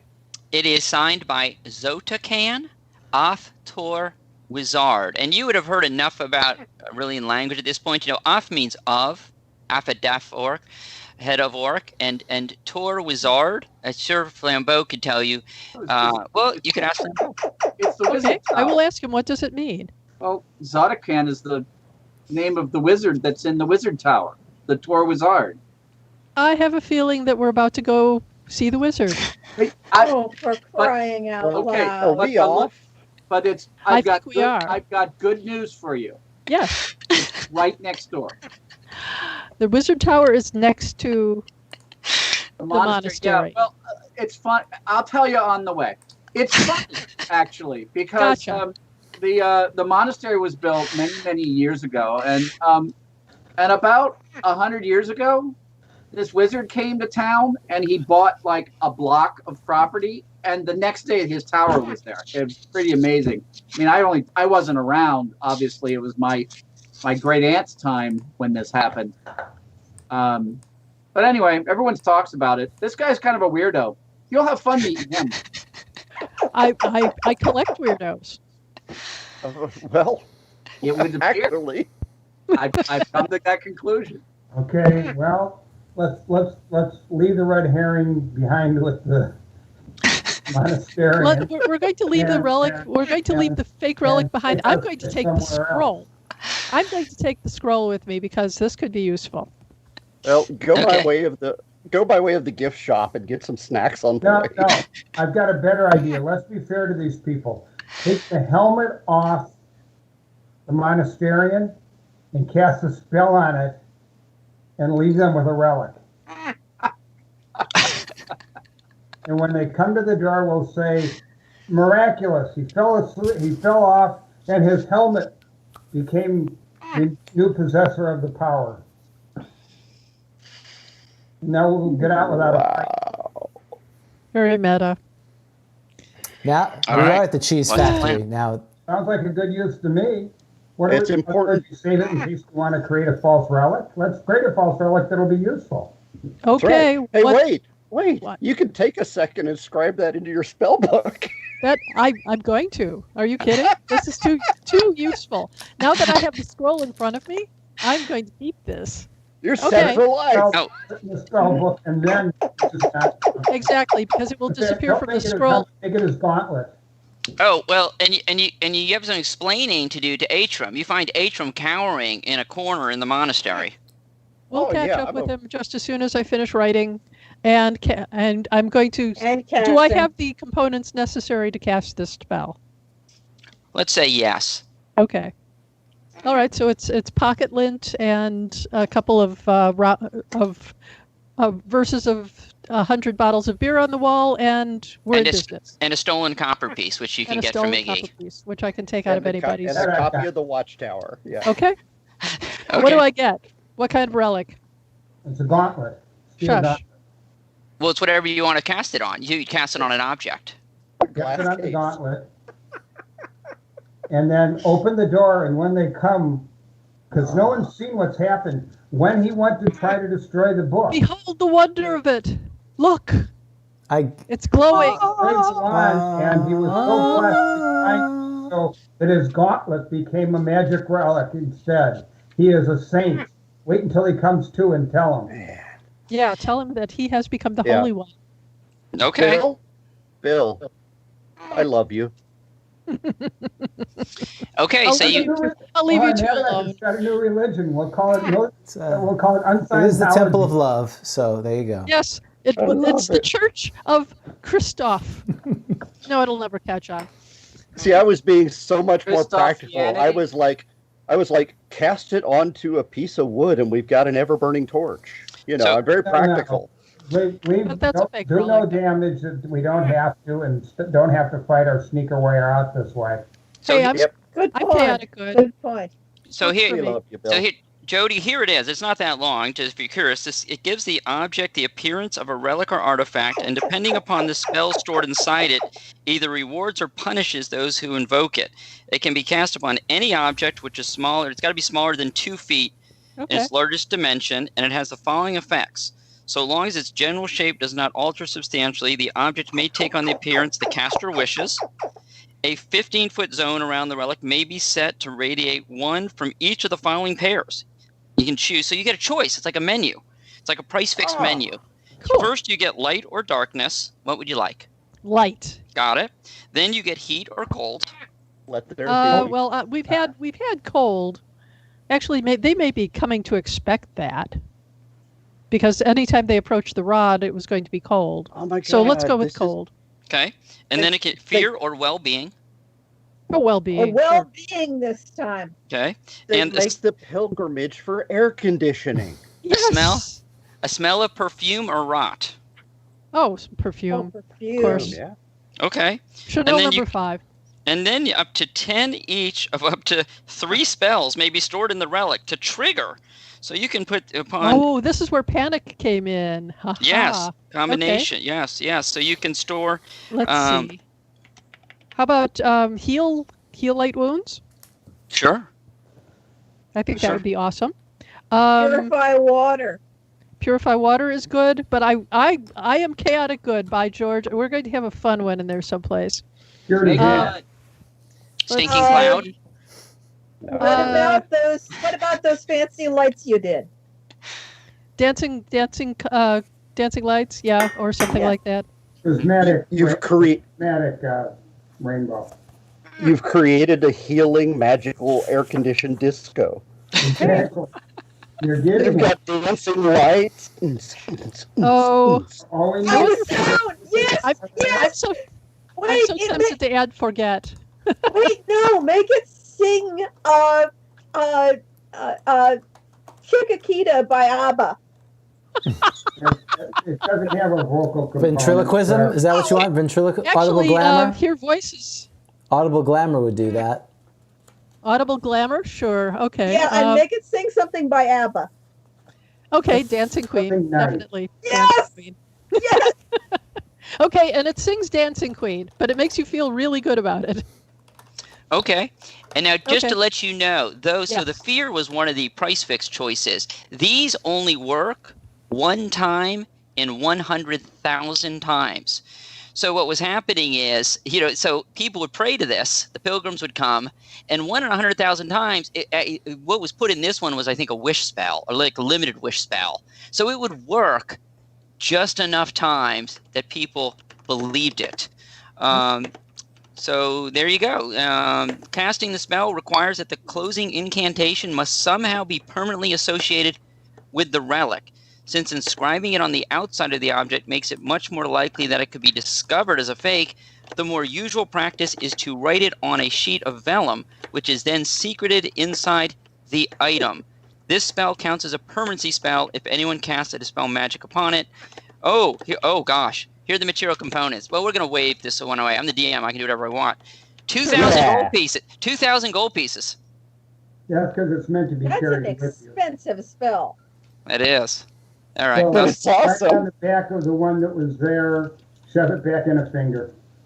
It's a Okay. create tourism And, spell. Right. and leave it on the altar. Leave it on the And altar. we're in Hey, don't Orlando. you- We love that. That's great. yeah, don't judge, man. That's right. I Yeah, really I'm hit with you. hard times.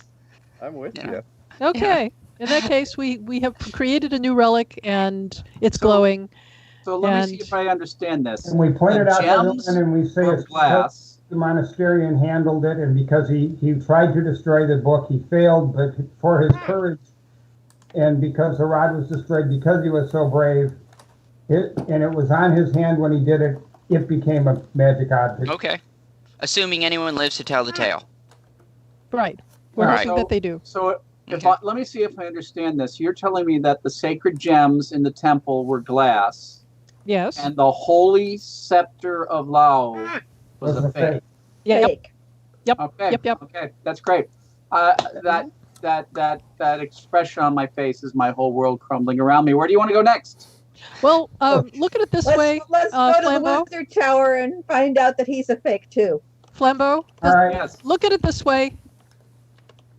It's completely possible that under the circumstances, considering all the other fakes, that the prophecy about you might also be fake, which would be a great relief. Thank you. That does make me feel good. That does make me better. Except, but like, anyway, let's move on. Okay, to the Wizard's Tower. huh?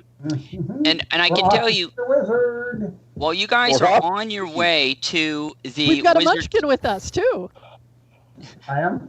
who's the- That's how I'm a no.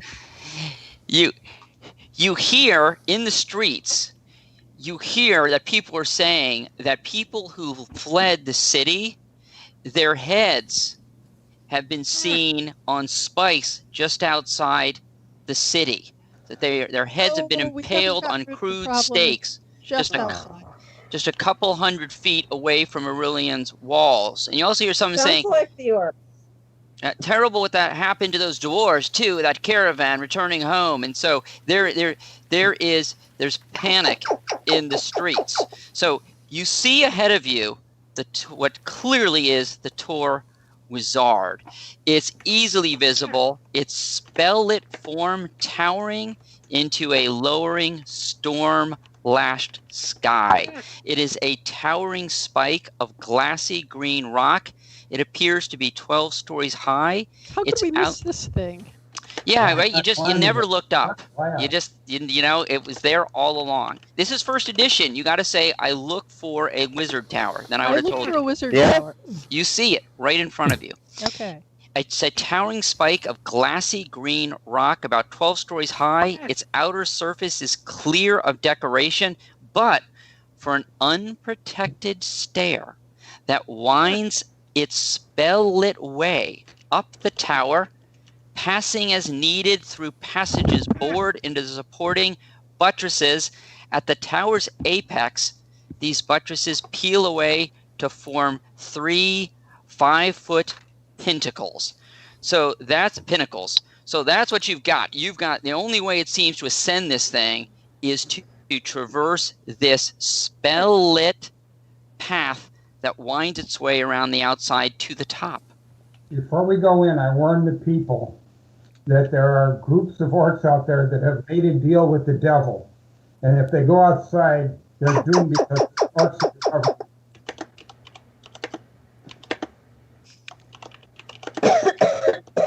All right. That's all right. Thank you. Thank you. Yes, but we're all going to die. This is crazy. Didn't you see what happened in the market?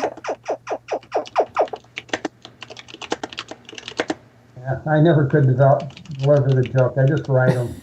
Okay. All right. So there you stand, and the wind is starting to gust. The wind is picking up. Yeah. The weather is worse. We go. You're going up? We're going up. I don't know about that. Well, I'm thinking up carefully. I don't think we have a lot of choice. It's the only we don't. Ahead of the party looking for traps. Okay. All right. So Iggy's in front? Yep. Heading on up?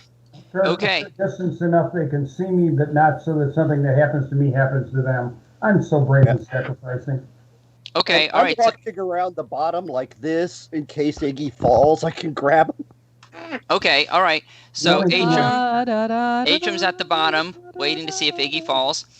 And all right. So Iggy's leading the way, and Luca and Dyer following at a safe distance. So as you're going up, you can see sort of the beacons in the towers in the city are aflame.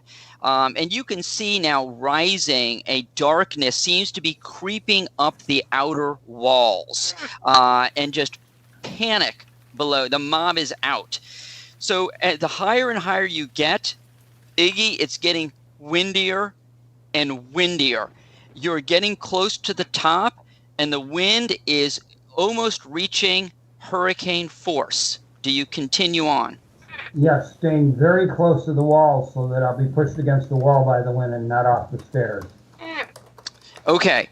You are, all right, so you're climbing up, you're staying very close to the wall, but the wind is so strong. Because you said that you're really close to the wall, I'm going to give you a little bonus here. But I need you to determine your average for strength and dexterity. So this is going to be based on strength and dexterity. You need to roll on a die 20 equal or below the average of your strength or dexterity, because you can feel wind starting to come underneath your feet. You are the wind beneath my feet. That's right. 18, strength is 10. You're the wind beneath my wings and everything else. And just to let you know, Flambeau, Rob played the gnome. And Rob, how did you die when you played this game as the gnome? The first time I fell off the cliff. I fell off this tower. But that's not what we're saying is going to happen here. Totally sure is not going to happen. I'm sure you'll be fine. He did it. Yes. Excellent. Okay. You know, I don't have a raised dead. That's right. So far, I'm just rising on the winds. Okay, well, what do you do? So yeah, you make it to the top, because this happened when you're about 20 feet from the top. You make it. Do you yell anything down to... You see Iggy really seem to be struggling So Dyer and Luca, you noticed this, that at one point in time, it looked like Iggy's feet kind of left the ground, came back down. Beware I of the think maybe wind. we ought to rope each other together. Beware of the wind. All right. Okay. Beware of the wind. Dyer, Luca, you gonna? I'm gonna rope us together. Okay, that sounds like a very good idea. All right. Okay. I'll lead us up. Wait, I've got that levitate spell. I can That only just be means you're going to cast be on. blown to Detroit. You'll be like a balloon. Yeah. You know, Yeah, that probably won't work. If I had fallen, I wouldn't have died. It's okay. I got a plan. You know, Everything's I have a potion. okay. I have Okay. a potion of polymorph. I can transform myself into something that could keep us attached to. Not this time. I was thinking of something maybe with suckers, so that I can hang on to the tower Too late face as for we getting climb. Suckers. We're here. You're gonna transform yourself into a giant frog. Cephalopod. I've got a A plan. gecko. Oh wait, we forgot about you got your familiar. Not that I've got a I got Then my you roll toad. Yeah. Hey, Gribbet. Yes, Yeah, I have Gribbet's- Gribbet. I got a plan. But how can Gribbet actually help? he couldn't. your I just plan? forgot that you had Gribbet. I just No, thought I I'd have mention it. Gribbet. What is your Yeah. plan? I got a plan. What's your plan? Wait, you got to go back down. He's down at the bottom, right? Are you? Yeah. How do you know he has was- a plan? Do I see anything? Well, with actually, the tower? It got Yeah. lost in crosstalk that I said I was going to lead them up, but Oh, okay. Oh, shoot. after Bill had made it up, then I said I was going to lead everybody up because I've got the big ass strength and I've got the giant iron nails with me and I've got the hammer and I've got rope. All right, That's true. we'll put you up there. Well, There you go. We're not Oh, going to come on. undo You know Iggy what? because Iggy's already there. I'm going to Oh, go Iggy's awesome. down to I'm going down to by where the trap is. Dan, Where the what is? the trap that was the wind trap. No, it wasn't a wind trap. It was just the wind. Your sense was that the wind up high is just so much stronger. I'm taking my ever puffing pipe, Mhm. puffing it up, setting it against the wall so that the smoke shows the pattern of the wind to the people coming up. I love Oh. you. Actually, Okay. that's not a bad Great. idea. Okay, That's a great idea. got it. Okay, all right. So the When- pipe is if sitting. They can see the swirling. They can see when the wind's moving. It'll help them to make it up. Well, yeah, but I guess the pipe needs to make a saving throw because you're laying. Where are you laying the pipe? Right in the corner by the wall. It's Oh not- my God! He All right, actually give me a said roll. What's your pipe's strength and dexterity? just give me a roll. Let's see how it goes. that. Where are you laying the pipe? Wow. That's right. Actually Where's said- the? That's right. Where's the pipe being laid? That's a very Wow. personal question, Wow. sir. This is- I rolled a 12. Well, it is 12:03. I think we're allowed to say these things now. So okay, so It's after we'll the say watershed. I yes. hope to find a use for it. I just found a use for it. You're right. I appreciate that. And so a 12 sounds good enough to me. So yeah, so you've got this pipe. The everlasting pipe is sort of moving around a little bit, but it's holding and wind and Wow. so what I would say is based upon where you see the wind going, it would increase your ability to navigate this. But I mean, it's hurricane force winds up there, so Oh, yeah. it's still going to be tough to navigate. But that everlasting pipe is gonna, if you want to traverse it, I'll give you a +4 on your roll because of everlasting pipe, and I'll give you and I'll give you a +3 on because if you're. Did you say you're roping yourself together? Yes. Yep. Three Yeah. of Well, them. after, Oh, you after I bet. said +3, of course. So yeah, so if you want to rope yourself together plus the everlasting pipe, I'll give each of you a +7 then on your roll. You want to roll on a D20, you want to roll. Take 7 off because they have to roll right. on. Take 7 off. You can do that too, or you can just take 7. All right, you can do it either way. So So figure I'm out what, rolling a d20. Yes. Yep. correct. And you want to 20, add your strength and dexterity together, divide by 2, and roll under that number, and then subtract 7 and hope that comes under the number. right. If the number you have is over 14 between Yeah. strength and dexterity, you can't lose, so don't bother. Okay. My strength and dexterity together is 22. So 11. 11. Yep. So So 11. just roll less You than want to roll low. less than 18. You want to roll 18 or less to make it. Okay. And I want to roll low. Right. Yes. Yeah. Yep. See, one is 10! all right. Yeah, nice.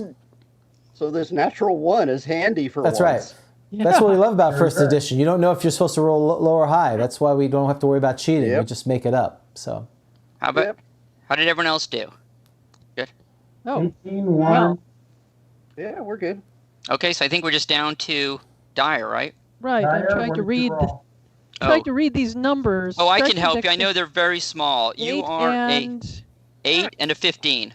Okay, so 23, 23, 12. so higher or lower? 19 want or low. less. Okay.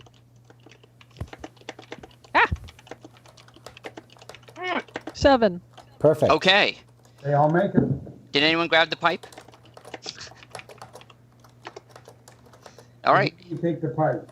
So I got the pipe. Okay, so you are on top now of the wizard tower, and what you see is that the lightning is starting to intensify, and actually some of the lightning is starting to strike at the pinnacles on the tower, sort of deafening you for a couple seconds.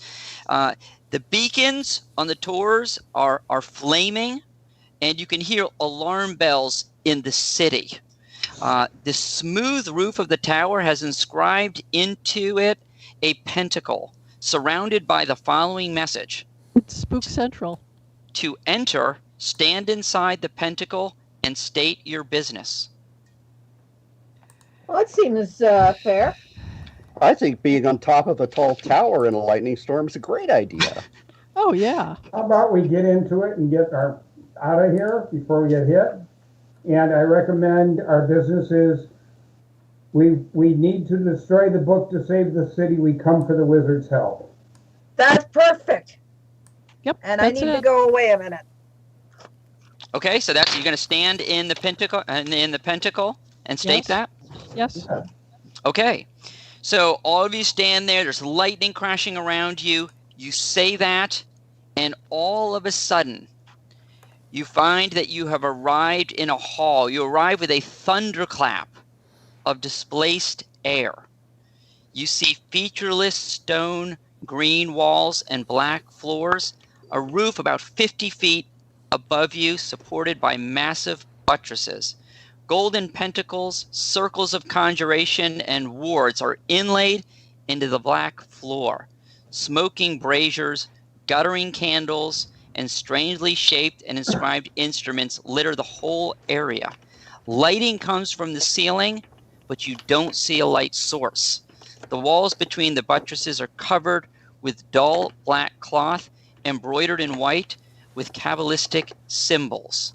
At the end, a dais supports a plain stone throne. Seated on the throne is a very old man with silver hair and golden eyes. Ooh. A scarlet jewel blazes from his forehead, and a shifting radiance falls from his robes. At his left hand is a creature resembling a cross between a human and a vulture, about 8.5 feet tall.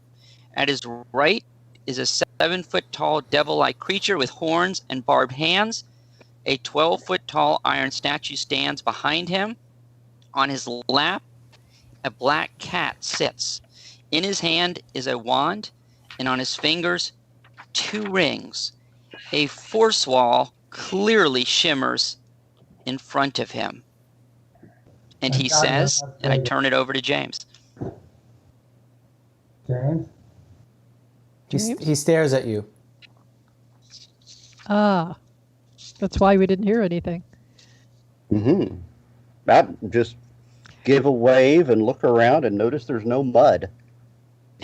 Nice change. What a relief. Great sir. We are here to ask your help. You seek my help. What is your business? We have been tasked by one force after another to try and rid this town of its evil and undo the history of wrong that has occurred here. There's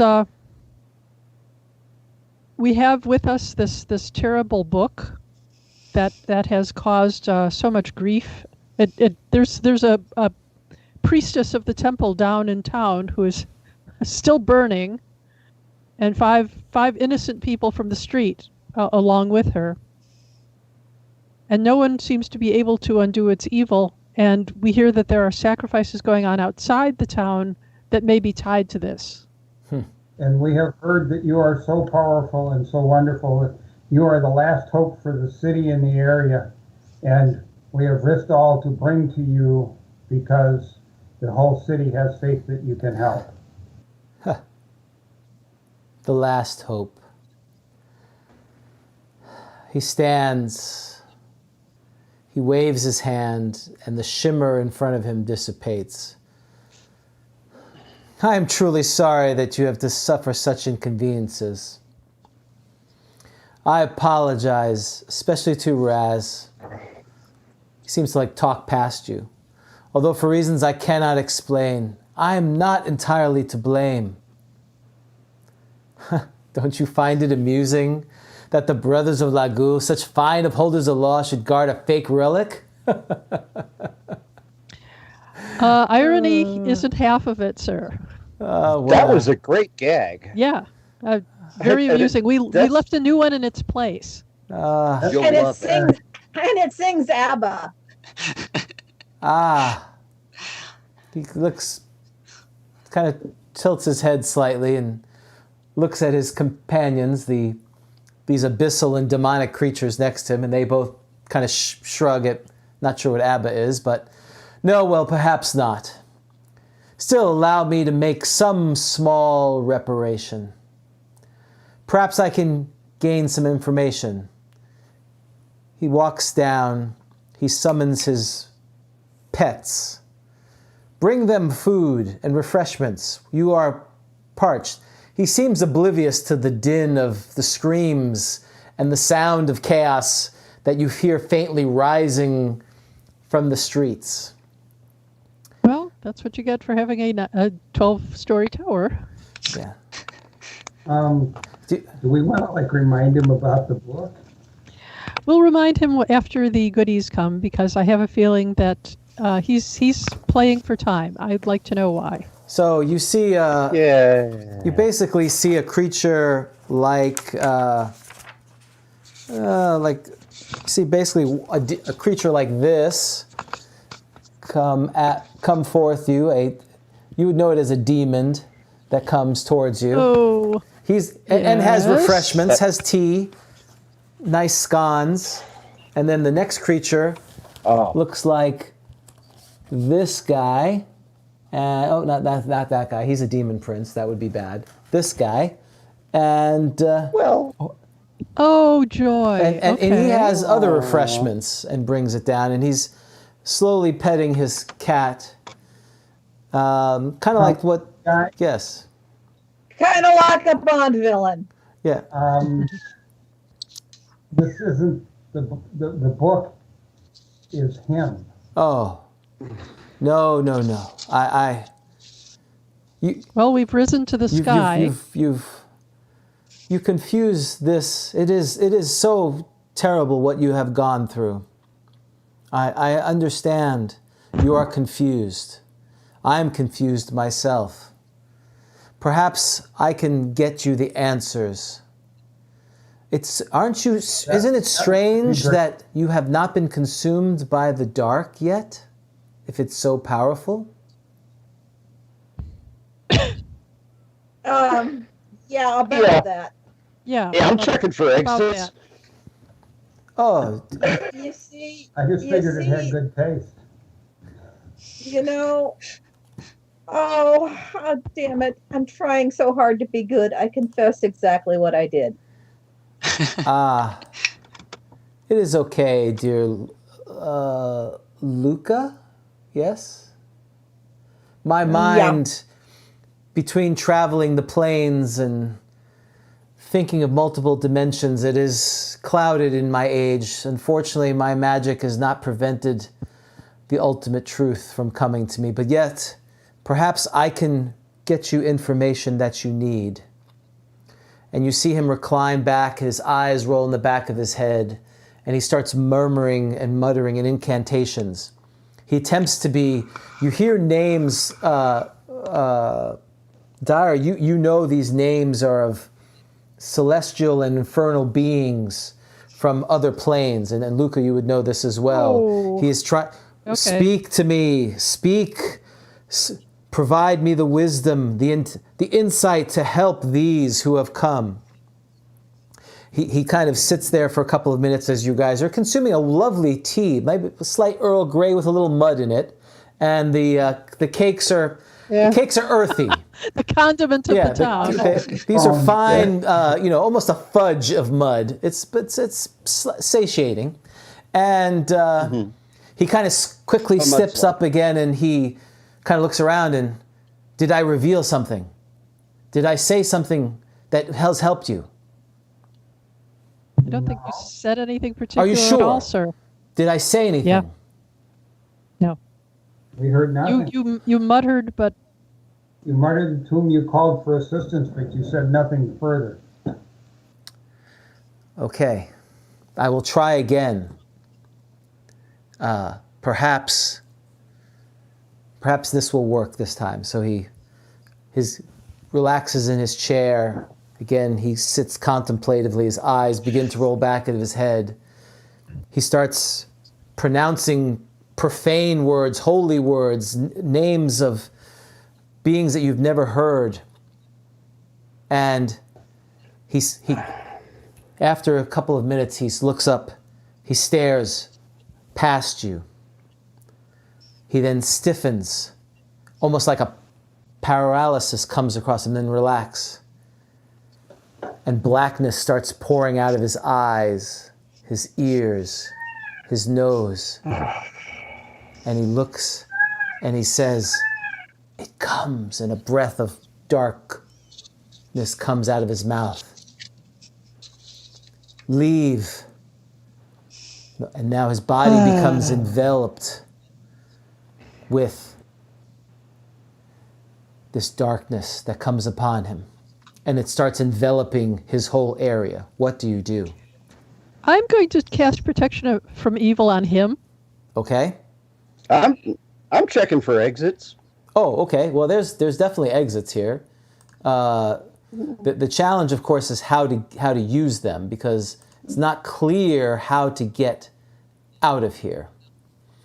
Mm-hmm. But Iggy, Luca, what do you do? Luca, it's your area. Yeah, I need to look at what I got.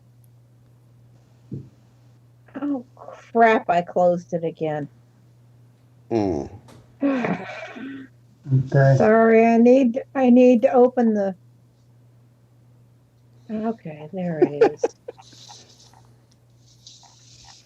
Blame it on the cockatoo. I keep inadvertently. All right. If you haven't got a spell, start praying for him. Well, I have got a spell. I'm hoping it'll help.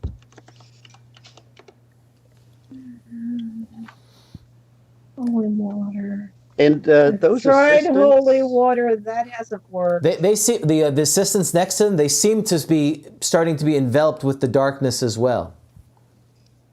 A cloud is forming around them. I'm sorry, Luca. Well, before that happens... Isn't protection from evil an area effect? Let me look at it. The 10-foot radius one is the... I got nothing except praying. Okay, you're going to begin praying? Mm-hmm. Yep, that's all I can do. I got nothing. All right, Jody, what did you say you were going to do? I'm sorry. I am protection from evil. Okay, you're going to cast it on him? On him and his buddies. Okay, so you... Because obviously something is happening there. You don't have 10 foot, it's just one hour. Okay, so you cast it on him. Roll a d20 for me. Okay. 11. Okay, so as he's standing there, the darkness, you pierce the veil, and you find a spot where it's still his flesh has not been consumed. You touch it, the darkness kind of subsides. Actually, there's no saving throw. That's right. So well, this was more about you touching it in a place that you wouldn't be touched by the darkness. Okay. And it kind of it subsides from him, and though it's clearly holding him, he says, Seek the source of the liquid of life. Delve in the dark for the secret of the life. And he kind of slumps over the darkness. Whatever incantation you've done, it's not holding. He smutters. Needless, obscure, dogged as usual. He passes out. Surrounding you. Is he alive? He does. You're not sure at this point. His skin and the darkness become one, and he becomes a veil. And it's at that point, poor thing. the cat he was petting polymorphs into human form and says, "You must get out quickly. Run while you can." As now you see the darkness is coming over the top of the tower, flooding like a fog over it. You see some controls. We're going. See some controls. How do we get out? How do we get out? He points to these controls that by one of the pentagrams. Do you all go there? We'll Yep, do what he you says. bet. Okay. Actually, I have an action I'd like to declare. Yes? I'm going to put out a hand to this former cat Yeah. and say, come with Oh, us. she grabs your hand. Yeah. Okay, Come on. come with us. So as you sit there and you click on the device, a light envelops you in the pentagram, and immediately you're teleported up to the top of the tower. Oh, that's not going to help. So Dan? The rope and everything is still there. Oh, that's true. Well, yeah, you've got it. I mean, you didn't say, so either it's there or it was with your person. So yeah, when you get back up to the top, the condition is basically the same as when you teleported down. So it's still very, very gusty, lightning. You notice to the west, the city walls now, though, seem to be covered in a black mist through which the tower beacons dimly glow. And as you watch, you notice that those beacons seem to go out, and the darkness seems to be coming over the wall and is now coming into the city. And you hear sirens, you can hear soldiers sort of charging in the direction of the western gate. You hear this distant sound of battle, and then suddenly that sound of battle seems to be cut off. Down below, you see the streets seem to be seething with a crowd of frightened Irilians. So heading back down, I guess there's really nowhere else to go. Okay. Heading back down, same way I came. Okay, doing the rope thing. Mm-hmm. Yeah, we'll all do the road. And doing the pipe thing. Yeah. Okay. Right behind. Okay. Same roll, so give me a D20 again because it's still hurricane force winds at the top there as you descend. So give me a D20 and don't roll high. Well, I'm holding on to the cat girl. 3. I have to roll 21. Oh, okay. It's all right. So you're good, Iggy, and it sounds like Dyer is good. How about Luca and Atram? How'd you guys do on your D20? I rolled a 13. You're good. Yep. Okay. I'm going flying. Oh. What's your roll? Oh dear. One. She's roped to us. Oh, Let's one pull is her good. in. No, Oh, one one is is great. good? Lower. Oh, yeah. Okay. Yep, welcome to first edition. Yep, this is one On you gotta ability go checks. back a ways. Yeah. We had 3 different kinds of saving throws in first edition. Forgive us. Yeah. Yep, Yeah. it's good. All You don't right, need forgiving. excellent. All right. So So you. I'm apparently clinging to the stone with my toenails and fingernails. Yeah. Yeah, And the you rest just of like us are- sprint The down. rest of us have your rope. I'm like a gecko. Yes. So you Just so don't you try were to sell us insurance. Flambeau. Where were you? Were you down during all this? Yeah. So you Got guys it. reach down the bottom of the tower, and Flambeau steps out of the shadows. How'd it go? Well, Not so well. mixed Hey. results. Yeah, you know, Flambeau, we need an exit. Huh? Like now. Well, the minute while you're talking to Flambeau, all of a sudden you hear somebody yell out, "There they are!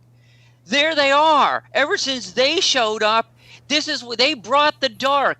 And all of a sudden, a crowd to the east starts gathering and starts coming at you. The mob seems to be coming towards you. What do you do? Potion we need time. to get out of here. Flambeau, Potion time. We told What Flambo. potion? We told Flambo. I have it. What we were told by the wizard. We asked him where the source is. You ask him what? Water, the source. He said the source of the liquid of life. Well, that would be water, right? Yeah, that would be water. what's the And he second said part? to dig in the darkness. Delve for in it. the dark for the secret of Delve life. in the Sounds like dark. a well to me. Yeah, it sure does. There's a well to the west. So you want to go there? Let's go that way. I think I agree with that. Well, Well, sounds good. Atrum, Meanwhile, yes. you're I've got hitting a the plan. head with a mud-laden rock for 1 hit point of damage. Somebody, you don't know where it came from. Yeah, Probably the but mob. that's how they say hello here. Everybody's a Um, critic. That's how the mob. That's called an I'm gonna- Irilian vote. Flambo, lead us there quickly. It's just like the prophecy. All's well that ends well. Right. I'm going to stall them.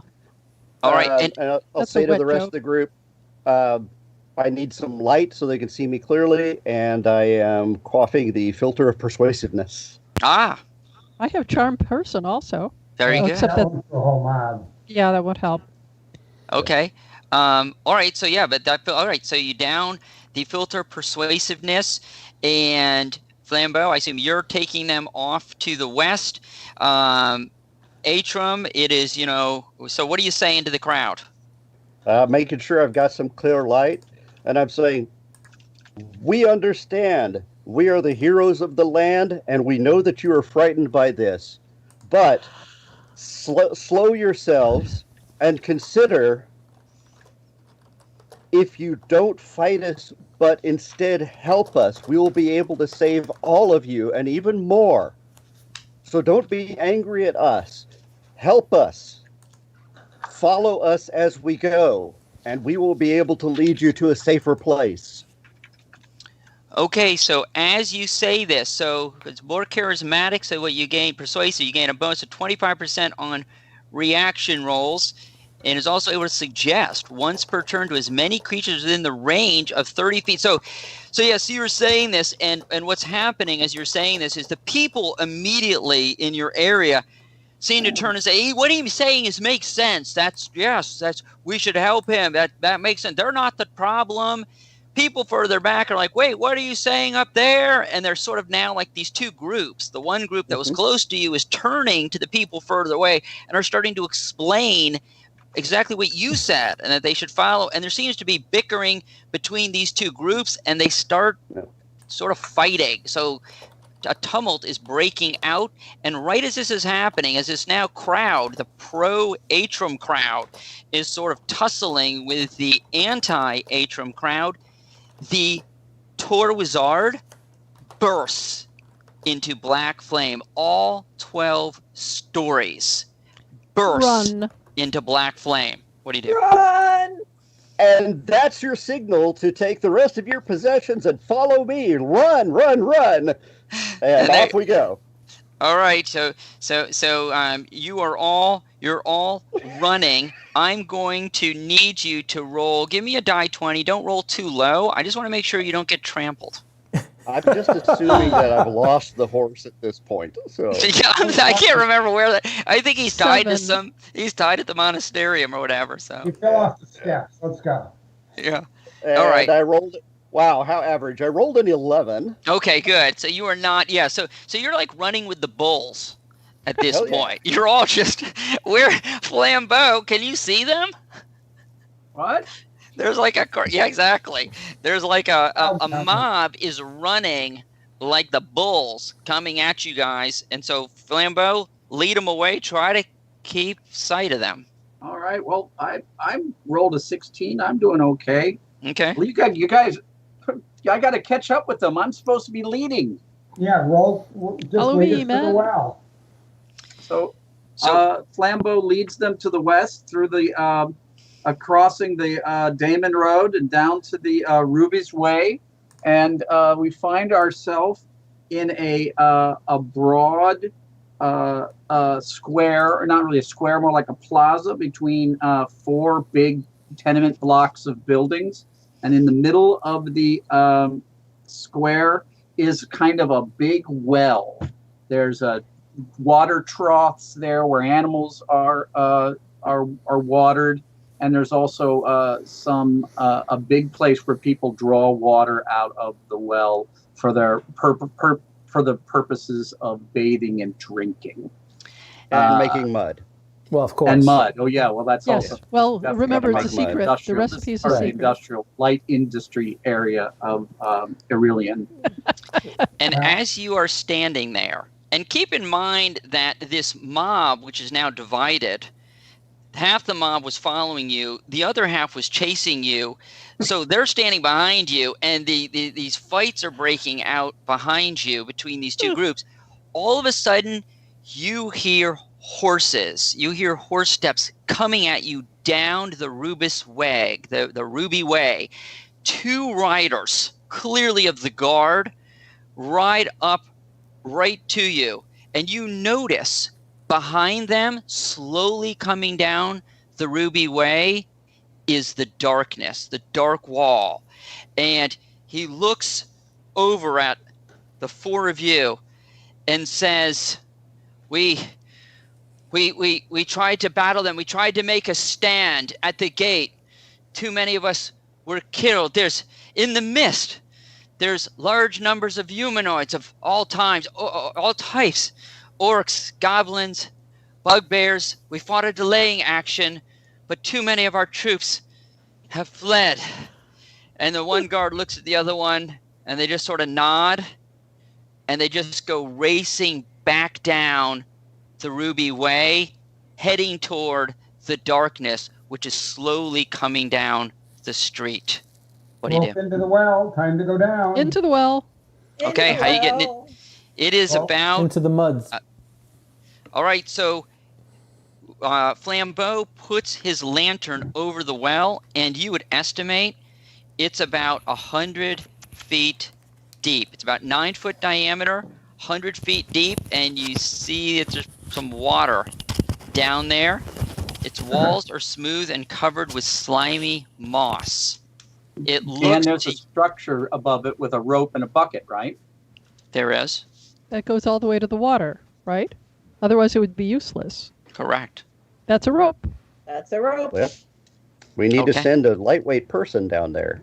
Well, you guys can go down, and I can float down with a featherfall ring. Afterwards, I can lower you. It's a good plan. I still have a potion. Let the three get on it, and I'll lower it as slowly as I can. I still have a potion of levitation. Don't need it yet. We're going to need it to get out. Okay.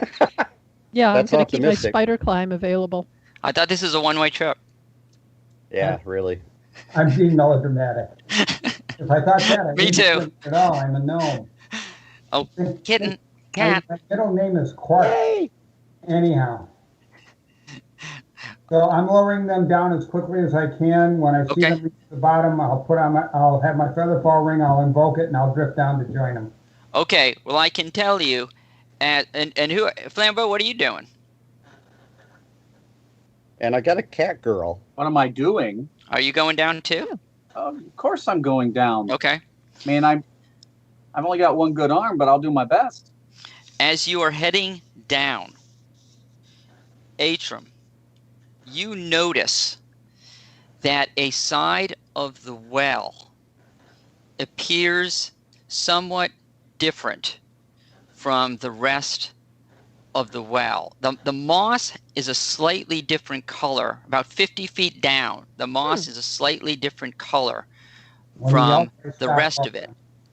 I'm sorry? When he yells, I stop lowering him. Okay. And you'd also, and Adrian, when he yells and you stop, Dyer and Luca, who would have infravision, you would sense that that area is a different temperature. It seems a bit warmer, slightly warmer than the rest of the wall. It's about a 7-foot square of different colored moss, slightly warmer. Okay. That's true. Okay. I can simply by being near it, I have a pretty good chance, well, better than no chance, of finding a concealed door if I look for it. That is true. So I will do that. So I need a D6. Or you could take my roll if you want. I also have the ability to open doors. I will take my roll because I have a 5. Okay. Okay. Well, you would definitely sense that there seems to be a door behind this square of moss. I was wondering if there were rungs or a ladder or something built into it. There frequently is, because swells need to be cleared out now and again. Yes. Otherwise, you just have to sway over on the rope. Yeah, we can do that. Yeah, there does not appear to be any ladder, just a rope. I know you're a swinger. I lock the mechanism. I take the rope and I pull them over I pull it so that I can move it to the side. Okay. So against that side of the well. Okay. All right. So yeah, you are, and you could kind of look. It's a little slippery, but you could kind of grab hold, certainly, of the side of the well. So you guys are there. So you tell me what you want to do with this different colored moss. We're going to look for a door. There appears to be a door here. You would get the sense. You do get the sense there's a door. You can feel the outline. You would feel that perhaps it would need the moss could be cleared off. The moss seems to be coming off of it. Okay. Well, we'll pull it off then. Scrape it until you find an entrance. Scrape. So what you scrape. You scrape it away, and what you see then, and again, I assume Flambeau, you've got your torch down there, right? Trying to provide some light. Thanks. I'm doing my best. I'm doing my teeth. I know it's not a lot of range. You can barely make out in the light. You don't have much light, but you see what appears to be white marble with a golden rune carved in it. Cool. Can I read the rune? Your sense is that it is some sort of rune of warding. Oh, that could be bad. Oh, that could be bad. Wait a minute, aren't we supposed to be looking for the source of the darkness? Yeah. And if it's a rune of warding, wouldn't it destroy the darkness? Well, I don't know if it's to keep things in or to keep things out. I think. What the heck? Hit the door. You get in the door. You hit the door. I'm thinking about it. You don't like that idea.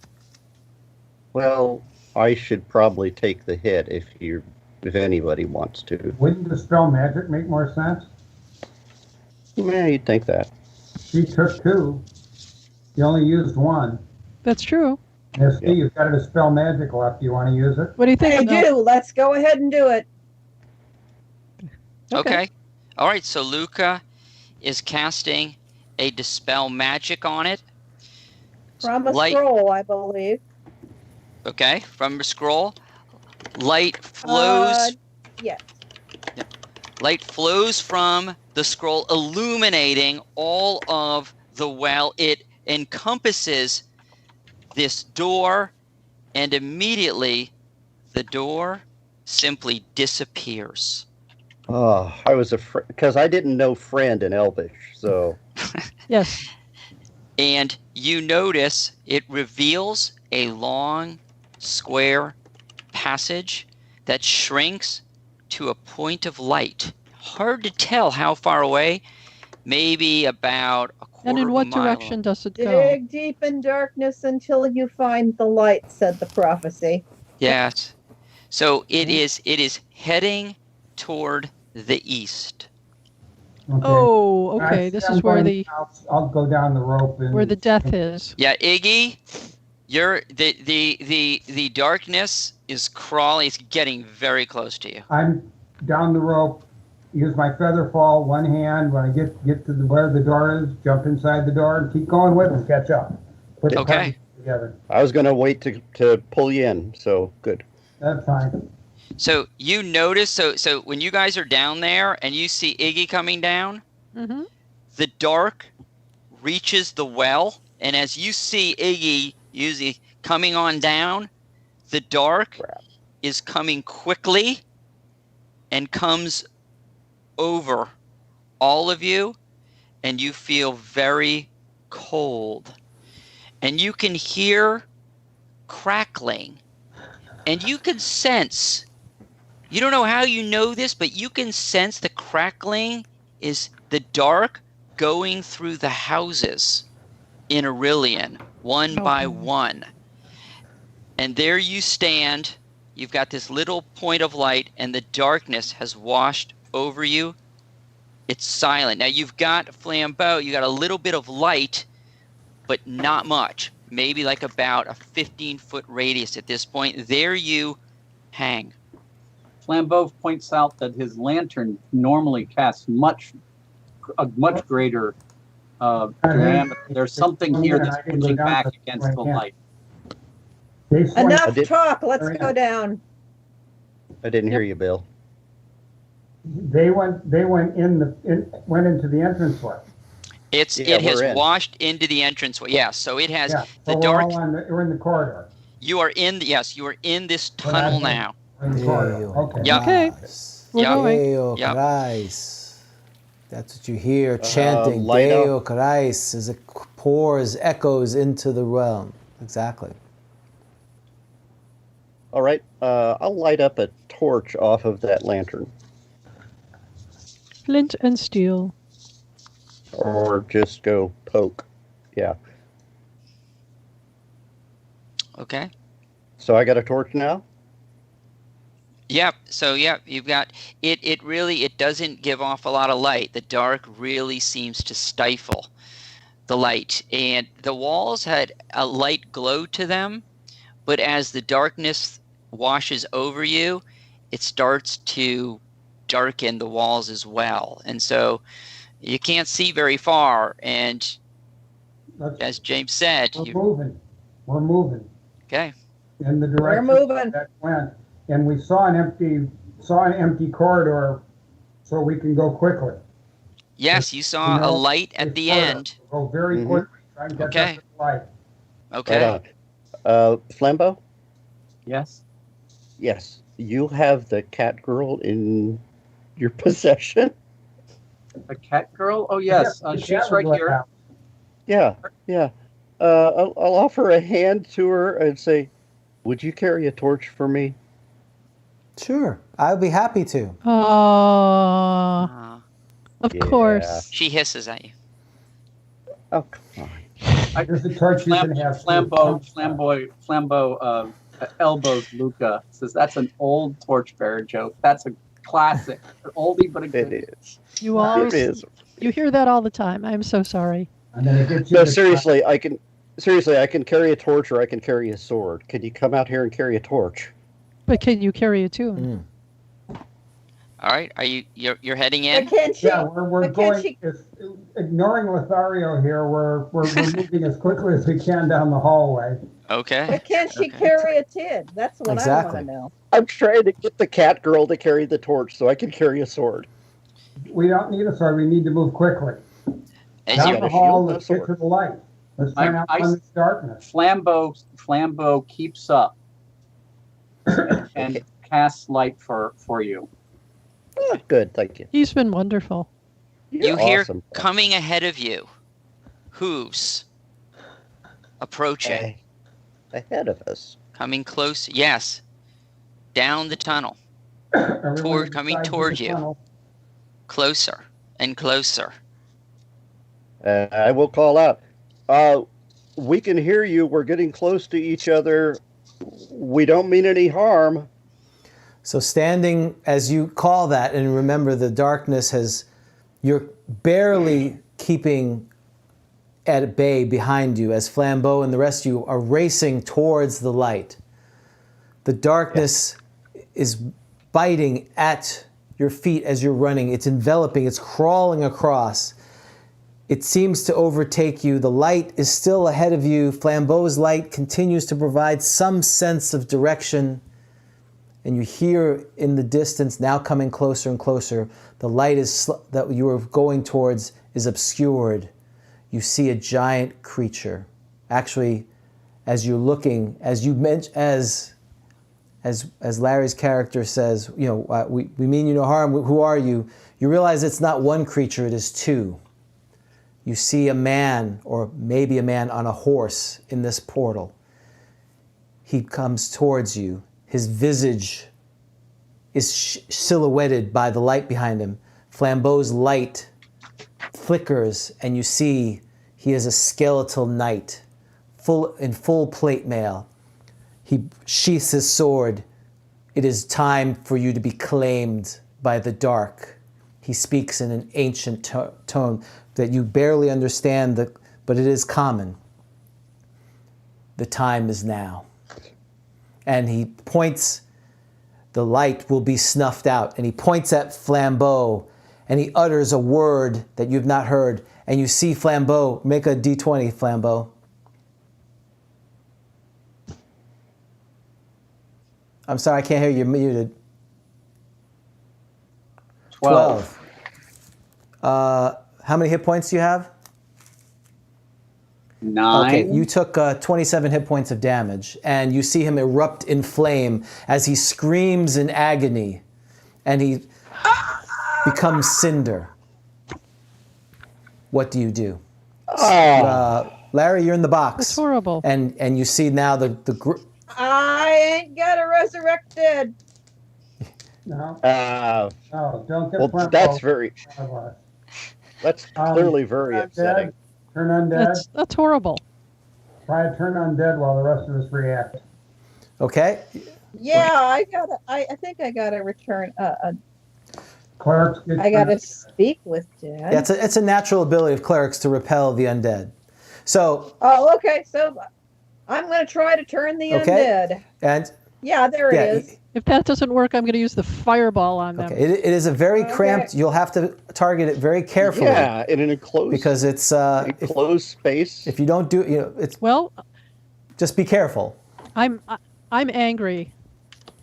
1 to 12 for 3d4 rounds. So apparently it's automatic. I just have to decide how many. Well, you have to make a roll depending on how powerful the creature is. So that's we'll have to roll a d20 when it's time for that. Okay. Atron, what's your action? You see the creature has a skeletal visage underneath its huge war helm. It wears a black plate. The horse that it's riding has flames for eyes, and it's spewing soot and flame out of its mouth. Its hoofs are inflamed. And it's swinging its sword back and forth at you, ready to battle you. And get her, Ray. That's right. And behind you there is a host, and what you do peer also, as you notice, is that light that is silhouetted. It doesn't appear that far away now.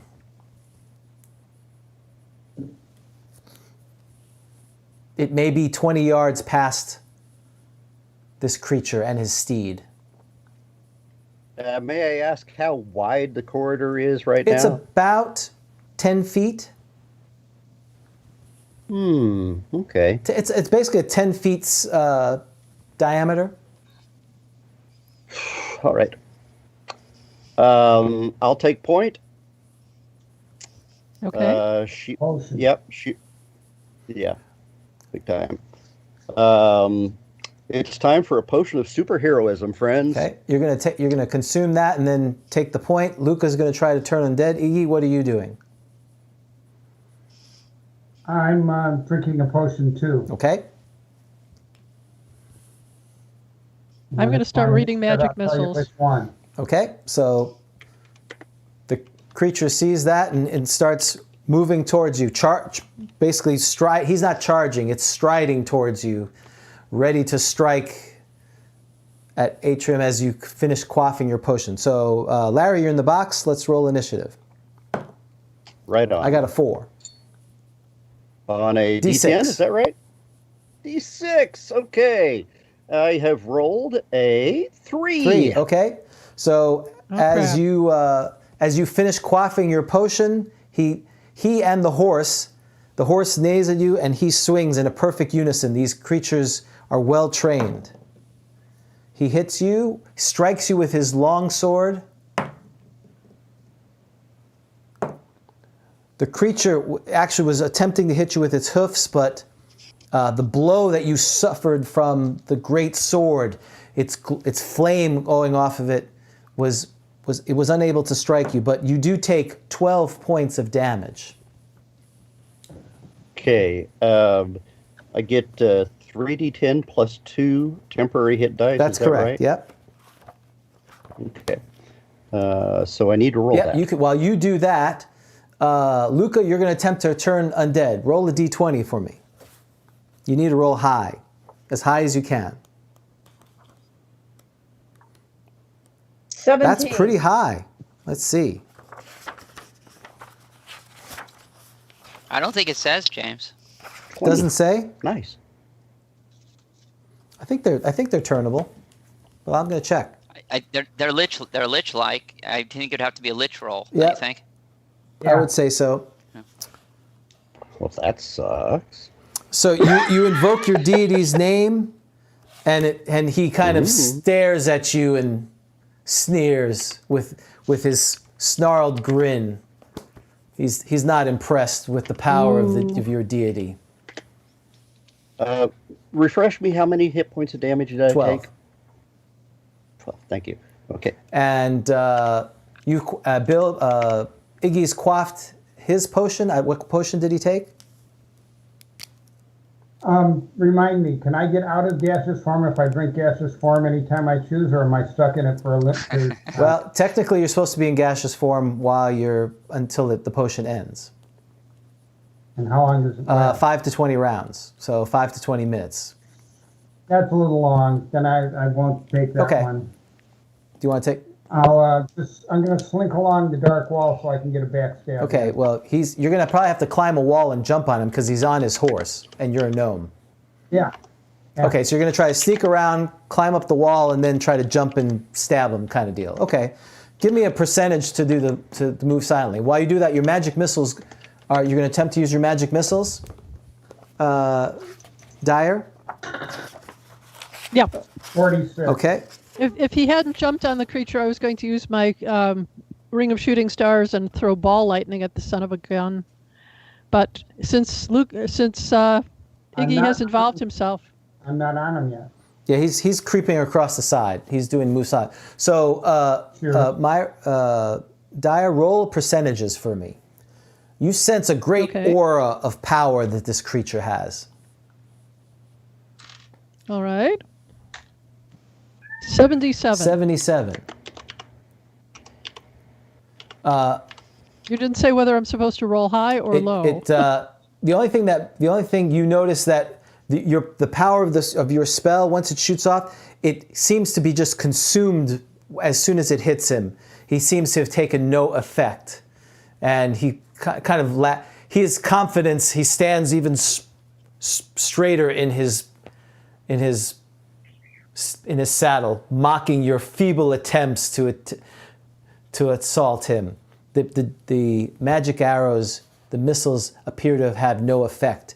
He has some type of resistance against magic. I need a DM clarification, please. Can a lich-type creature be affected by taking a potion? Can a what? Could he take a potion, or the horse take a potion and have it affect him? You mean you could try to put it down his throat? Yeah, you could. Sure. You basically have to make an attack to do that. Yeah, you'd have to kind of. Yeah. It would be a pretty good shot if you did that. But yeah, absolutely. Well, now is the time for taking risks. That's right. Okay, so you've already got a potion of gaseous form out. It's just whether I do it to him or the horse. And the horse is an easier get. Oh, that'd be great. Yeah. Get the freaking horse, man. The horse won't be. The horse is open. And the horse you rode in on. And I should be able to get it in much easier. Okay, so it's initiative. Atrian has consumed her potion of heroism. She is fighting and has more hit points. What are you going to attack? I assume at this point. Me? Yeah. Oh yes. Is this a chaotic creature, by the way? Oh yes, very chaotic. Oh, yeah. Yeah. Oh, he's been waiting for this. Arbiter's really excited. Arbiter's a happy dude. Or girl. I can't really tell by just the shape of the blade. Don't judge by appearances. That's a +4. This is probably a non-binary blade, honestly. This is a +4 against chaotic creatures. So, I'm guessing this thing is more than one hit die. Slightly. Yeah. Okay, so I just have my normal number of attacks per round, which is 1. So you're going to attack. That's going to be your action. Luca, what do you... That is indeed. Actually, I don't know.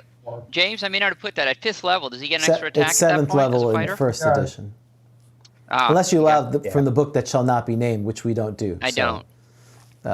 Unearthed so we Arcana. don't do that. Nope. So, Luca, what are you doing? You're Because Jody didn't type that's it right. up. So we If don't Jody use didn't type it up, it doesn't That's count. right. That's We only use books Jody typed up. You're sweet. I appreciate it. Jody's the best. Seriously, Hey, it was isn't it great my first job in having her? publishing. so. Mercedes, what do you do? You're turning, beseeching your deity. My turning didn't No, work. no, ma'am. Nope, it did not. What would you like to do now? You see Death incarnate on his horse, basically. Hey, And just as an aside, James, it actually says, I looked this up, unturnable. Oh, there Get you go. that. Unturnable. Okay. Not to make you guys scared. Right. yeah, it's fine. It's fine. Everything's fine. It's good. It's fine. Once we attack, but it can't hit us if we have protection from evil on us each time. You have 4 left. I'm gonna throw one of my 2 potions of extra healing at the fighter. Okay, gonna give him that. Who, me?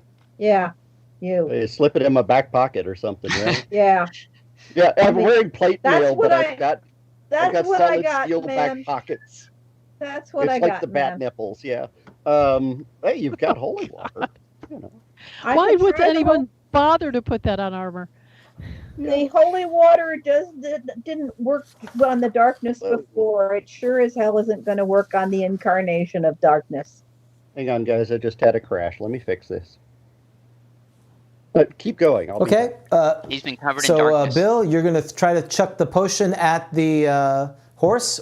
I'm going to try and shove it down the horse's mouth from when it goes by and I'm on the wall next to Okay, it. that sounds great. That's awesome. I love that. It's worth it just for the That's right. heroism value. +3 for dexterity, so I've got a 7. All right, hold on. Don't roll yet. We haven't rolled initiative yet because he may turn to you and kill you before you have a chance to do that. So just.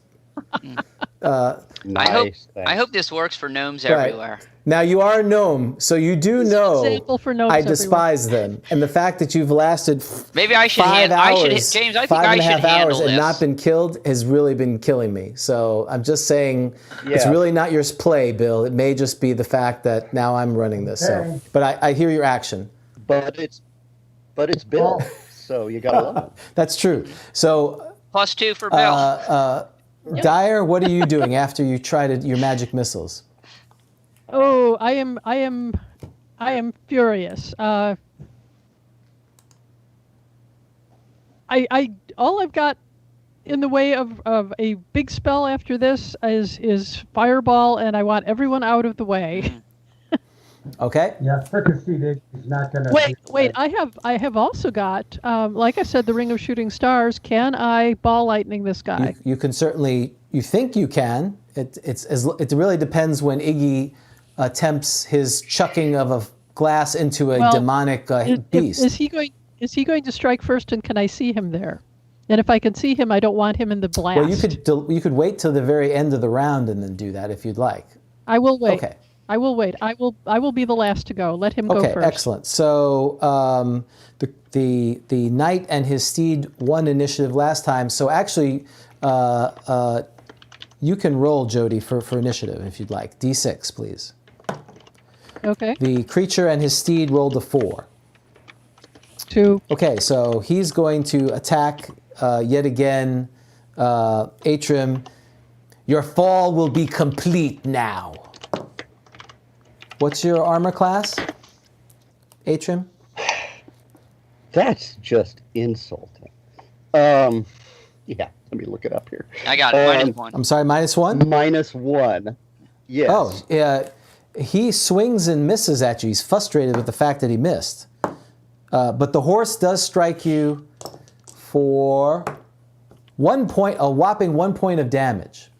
Okay, so starting from back to front, Iggy, you're going to attempt to roll it to hit. You're basically going to try to chuck the potion into the... Roll the 14 plus 3. Oh, okay. Let's see what I think that's pretty close. Let's see, because I don't think let's see what the armor costs. Remember, I don't have to penetrate. You only got to put it in the open mouth. Yep. I think let's see. Well, the creature that you're trying to throw it at has a very substantial armor class. But it's whinnying, so its mouth is open. So, hit him for the Okay, well, we're whinny. going to do first edition rules. You missed, but that doesn't mean you may have gotten a splash damage. So roll a d6 and a d8 for me. Now we are playing first edition. Yeah! Well, Wait a minute, who are you talking to? Bill, yeah, he needs a d6 and a d8. total. 7 and 3. 7 and 3. So it's 3 on the 6-sided. You're 3 feet. 7. Oh, so unfortunately your potion went way to the left, 3 feet away. So now roll a d20 to see if the potion survived. It may have not crushed. It's true. 12. 12 against normal blow. You didn't like chuck. You were just kind of throwing it at it. So I wasn't even throwing it. I was reaching off and oh, shoving reaching up and That's shoving why- it. Okay, so that's a normal blow. Oh, yeah. Oh, it survived. So Yeah. actually, what you did was you tried to put it up there. He kind of got out of the way, and it fell back in your hand. So you can try again next time. Okay. That's as good a break as a gnome gets with him. Yeah, So. that'll be Yeah. the last time. The next time he's going to bite your head I off. want to see if this really works. It could be That's right. legendary. Well, just FYI, the creature has -4 armor class that you're trying to do. Just you would know that, but just. I'm not trying to penetrate Well, no, it. you're though. trying to- The you're trying to armor stick class it- you're trying to is stick it up hitting there. the You're target the size of his No, I mouth. get it. It's not penetrating his armor. No, I get it. But Hey, Bill, you can always signal me, and I can put you on the horse. Yeah. I mean, the other challenge is he's not attacking you, but I think this time he may. Now that he maybe thinks you have a carrot, so maybe he'll come after you this time. So then you So can bite this him. is dumb as well as evil. Well, he's not that smart. Okay, so I know, Luca, I didn't really quite figure out what you all are, what you want to do at this point. I think you were talking about throwing, because then. I'm gonna chuck some holy Okay. water at the damn Great. thing. At the knight or the horse? At the Okay, horse. roll a d20. The horse is a bigger target. Hopefully you roll good. 9. That's not good. So roll a No. d6 and a d8 for me. And so you notice Iggy Dyer try to go up, try to feed the potion. It kind of doesn't get to him. It falls back down. He's out of the way. Are you going to try your spell now? 4 and 4. 4 and 4. Okay, so Wait for this. just real quick, it falls to the right about 4 feet, and it smashes off to the side, and actually does a point of damage on each of them. You see a whiff of smoke as it splashed on the side of the wall and hit it, but it wasn't a direct hit. Well, on that side, does it splash on me? No, it's on the other side. Because you're on the left-hand side. She threw it on the right. I was? Yeah. Okay, I was picking up right. We never specified. So, okay, I'll buy that. Okay, so I've got yes, a sir. question. Is it using a shield? It is. It is using a shield. Correct. What's the shield made of? Is it wood? It's metal. Got any wood on it? Probably has leather type straps, but I don't see a whole lot of wood No on it. wood? Okay, just curious. Okay. Yeah, he's more of a bone steel kind of guy, not a wood. Yeah. Jody knew where I was headed, Yeah. though. Oh yeah. Okay, so Dyer, Okay. it's your turn. Now it's the end of the round at this point. I'm telling everybody. I'm telling my people, hit the dirt. Okay. So you do, and you're going to use the ball lightning. Is that correct? Yep. Okay. Roll percentages for me. Okay. Do I want high or low? You want low, but not that low. I'm sorry. You want actually very high, not low. Very high. You want very high. 75. 75. Oh, that's so close. I say, well, yeah. I say we give it to them because the ring would be 12th level, right? So. Yeah. Yes. The ring is way, way higher. Yeah. Than So I absolutely, can that ever works. The creature. Do I get 1, 2, or 3, or 4? Roll a d4. Because. Let's do find random. out. 1. 1. You get 1 then. It's a big one, then. It's a big one. It's the lowliest number. It is the lowliest number. It is. All right. So how much damage? Did you look that up real quick? Because I'm flipping and turning as we. I did look it up. It's. If there's 1, it's 4d12. Okay. Roll 4d12 for me, please. Now I have to make a saving throw for it. Let's see if it saves. Oh, look at that. I really rolled it. I'm like Dan today. I rolled a 1. In other words? He failed to save. So it does the full Good. damage. Let's start rolling. Here's my d12. I love seeing that look on Jody's face. 5, 8, 13. 7, 20. 9. 29. Oh, so you Wow. you strike the Eat creature. that. Actually, you strike both of them. I'm going to say. I'm going to see. Let's see what if the guy beneath the horse beneath him. Nope. I'm sorry about the horse. Well, it's not a real demonic horse. And 29, you said? Yep. Yeah. Well, people were adding it for me. Okay. So Yeah, I thought it was a skeletal horse. it's a skeletal. It's like a demonic. Its skin is taunt around it. Its bones are protruding. It's definitely skeletal. Horse has had better Yes, days. it has. Well, you hit both of them, and they, it lights up the corridor for just a brief second, and you see that the light behind is no more than 10 or 20 feet past you, and it's in a chamber. It's in a center arched chamber that when you see Dyer use her ring, and again, it seems to be the light is burning in the center of an arched chamber, and the creature kind of steps back after you blast it with the ring, and it's kind of stumbling around. It's like almost like Darth Vader when he gets shocked by the Emperor. You see his face illuminating after this lightning hits it. Okay. So it stumbles and recoils. It's now initiative. So I'll start with Bill this time. You're going to try to feed the horse again, the gaseous form?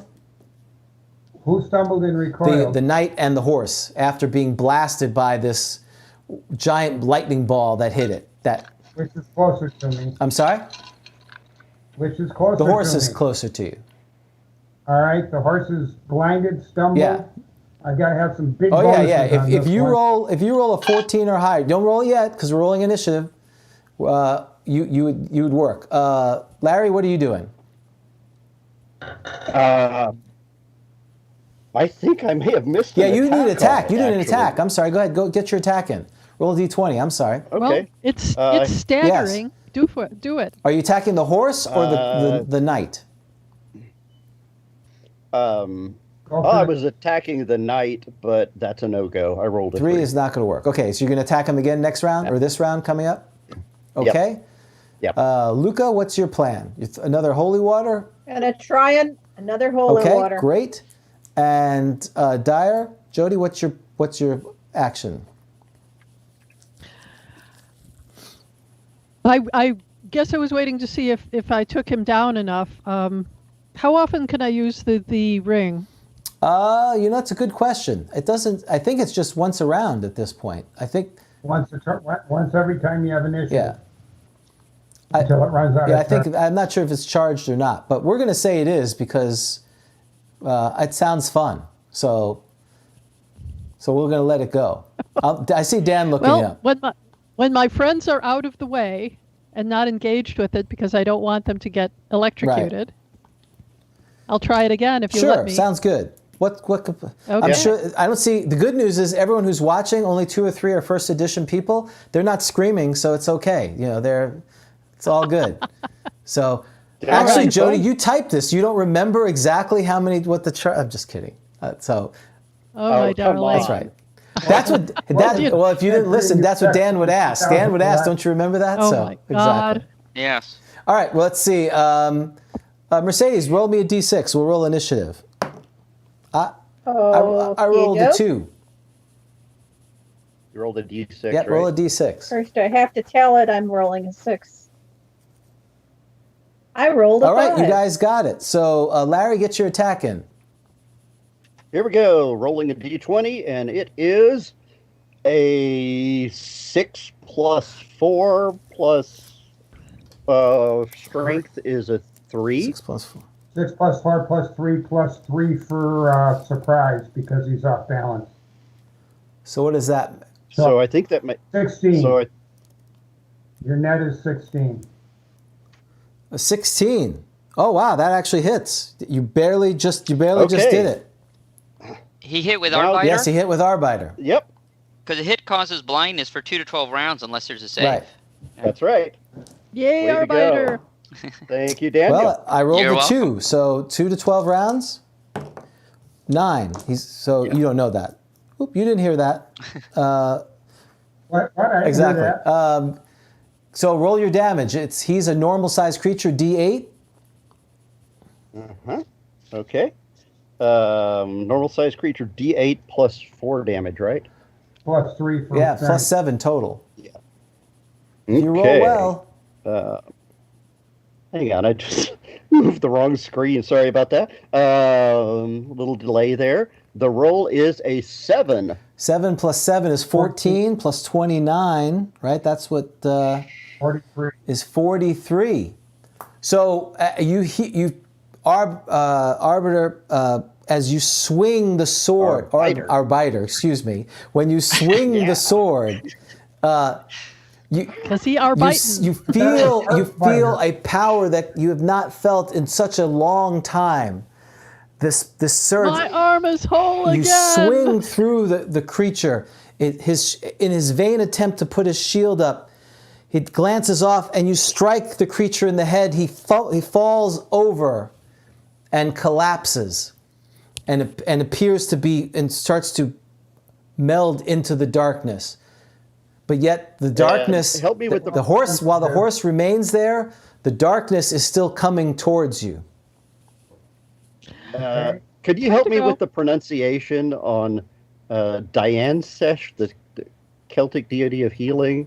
How's that pronounced? Oh, You checked? good as me. Yeah. That sounds good to Yeah. me. I say Diantek, but I have no idea.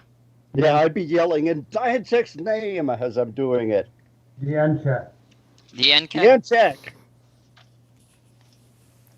Yes. Okay. I'm going. Since it's based on Latin, it's probably Diankecht. Yeah. My potion trick. Okay. So roll your thing. Roll your. 12 plus 3 Oh yeah. plus Oh whatever.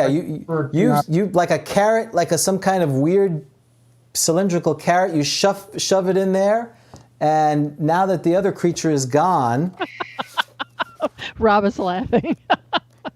Well, it's all about cylinders in this game, apparently, so we have to keep mentioning it. It so much is. Let me look it up. Turning and flipping, and nope, standard resistance. So, yeah, he kind of chews on its chops. You see the liquid pour out of it and kind of steams, snorts it in, and starts wafting away. He's gaseous. Let's get to the light. All right. Okay. Run! Yes, you Run to the see, light, Carol Ann. Yeah. you see a ball of burning light in the center of an arched chamber up ahead. What do I you do? just want to point out to him that the gnome just wiped out the skeletal horse. Hold on. I expect Nice no job, less. Let's see. Gnomes have I think power. there's 7 more of these knights surrounding the thing at this point. Oh, that's right. No. Just the gnome. Yeah. Yeah. That's okay. I have my ring. I have my fireball spell. Go ahead. Run to the light. I got nothing. You killed my friend. Okay, you're running to. All right, so Iggy is running to the light. So all right, so you enter this chamber, a small chamber, and you see this ball of burning light in the center. What do you do? Push the book into it. Okay, so how you do? You just slide the book in. It's in the cloth. Just put it in. Okay, so as the book goes in, you can see still the outline of the book. It doesn't seem to be having any effect on the book.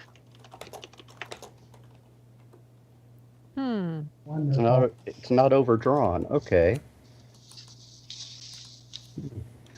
While he's doing that, I'm hacking on the freaking body of the dead thing because it kind of was subsumed into the darkness as you guys ran past it. I'm sorry if I didn't make that clear. I apologize. No, that's fine. I need to go back to we got to figure out Flambeau's ashes. We need to get Flambeau back. Okay, how did it rain on the flame in the book? What did it say? Bill's on target. Yeah. Remember, I could go pull it up, but what's our quote that we're working from? So the old Irilian song is out of the west, the dark comes crawling higher and higher till it touched the sky, while in the east, the light still burning sends the hero to the funeral pyre. Okay, light the book on fire.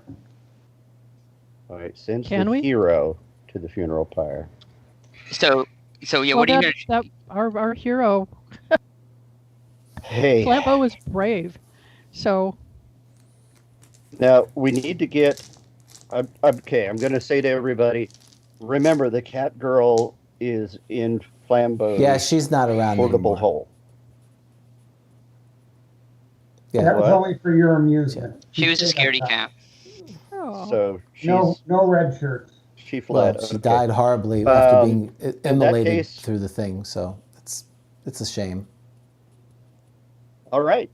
Well, I've got one thing I can do. I'm going to come on up with the rest of the group and drop the shield, drop my dagger. I will say goodbye to Arbiter. I'll take the book and I will jump into the flame. Okay. You crazy man. This is her one chance at real redemption. She used to be a paladin, and she lost it. So she's going to risk sacrificing herself. Yeah. You say goodbye to Arbiter. You see Atrum grab the book, steps into this ball of burning light. No! The fire blazes up, blinding all of you for about a minute and consuming Atrum. An aura of blue-white diamond fire flaring around Atrum and the book. The light then all of a sudden dims, then flares up, bursts forth past all of you, down the tunnel. The next thing you know, you awaken. It seems as if a long time has passed. So Iggy and Luca and Dyer, you're laying in this tunnel, and you can see there's light now coming from like outside the well area probably. So you just wake up, you don't know how long it's been. It seems to be daylight, but there is no sign of Atrum. But that's okay. Well, remember, that sucks. It was a worthy death, but what a terrible waste. Well, I know you'll be sad, but this is high fantasy, so you'll see her image in a cloud somewhere. Or in the mud. Or in a rainbow. Or in the mud. Darth Vader. Or in the mud. Yeah, there's lots of mud. And don't forget about me. Oh, yes. And of course, and Flambeau, we will always think of you. And hope that maybe Atrum found another way, that we're going to go out, get out of the well and Save the city. Let's make sure that there's no way that either of Chico's- them could have survived down here, because I'm not going to go away until we check. Yeah. Well, Chico is dancing. You see no remnants of Atrum at all, or the book. Bummer. Just gone. Mhm. So then when you come out, so it is a bright, beautiful day, sun up in the sky, clear skies. The dark has been late. You see people they're also coming too. It's apparently everybody in Irilian was knocked unconscious, and they talk about this light that came up from the well and burst forth and laid the dark, and people who had been consumed by the dark are no longer consumed by the dark. And you are all hailed as heroes. You and your heirs are given Irilian citizenship for the rest of your lives, free mud. with exemption, free mud. All the mud Free we mud? can eat. All the mud you Yeah, can eat. apparently. Let's not be sour about it. Hey, So Free mud. Wow. you know, Appreciate good topsoil. when Is- life gives you lemons. Was Arbiter still in the tunnel? Yes, Arbiter was still there because you laid, if I remember, Well- laid Arbiter. Yes, Arbiter. He did, but I'm going to make sure that Arbiter is in a safe place, a place of honor where occasionally Arbiter can get into fights. Well, I know where there's a glass case. Yes, Back at the monitor. because nothing will make that sword happier. Oh, that sword to be at the monastery, that would be like the best. That would be they would love that sword is lawful neutral. I'll see about endowing Arbiter to the monastery. And they're like, wow, and we already have a relic too. We have a new relic. And the sword that defeated the unholy knight. This is like a new theme attraction at Universal. They got two things. It's going to bring in Yeah. lots of tourists. That's right. Yeah. You know, this might turn around the fortunes of Irilian. I sincerely hope so, and I want Flambeau memorialized because he was a hero. Yeah, they're he going to was. put a chalk mark around the stain that he made against the wall and charge admission. At a minimum, it should be like the Flambeau well. Yeah, and you can go Actually, down there and see. We're That's going better. to make that's, sure that's a better idea. that all Yeah. torches of a certain kind from now on are going to be called flambeaus. Flambeau. That's No, right. Sure. I'm After going our to lost lobby for friend. it to be a description of the treatment of certain desserts forever. Yes. And That's flambe. and tackle boxes. Yeah. But there's more. But wait. There's more. But wait, you are given lordship over the lands held by Irilian to the north. Yes, they tend to be Humanoid infested. but nevertheless, sorry, humanoid infested. Yes, nevertheless, they are. Yes, yeah, that would be a big mistake. Yeah, they're demi-human infested. That sounds great. Oh no, wait, I meant humanoid. And you are given a pension of 500 gold pieces per year for the rest of your lives, and of course, the everlasting thanks of the citizens of Irilian. Yay! end. Thank you so much. Well, You thank can- you very much. Yay! Thank you. That was exciting. Congratulations. Yeah. Hope we didn't screw And it we up will too never bad. forget our lost friends. Well, y'all were worth dying for. Well, thank you to everyone out there who are on the chat. We had a lot of great conversation. Again, thank you, Mercedes and Larry and Bill and Jody. Thank you so much. I hope you enjoyed our time together. I want to thank Oh, so much. Rob Richie, who volunteered to join this shenanigans. We really had a good time. That's right, golf clap. Thank you, Rob, very much. It was great. This is, and honor. again, this is 6 sessions that we put into one, so there's a lot more to the story and history. We also want to thank Daniel Collerton for coming. He really wanted to be part of this, but of course, this is 5 hours ahead. So, he's in England, so that He's was in not England. going to work starting at 1 in the morning. So, yeah. And just to let you guys know, so Dan Collerton, he wrote this to introduce players to Irilian. So it was designed where you would go from location to location to learn about the different areas of the city, which is why you were sort of shuttled. That's why you were shuttled first to this place, to that place, and the tour resort is right next door, was because he had that in mind. That was his purpose with this adventure. It was very clever. It was a good adventure. Yeah, we'd like to give a salute to him. And it was well run. We enjoyed it. Kudos to him. Yeah, everybody that had a part in running the game, well done, Many friends. Thanks. Absolutely. Many it was thanks. our pleasure. It was terrific. You all passed to each other for each different segment so beautifully. Yeah. And that is the hero. disappointing. Lived. That's right. The gnome lived. That'll appear in New York subways. Well, and the gnome lives. yes. If I may say something to everybody, the way that you ran this game, I mean, completely beside the fact that we were using incredible technology, back when this was written, I think that you would have stunned the world by how well you did. High praises. Yes. Thank you. Yeah. Thank Had been live Thank at you. tournaments, I think it would have been fabulous. I played with back then, and you'd have played with them, and there were some pretty interesting people.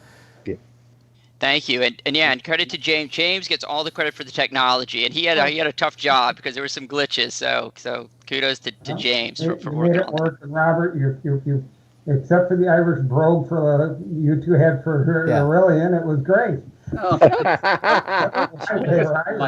Well, if you're up to it, we'll be happy to do this again at a later time. If you enjoyed this, we'd be happy to run another game at some point in the future. So many people had a good time. I appreciate it. Oh yeah, we did enjoy it, and in fact, what I suggest is that we'd probably love to reunite for a good charity game for something you want to do. Yeah, you could do that too. We like those. And we want Robert with us. He can be our fifth player. Yeah. Except next time you get to be a player character. We would love to do that. Plus we had cats and cockatoos. So on behalf of GROGTALK, Chico was dancing. That's right. Well, so on behalf of GROGTALK, I'm James. And we will see you all next time on GROGTALK. Have a great night. Take care.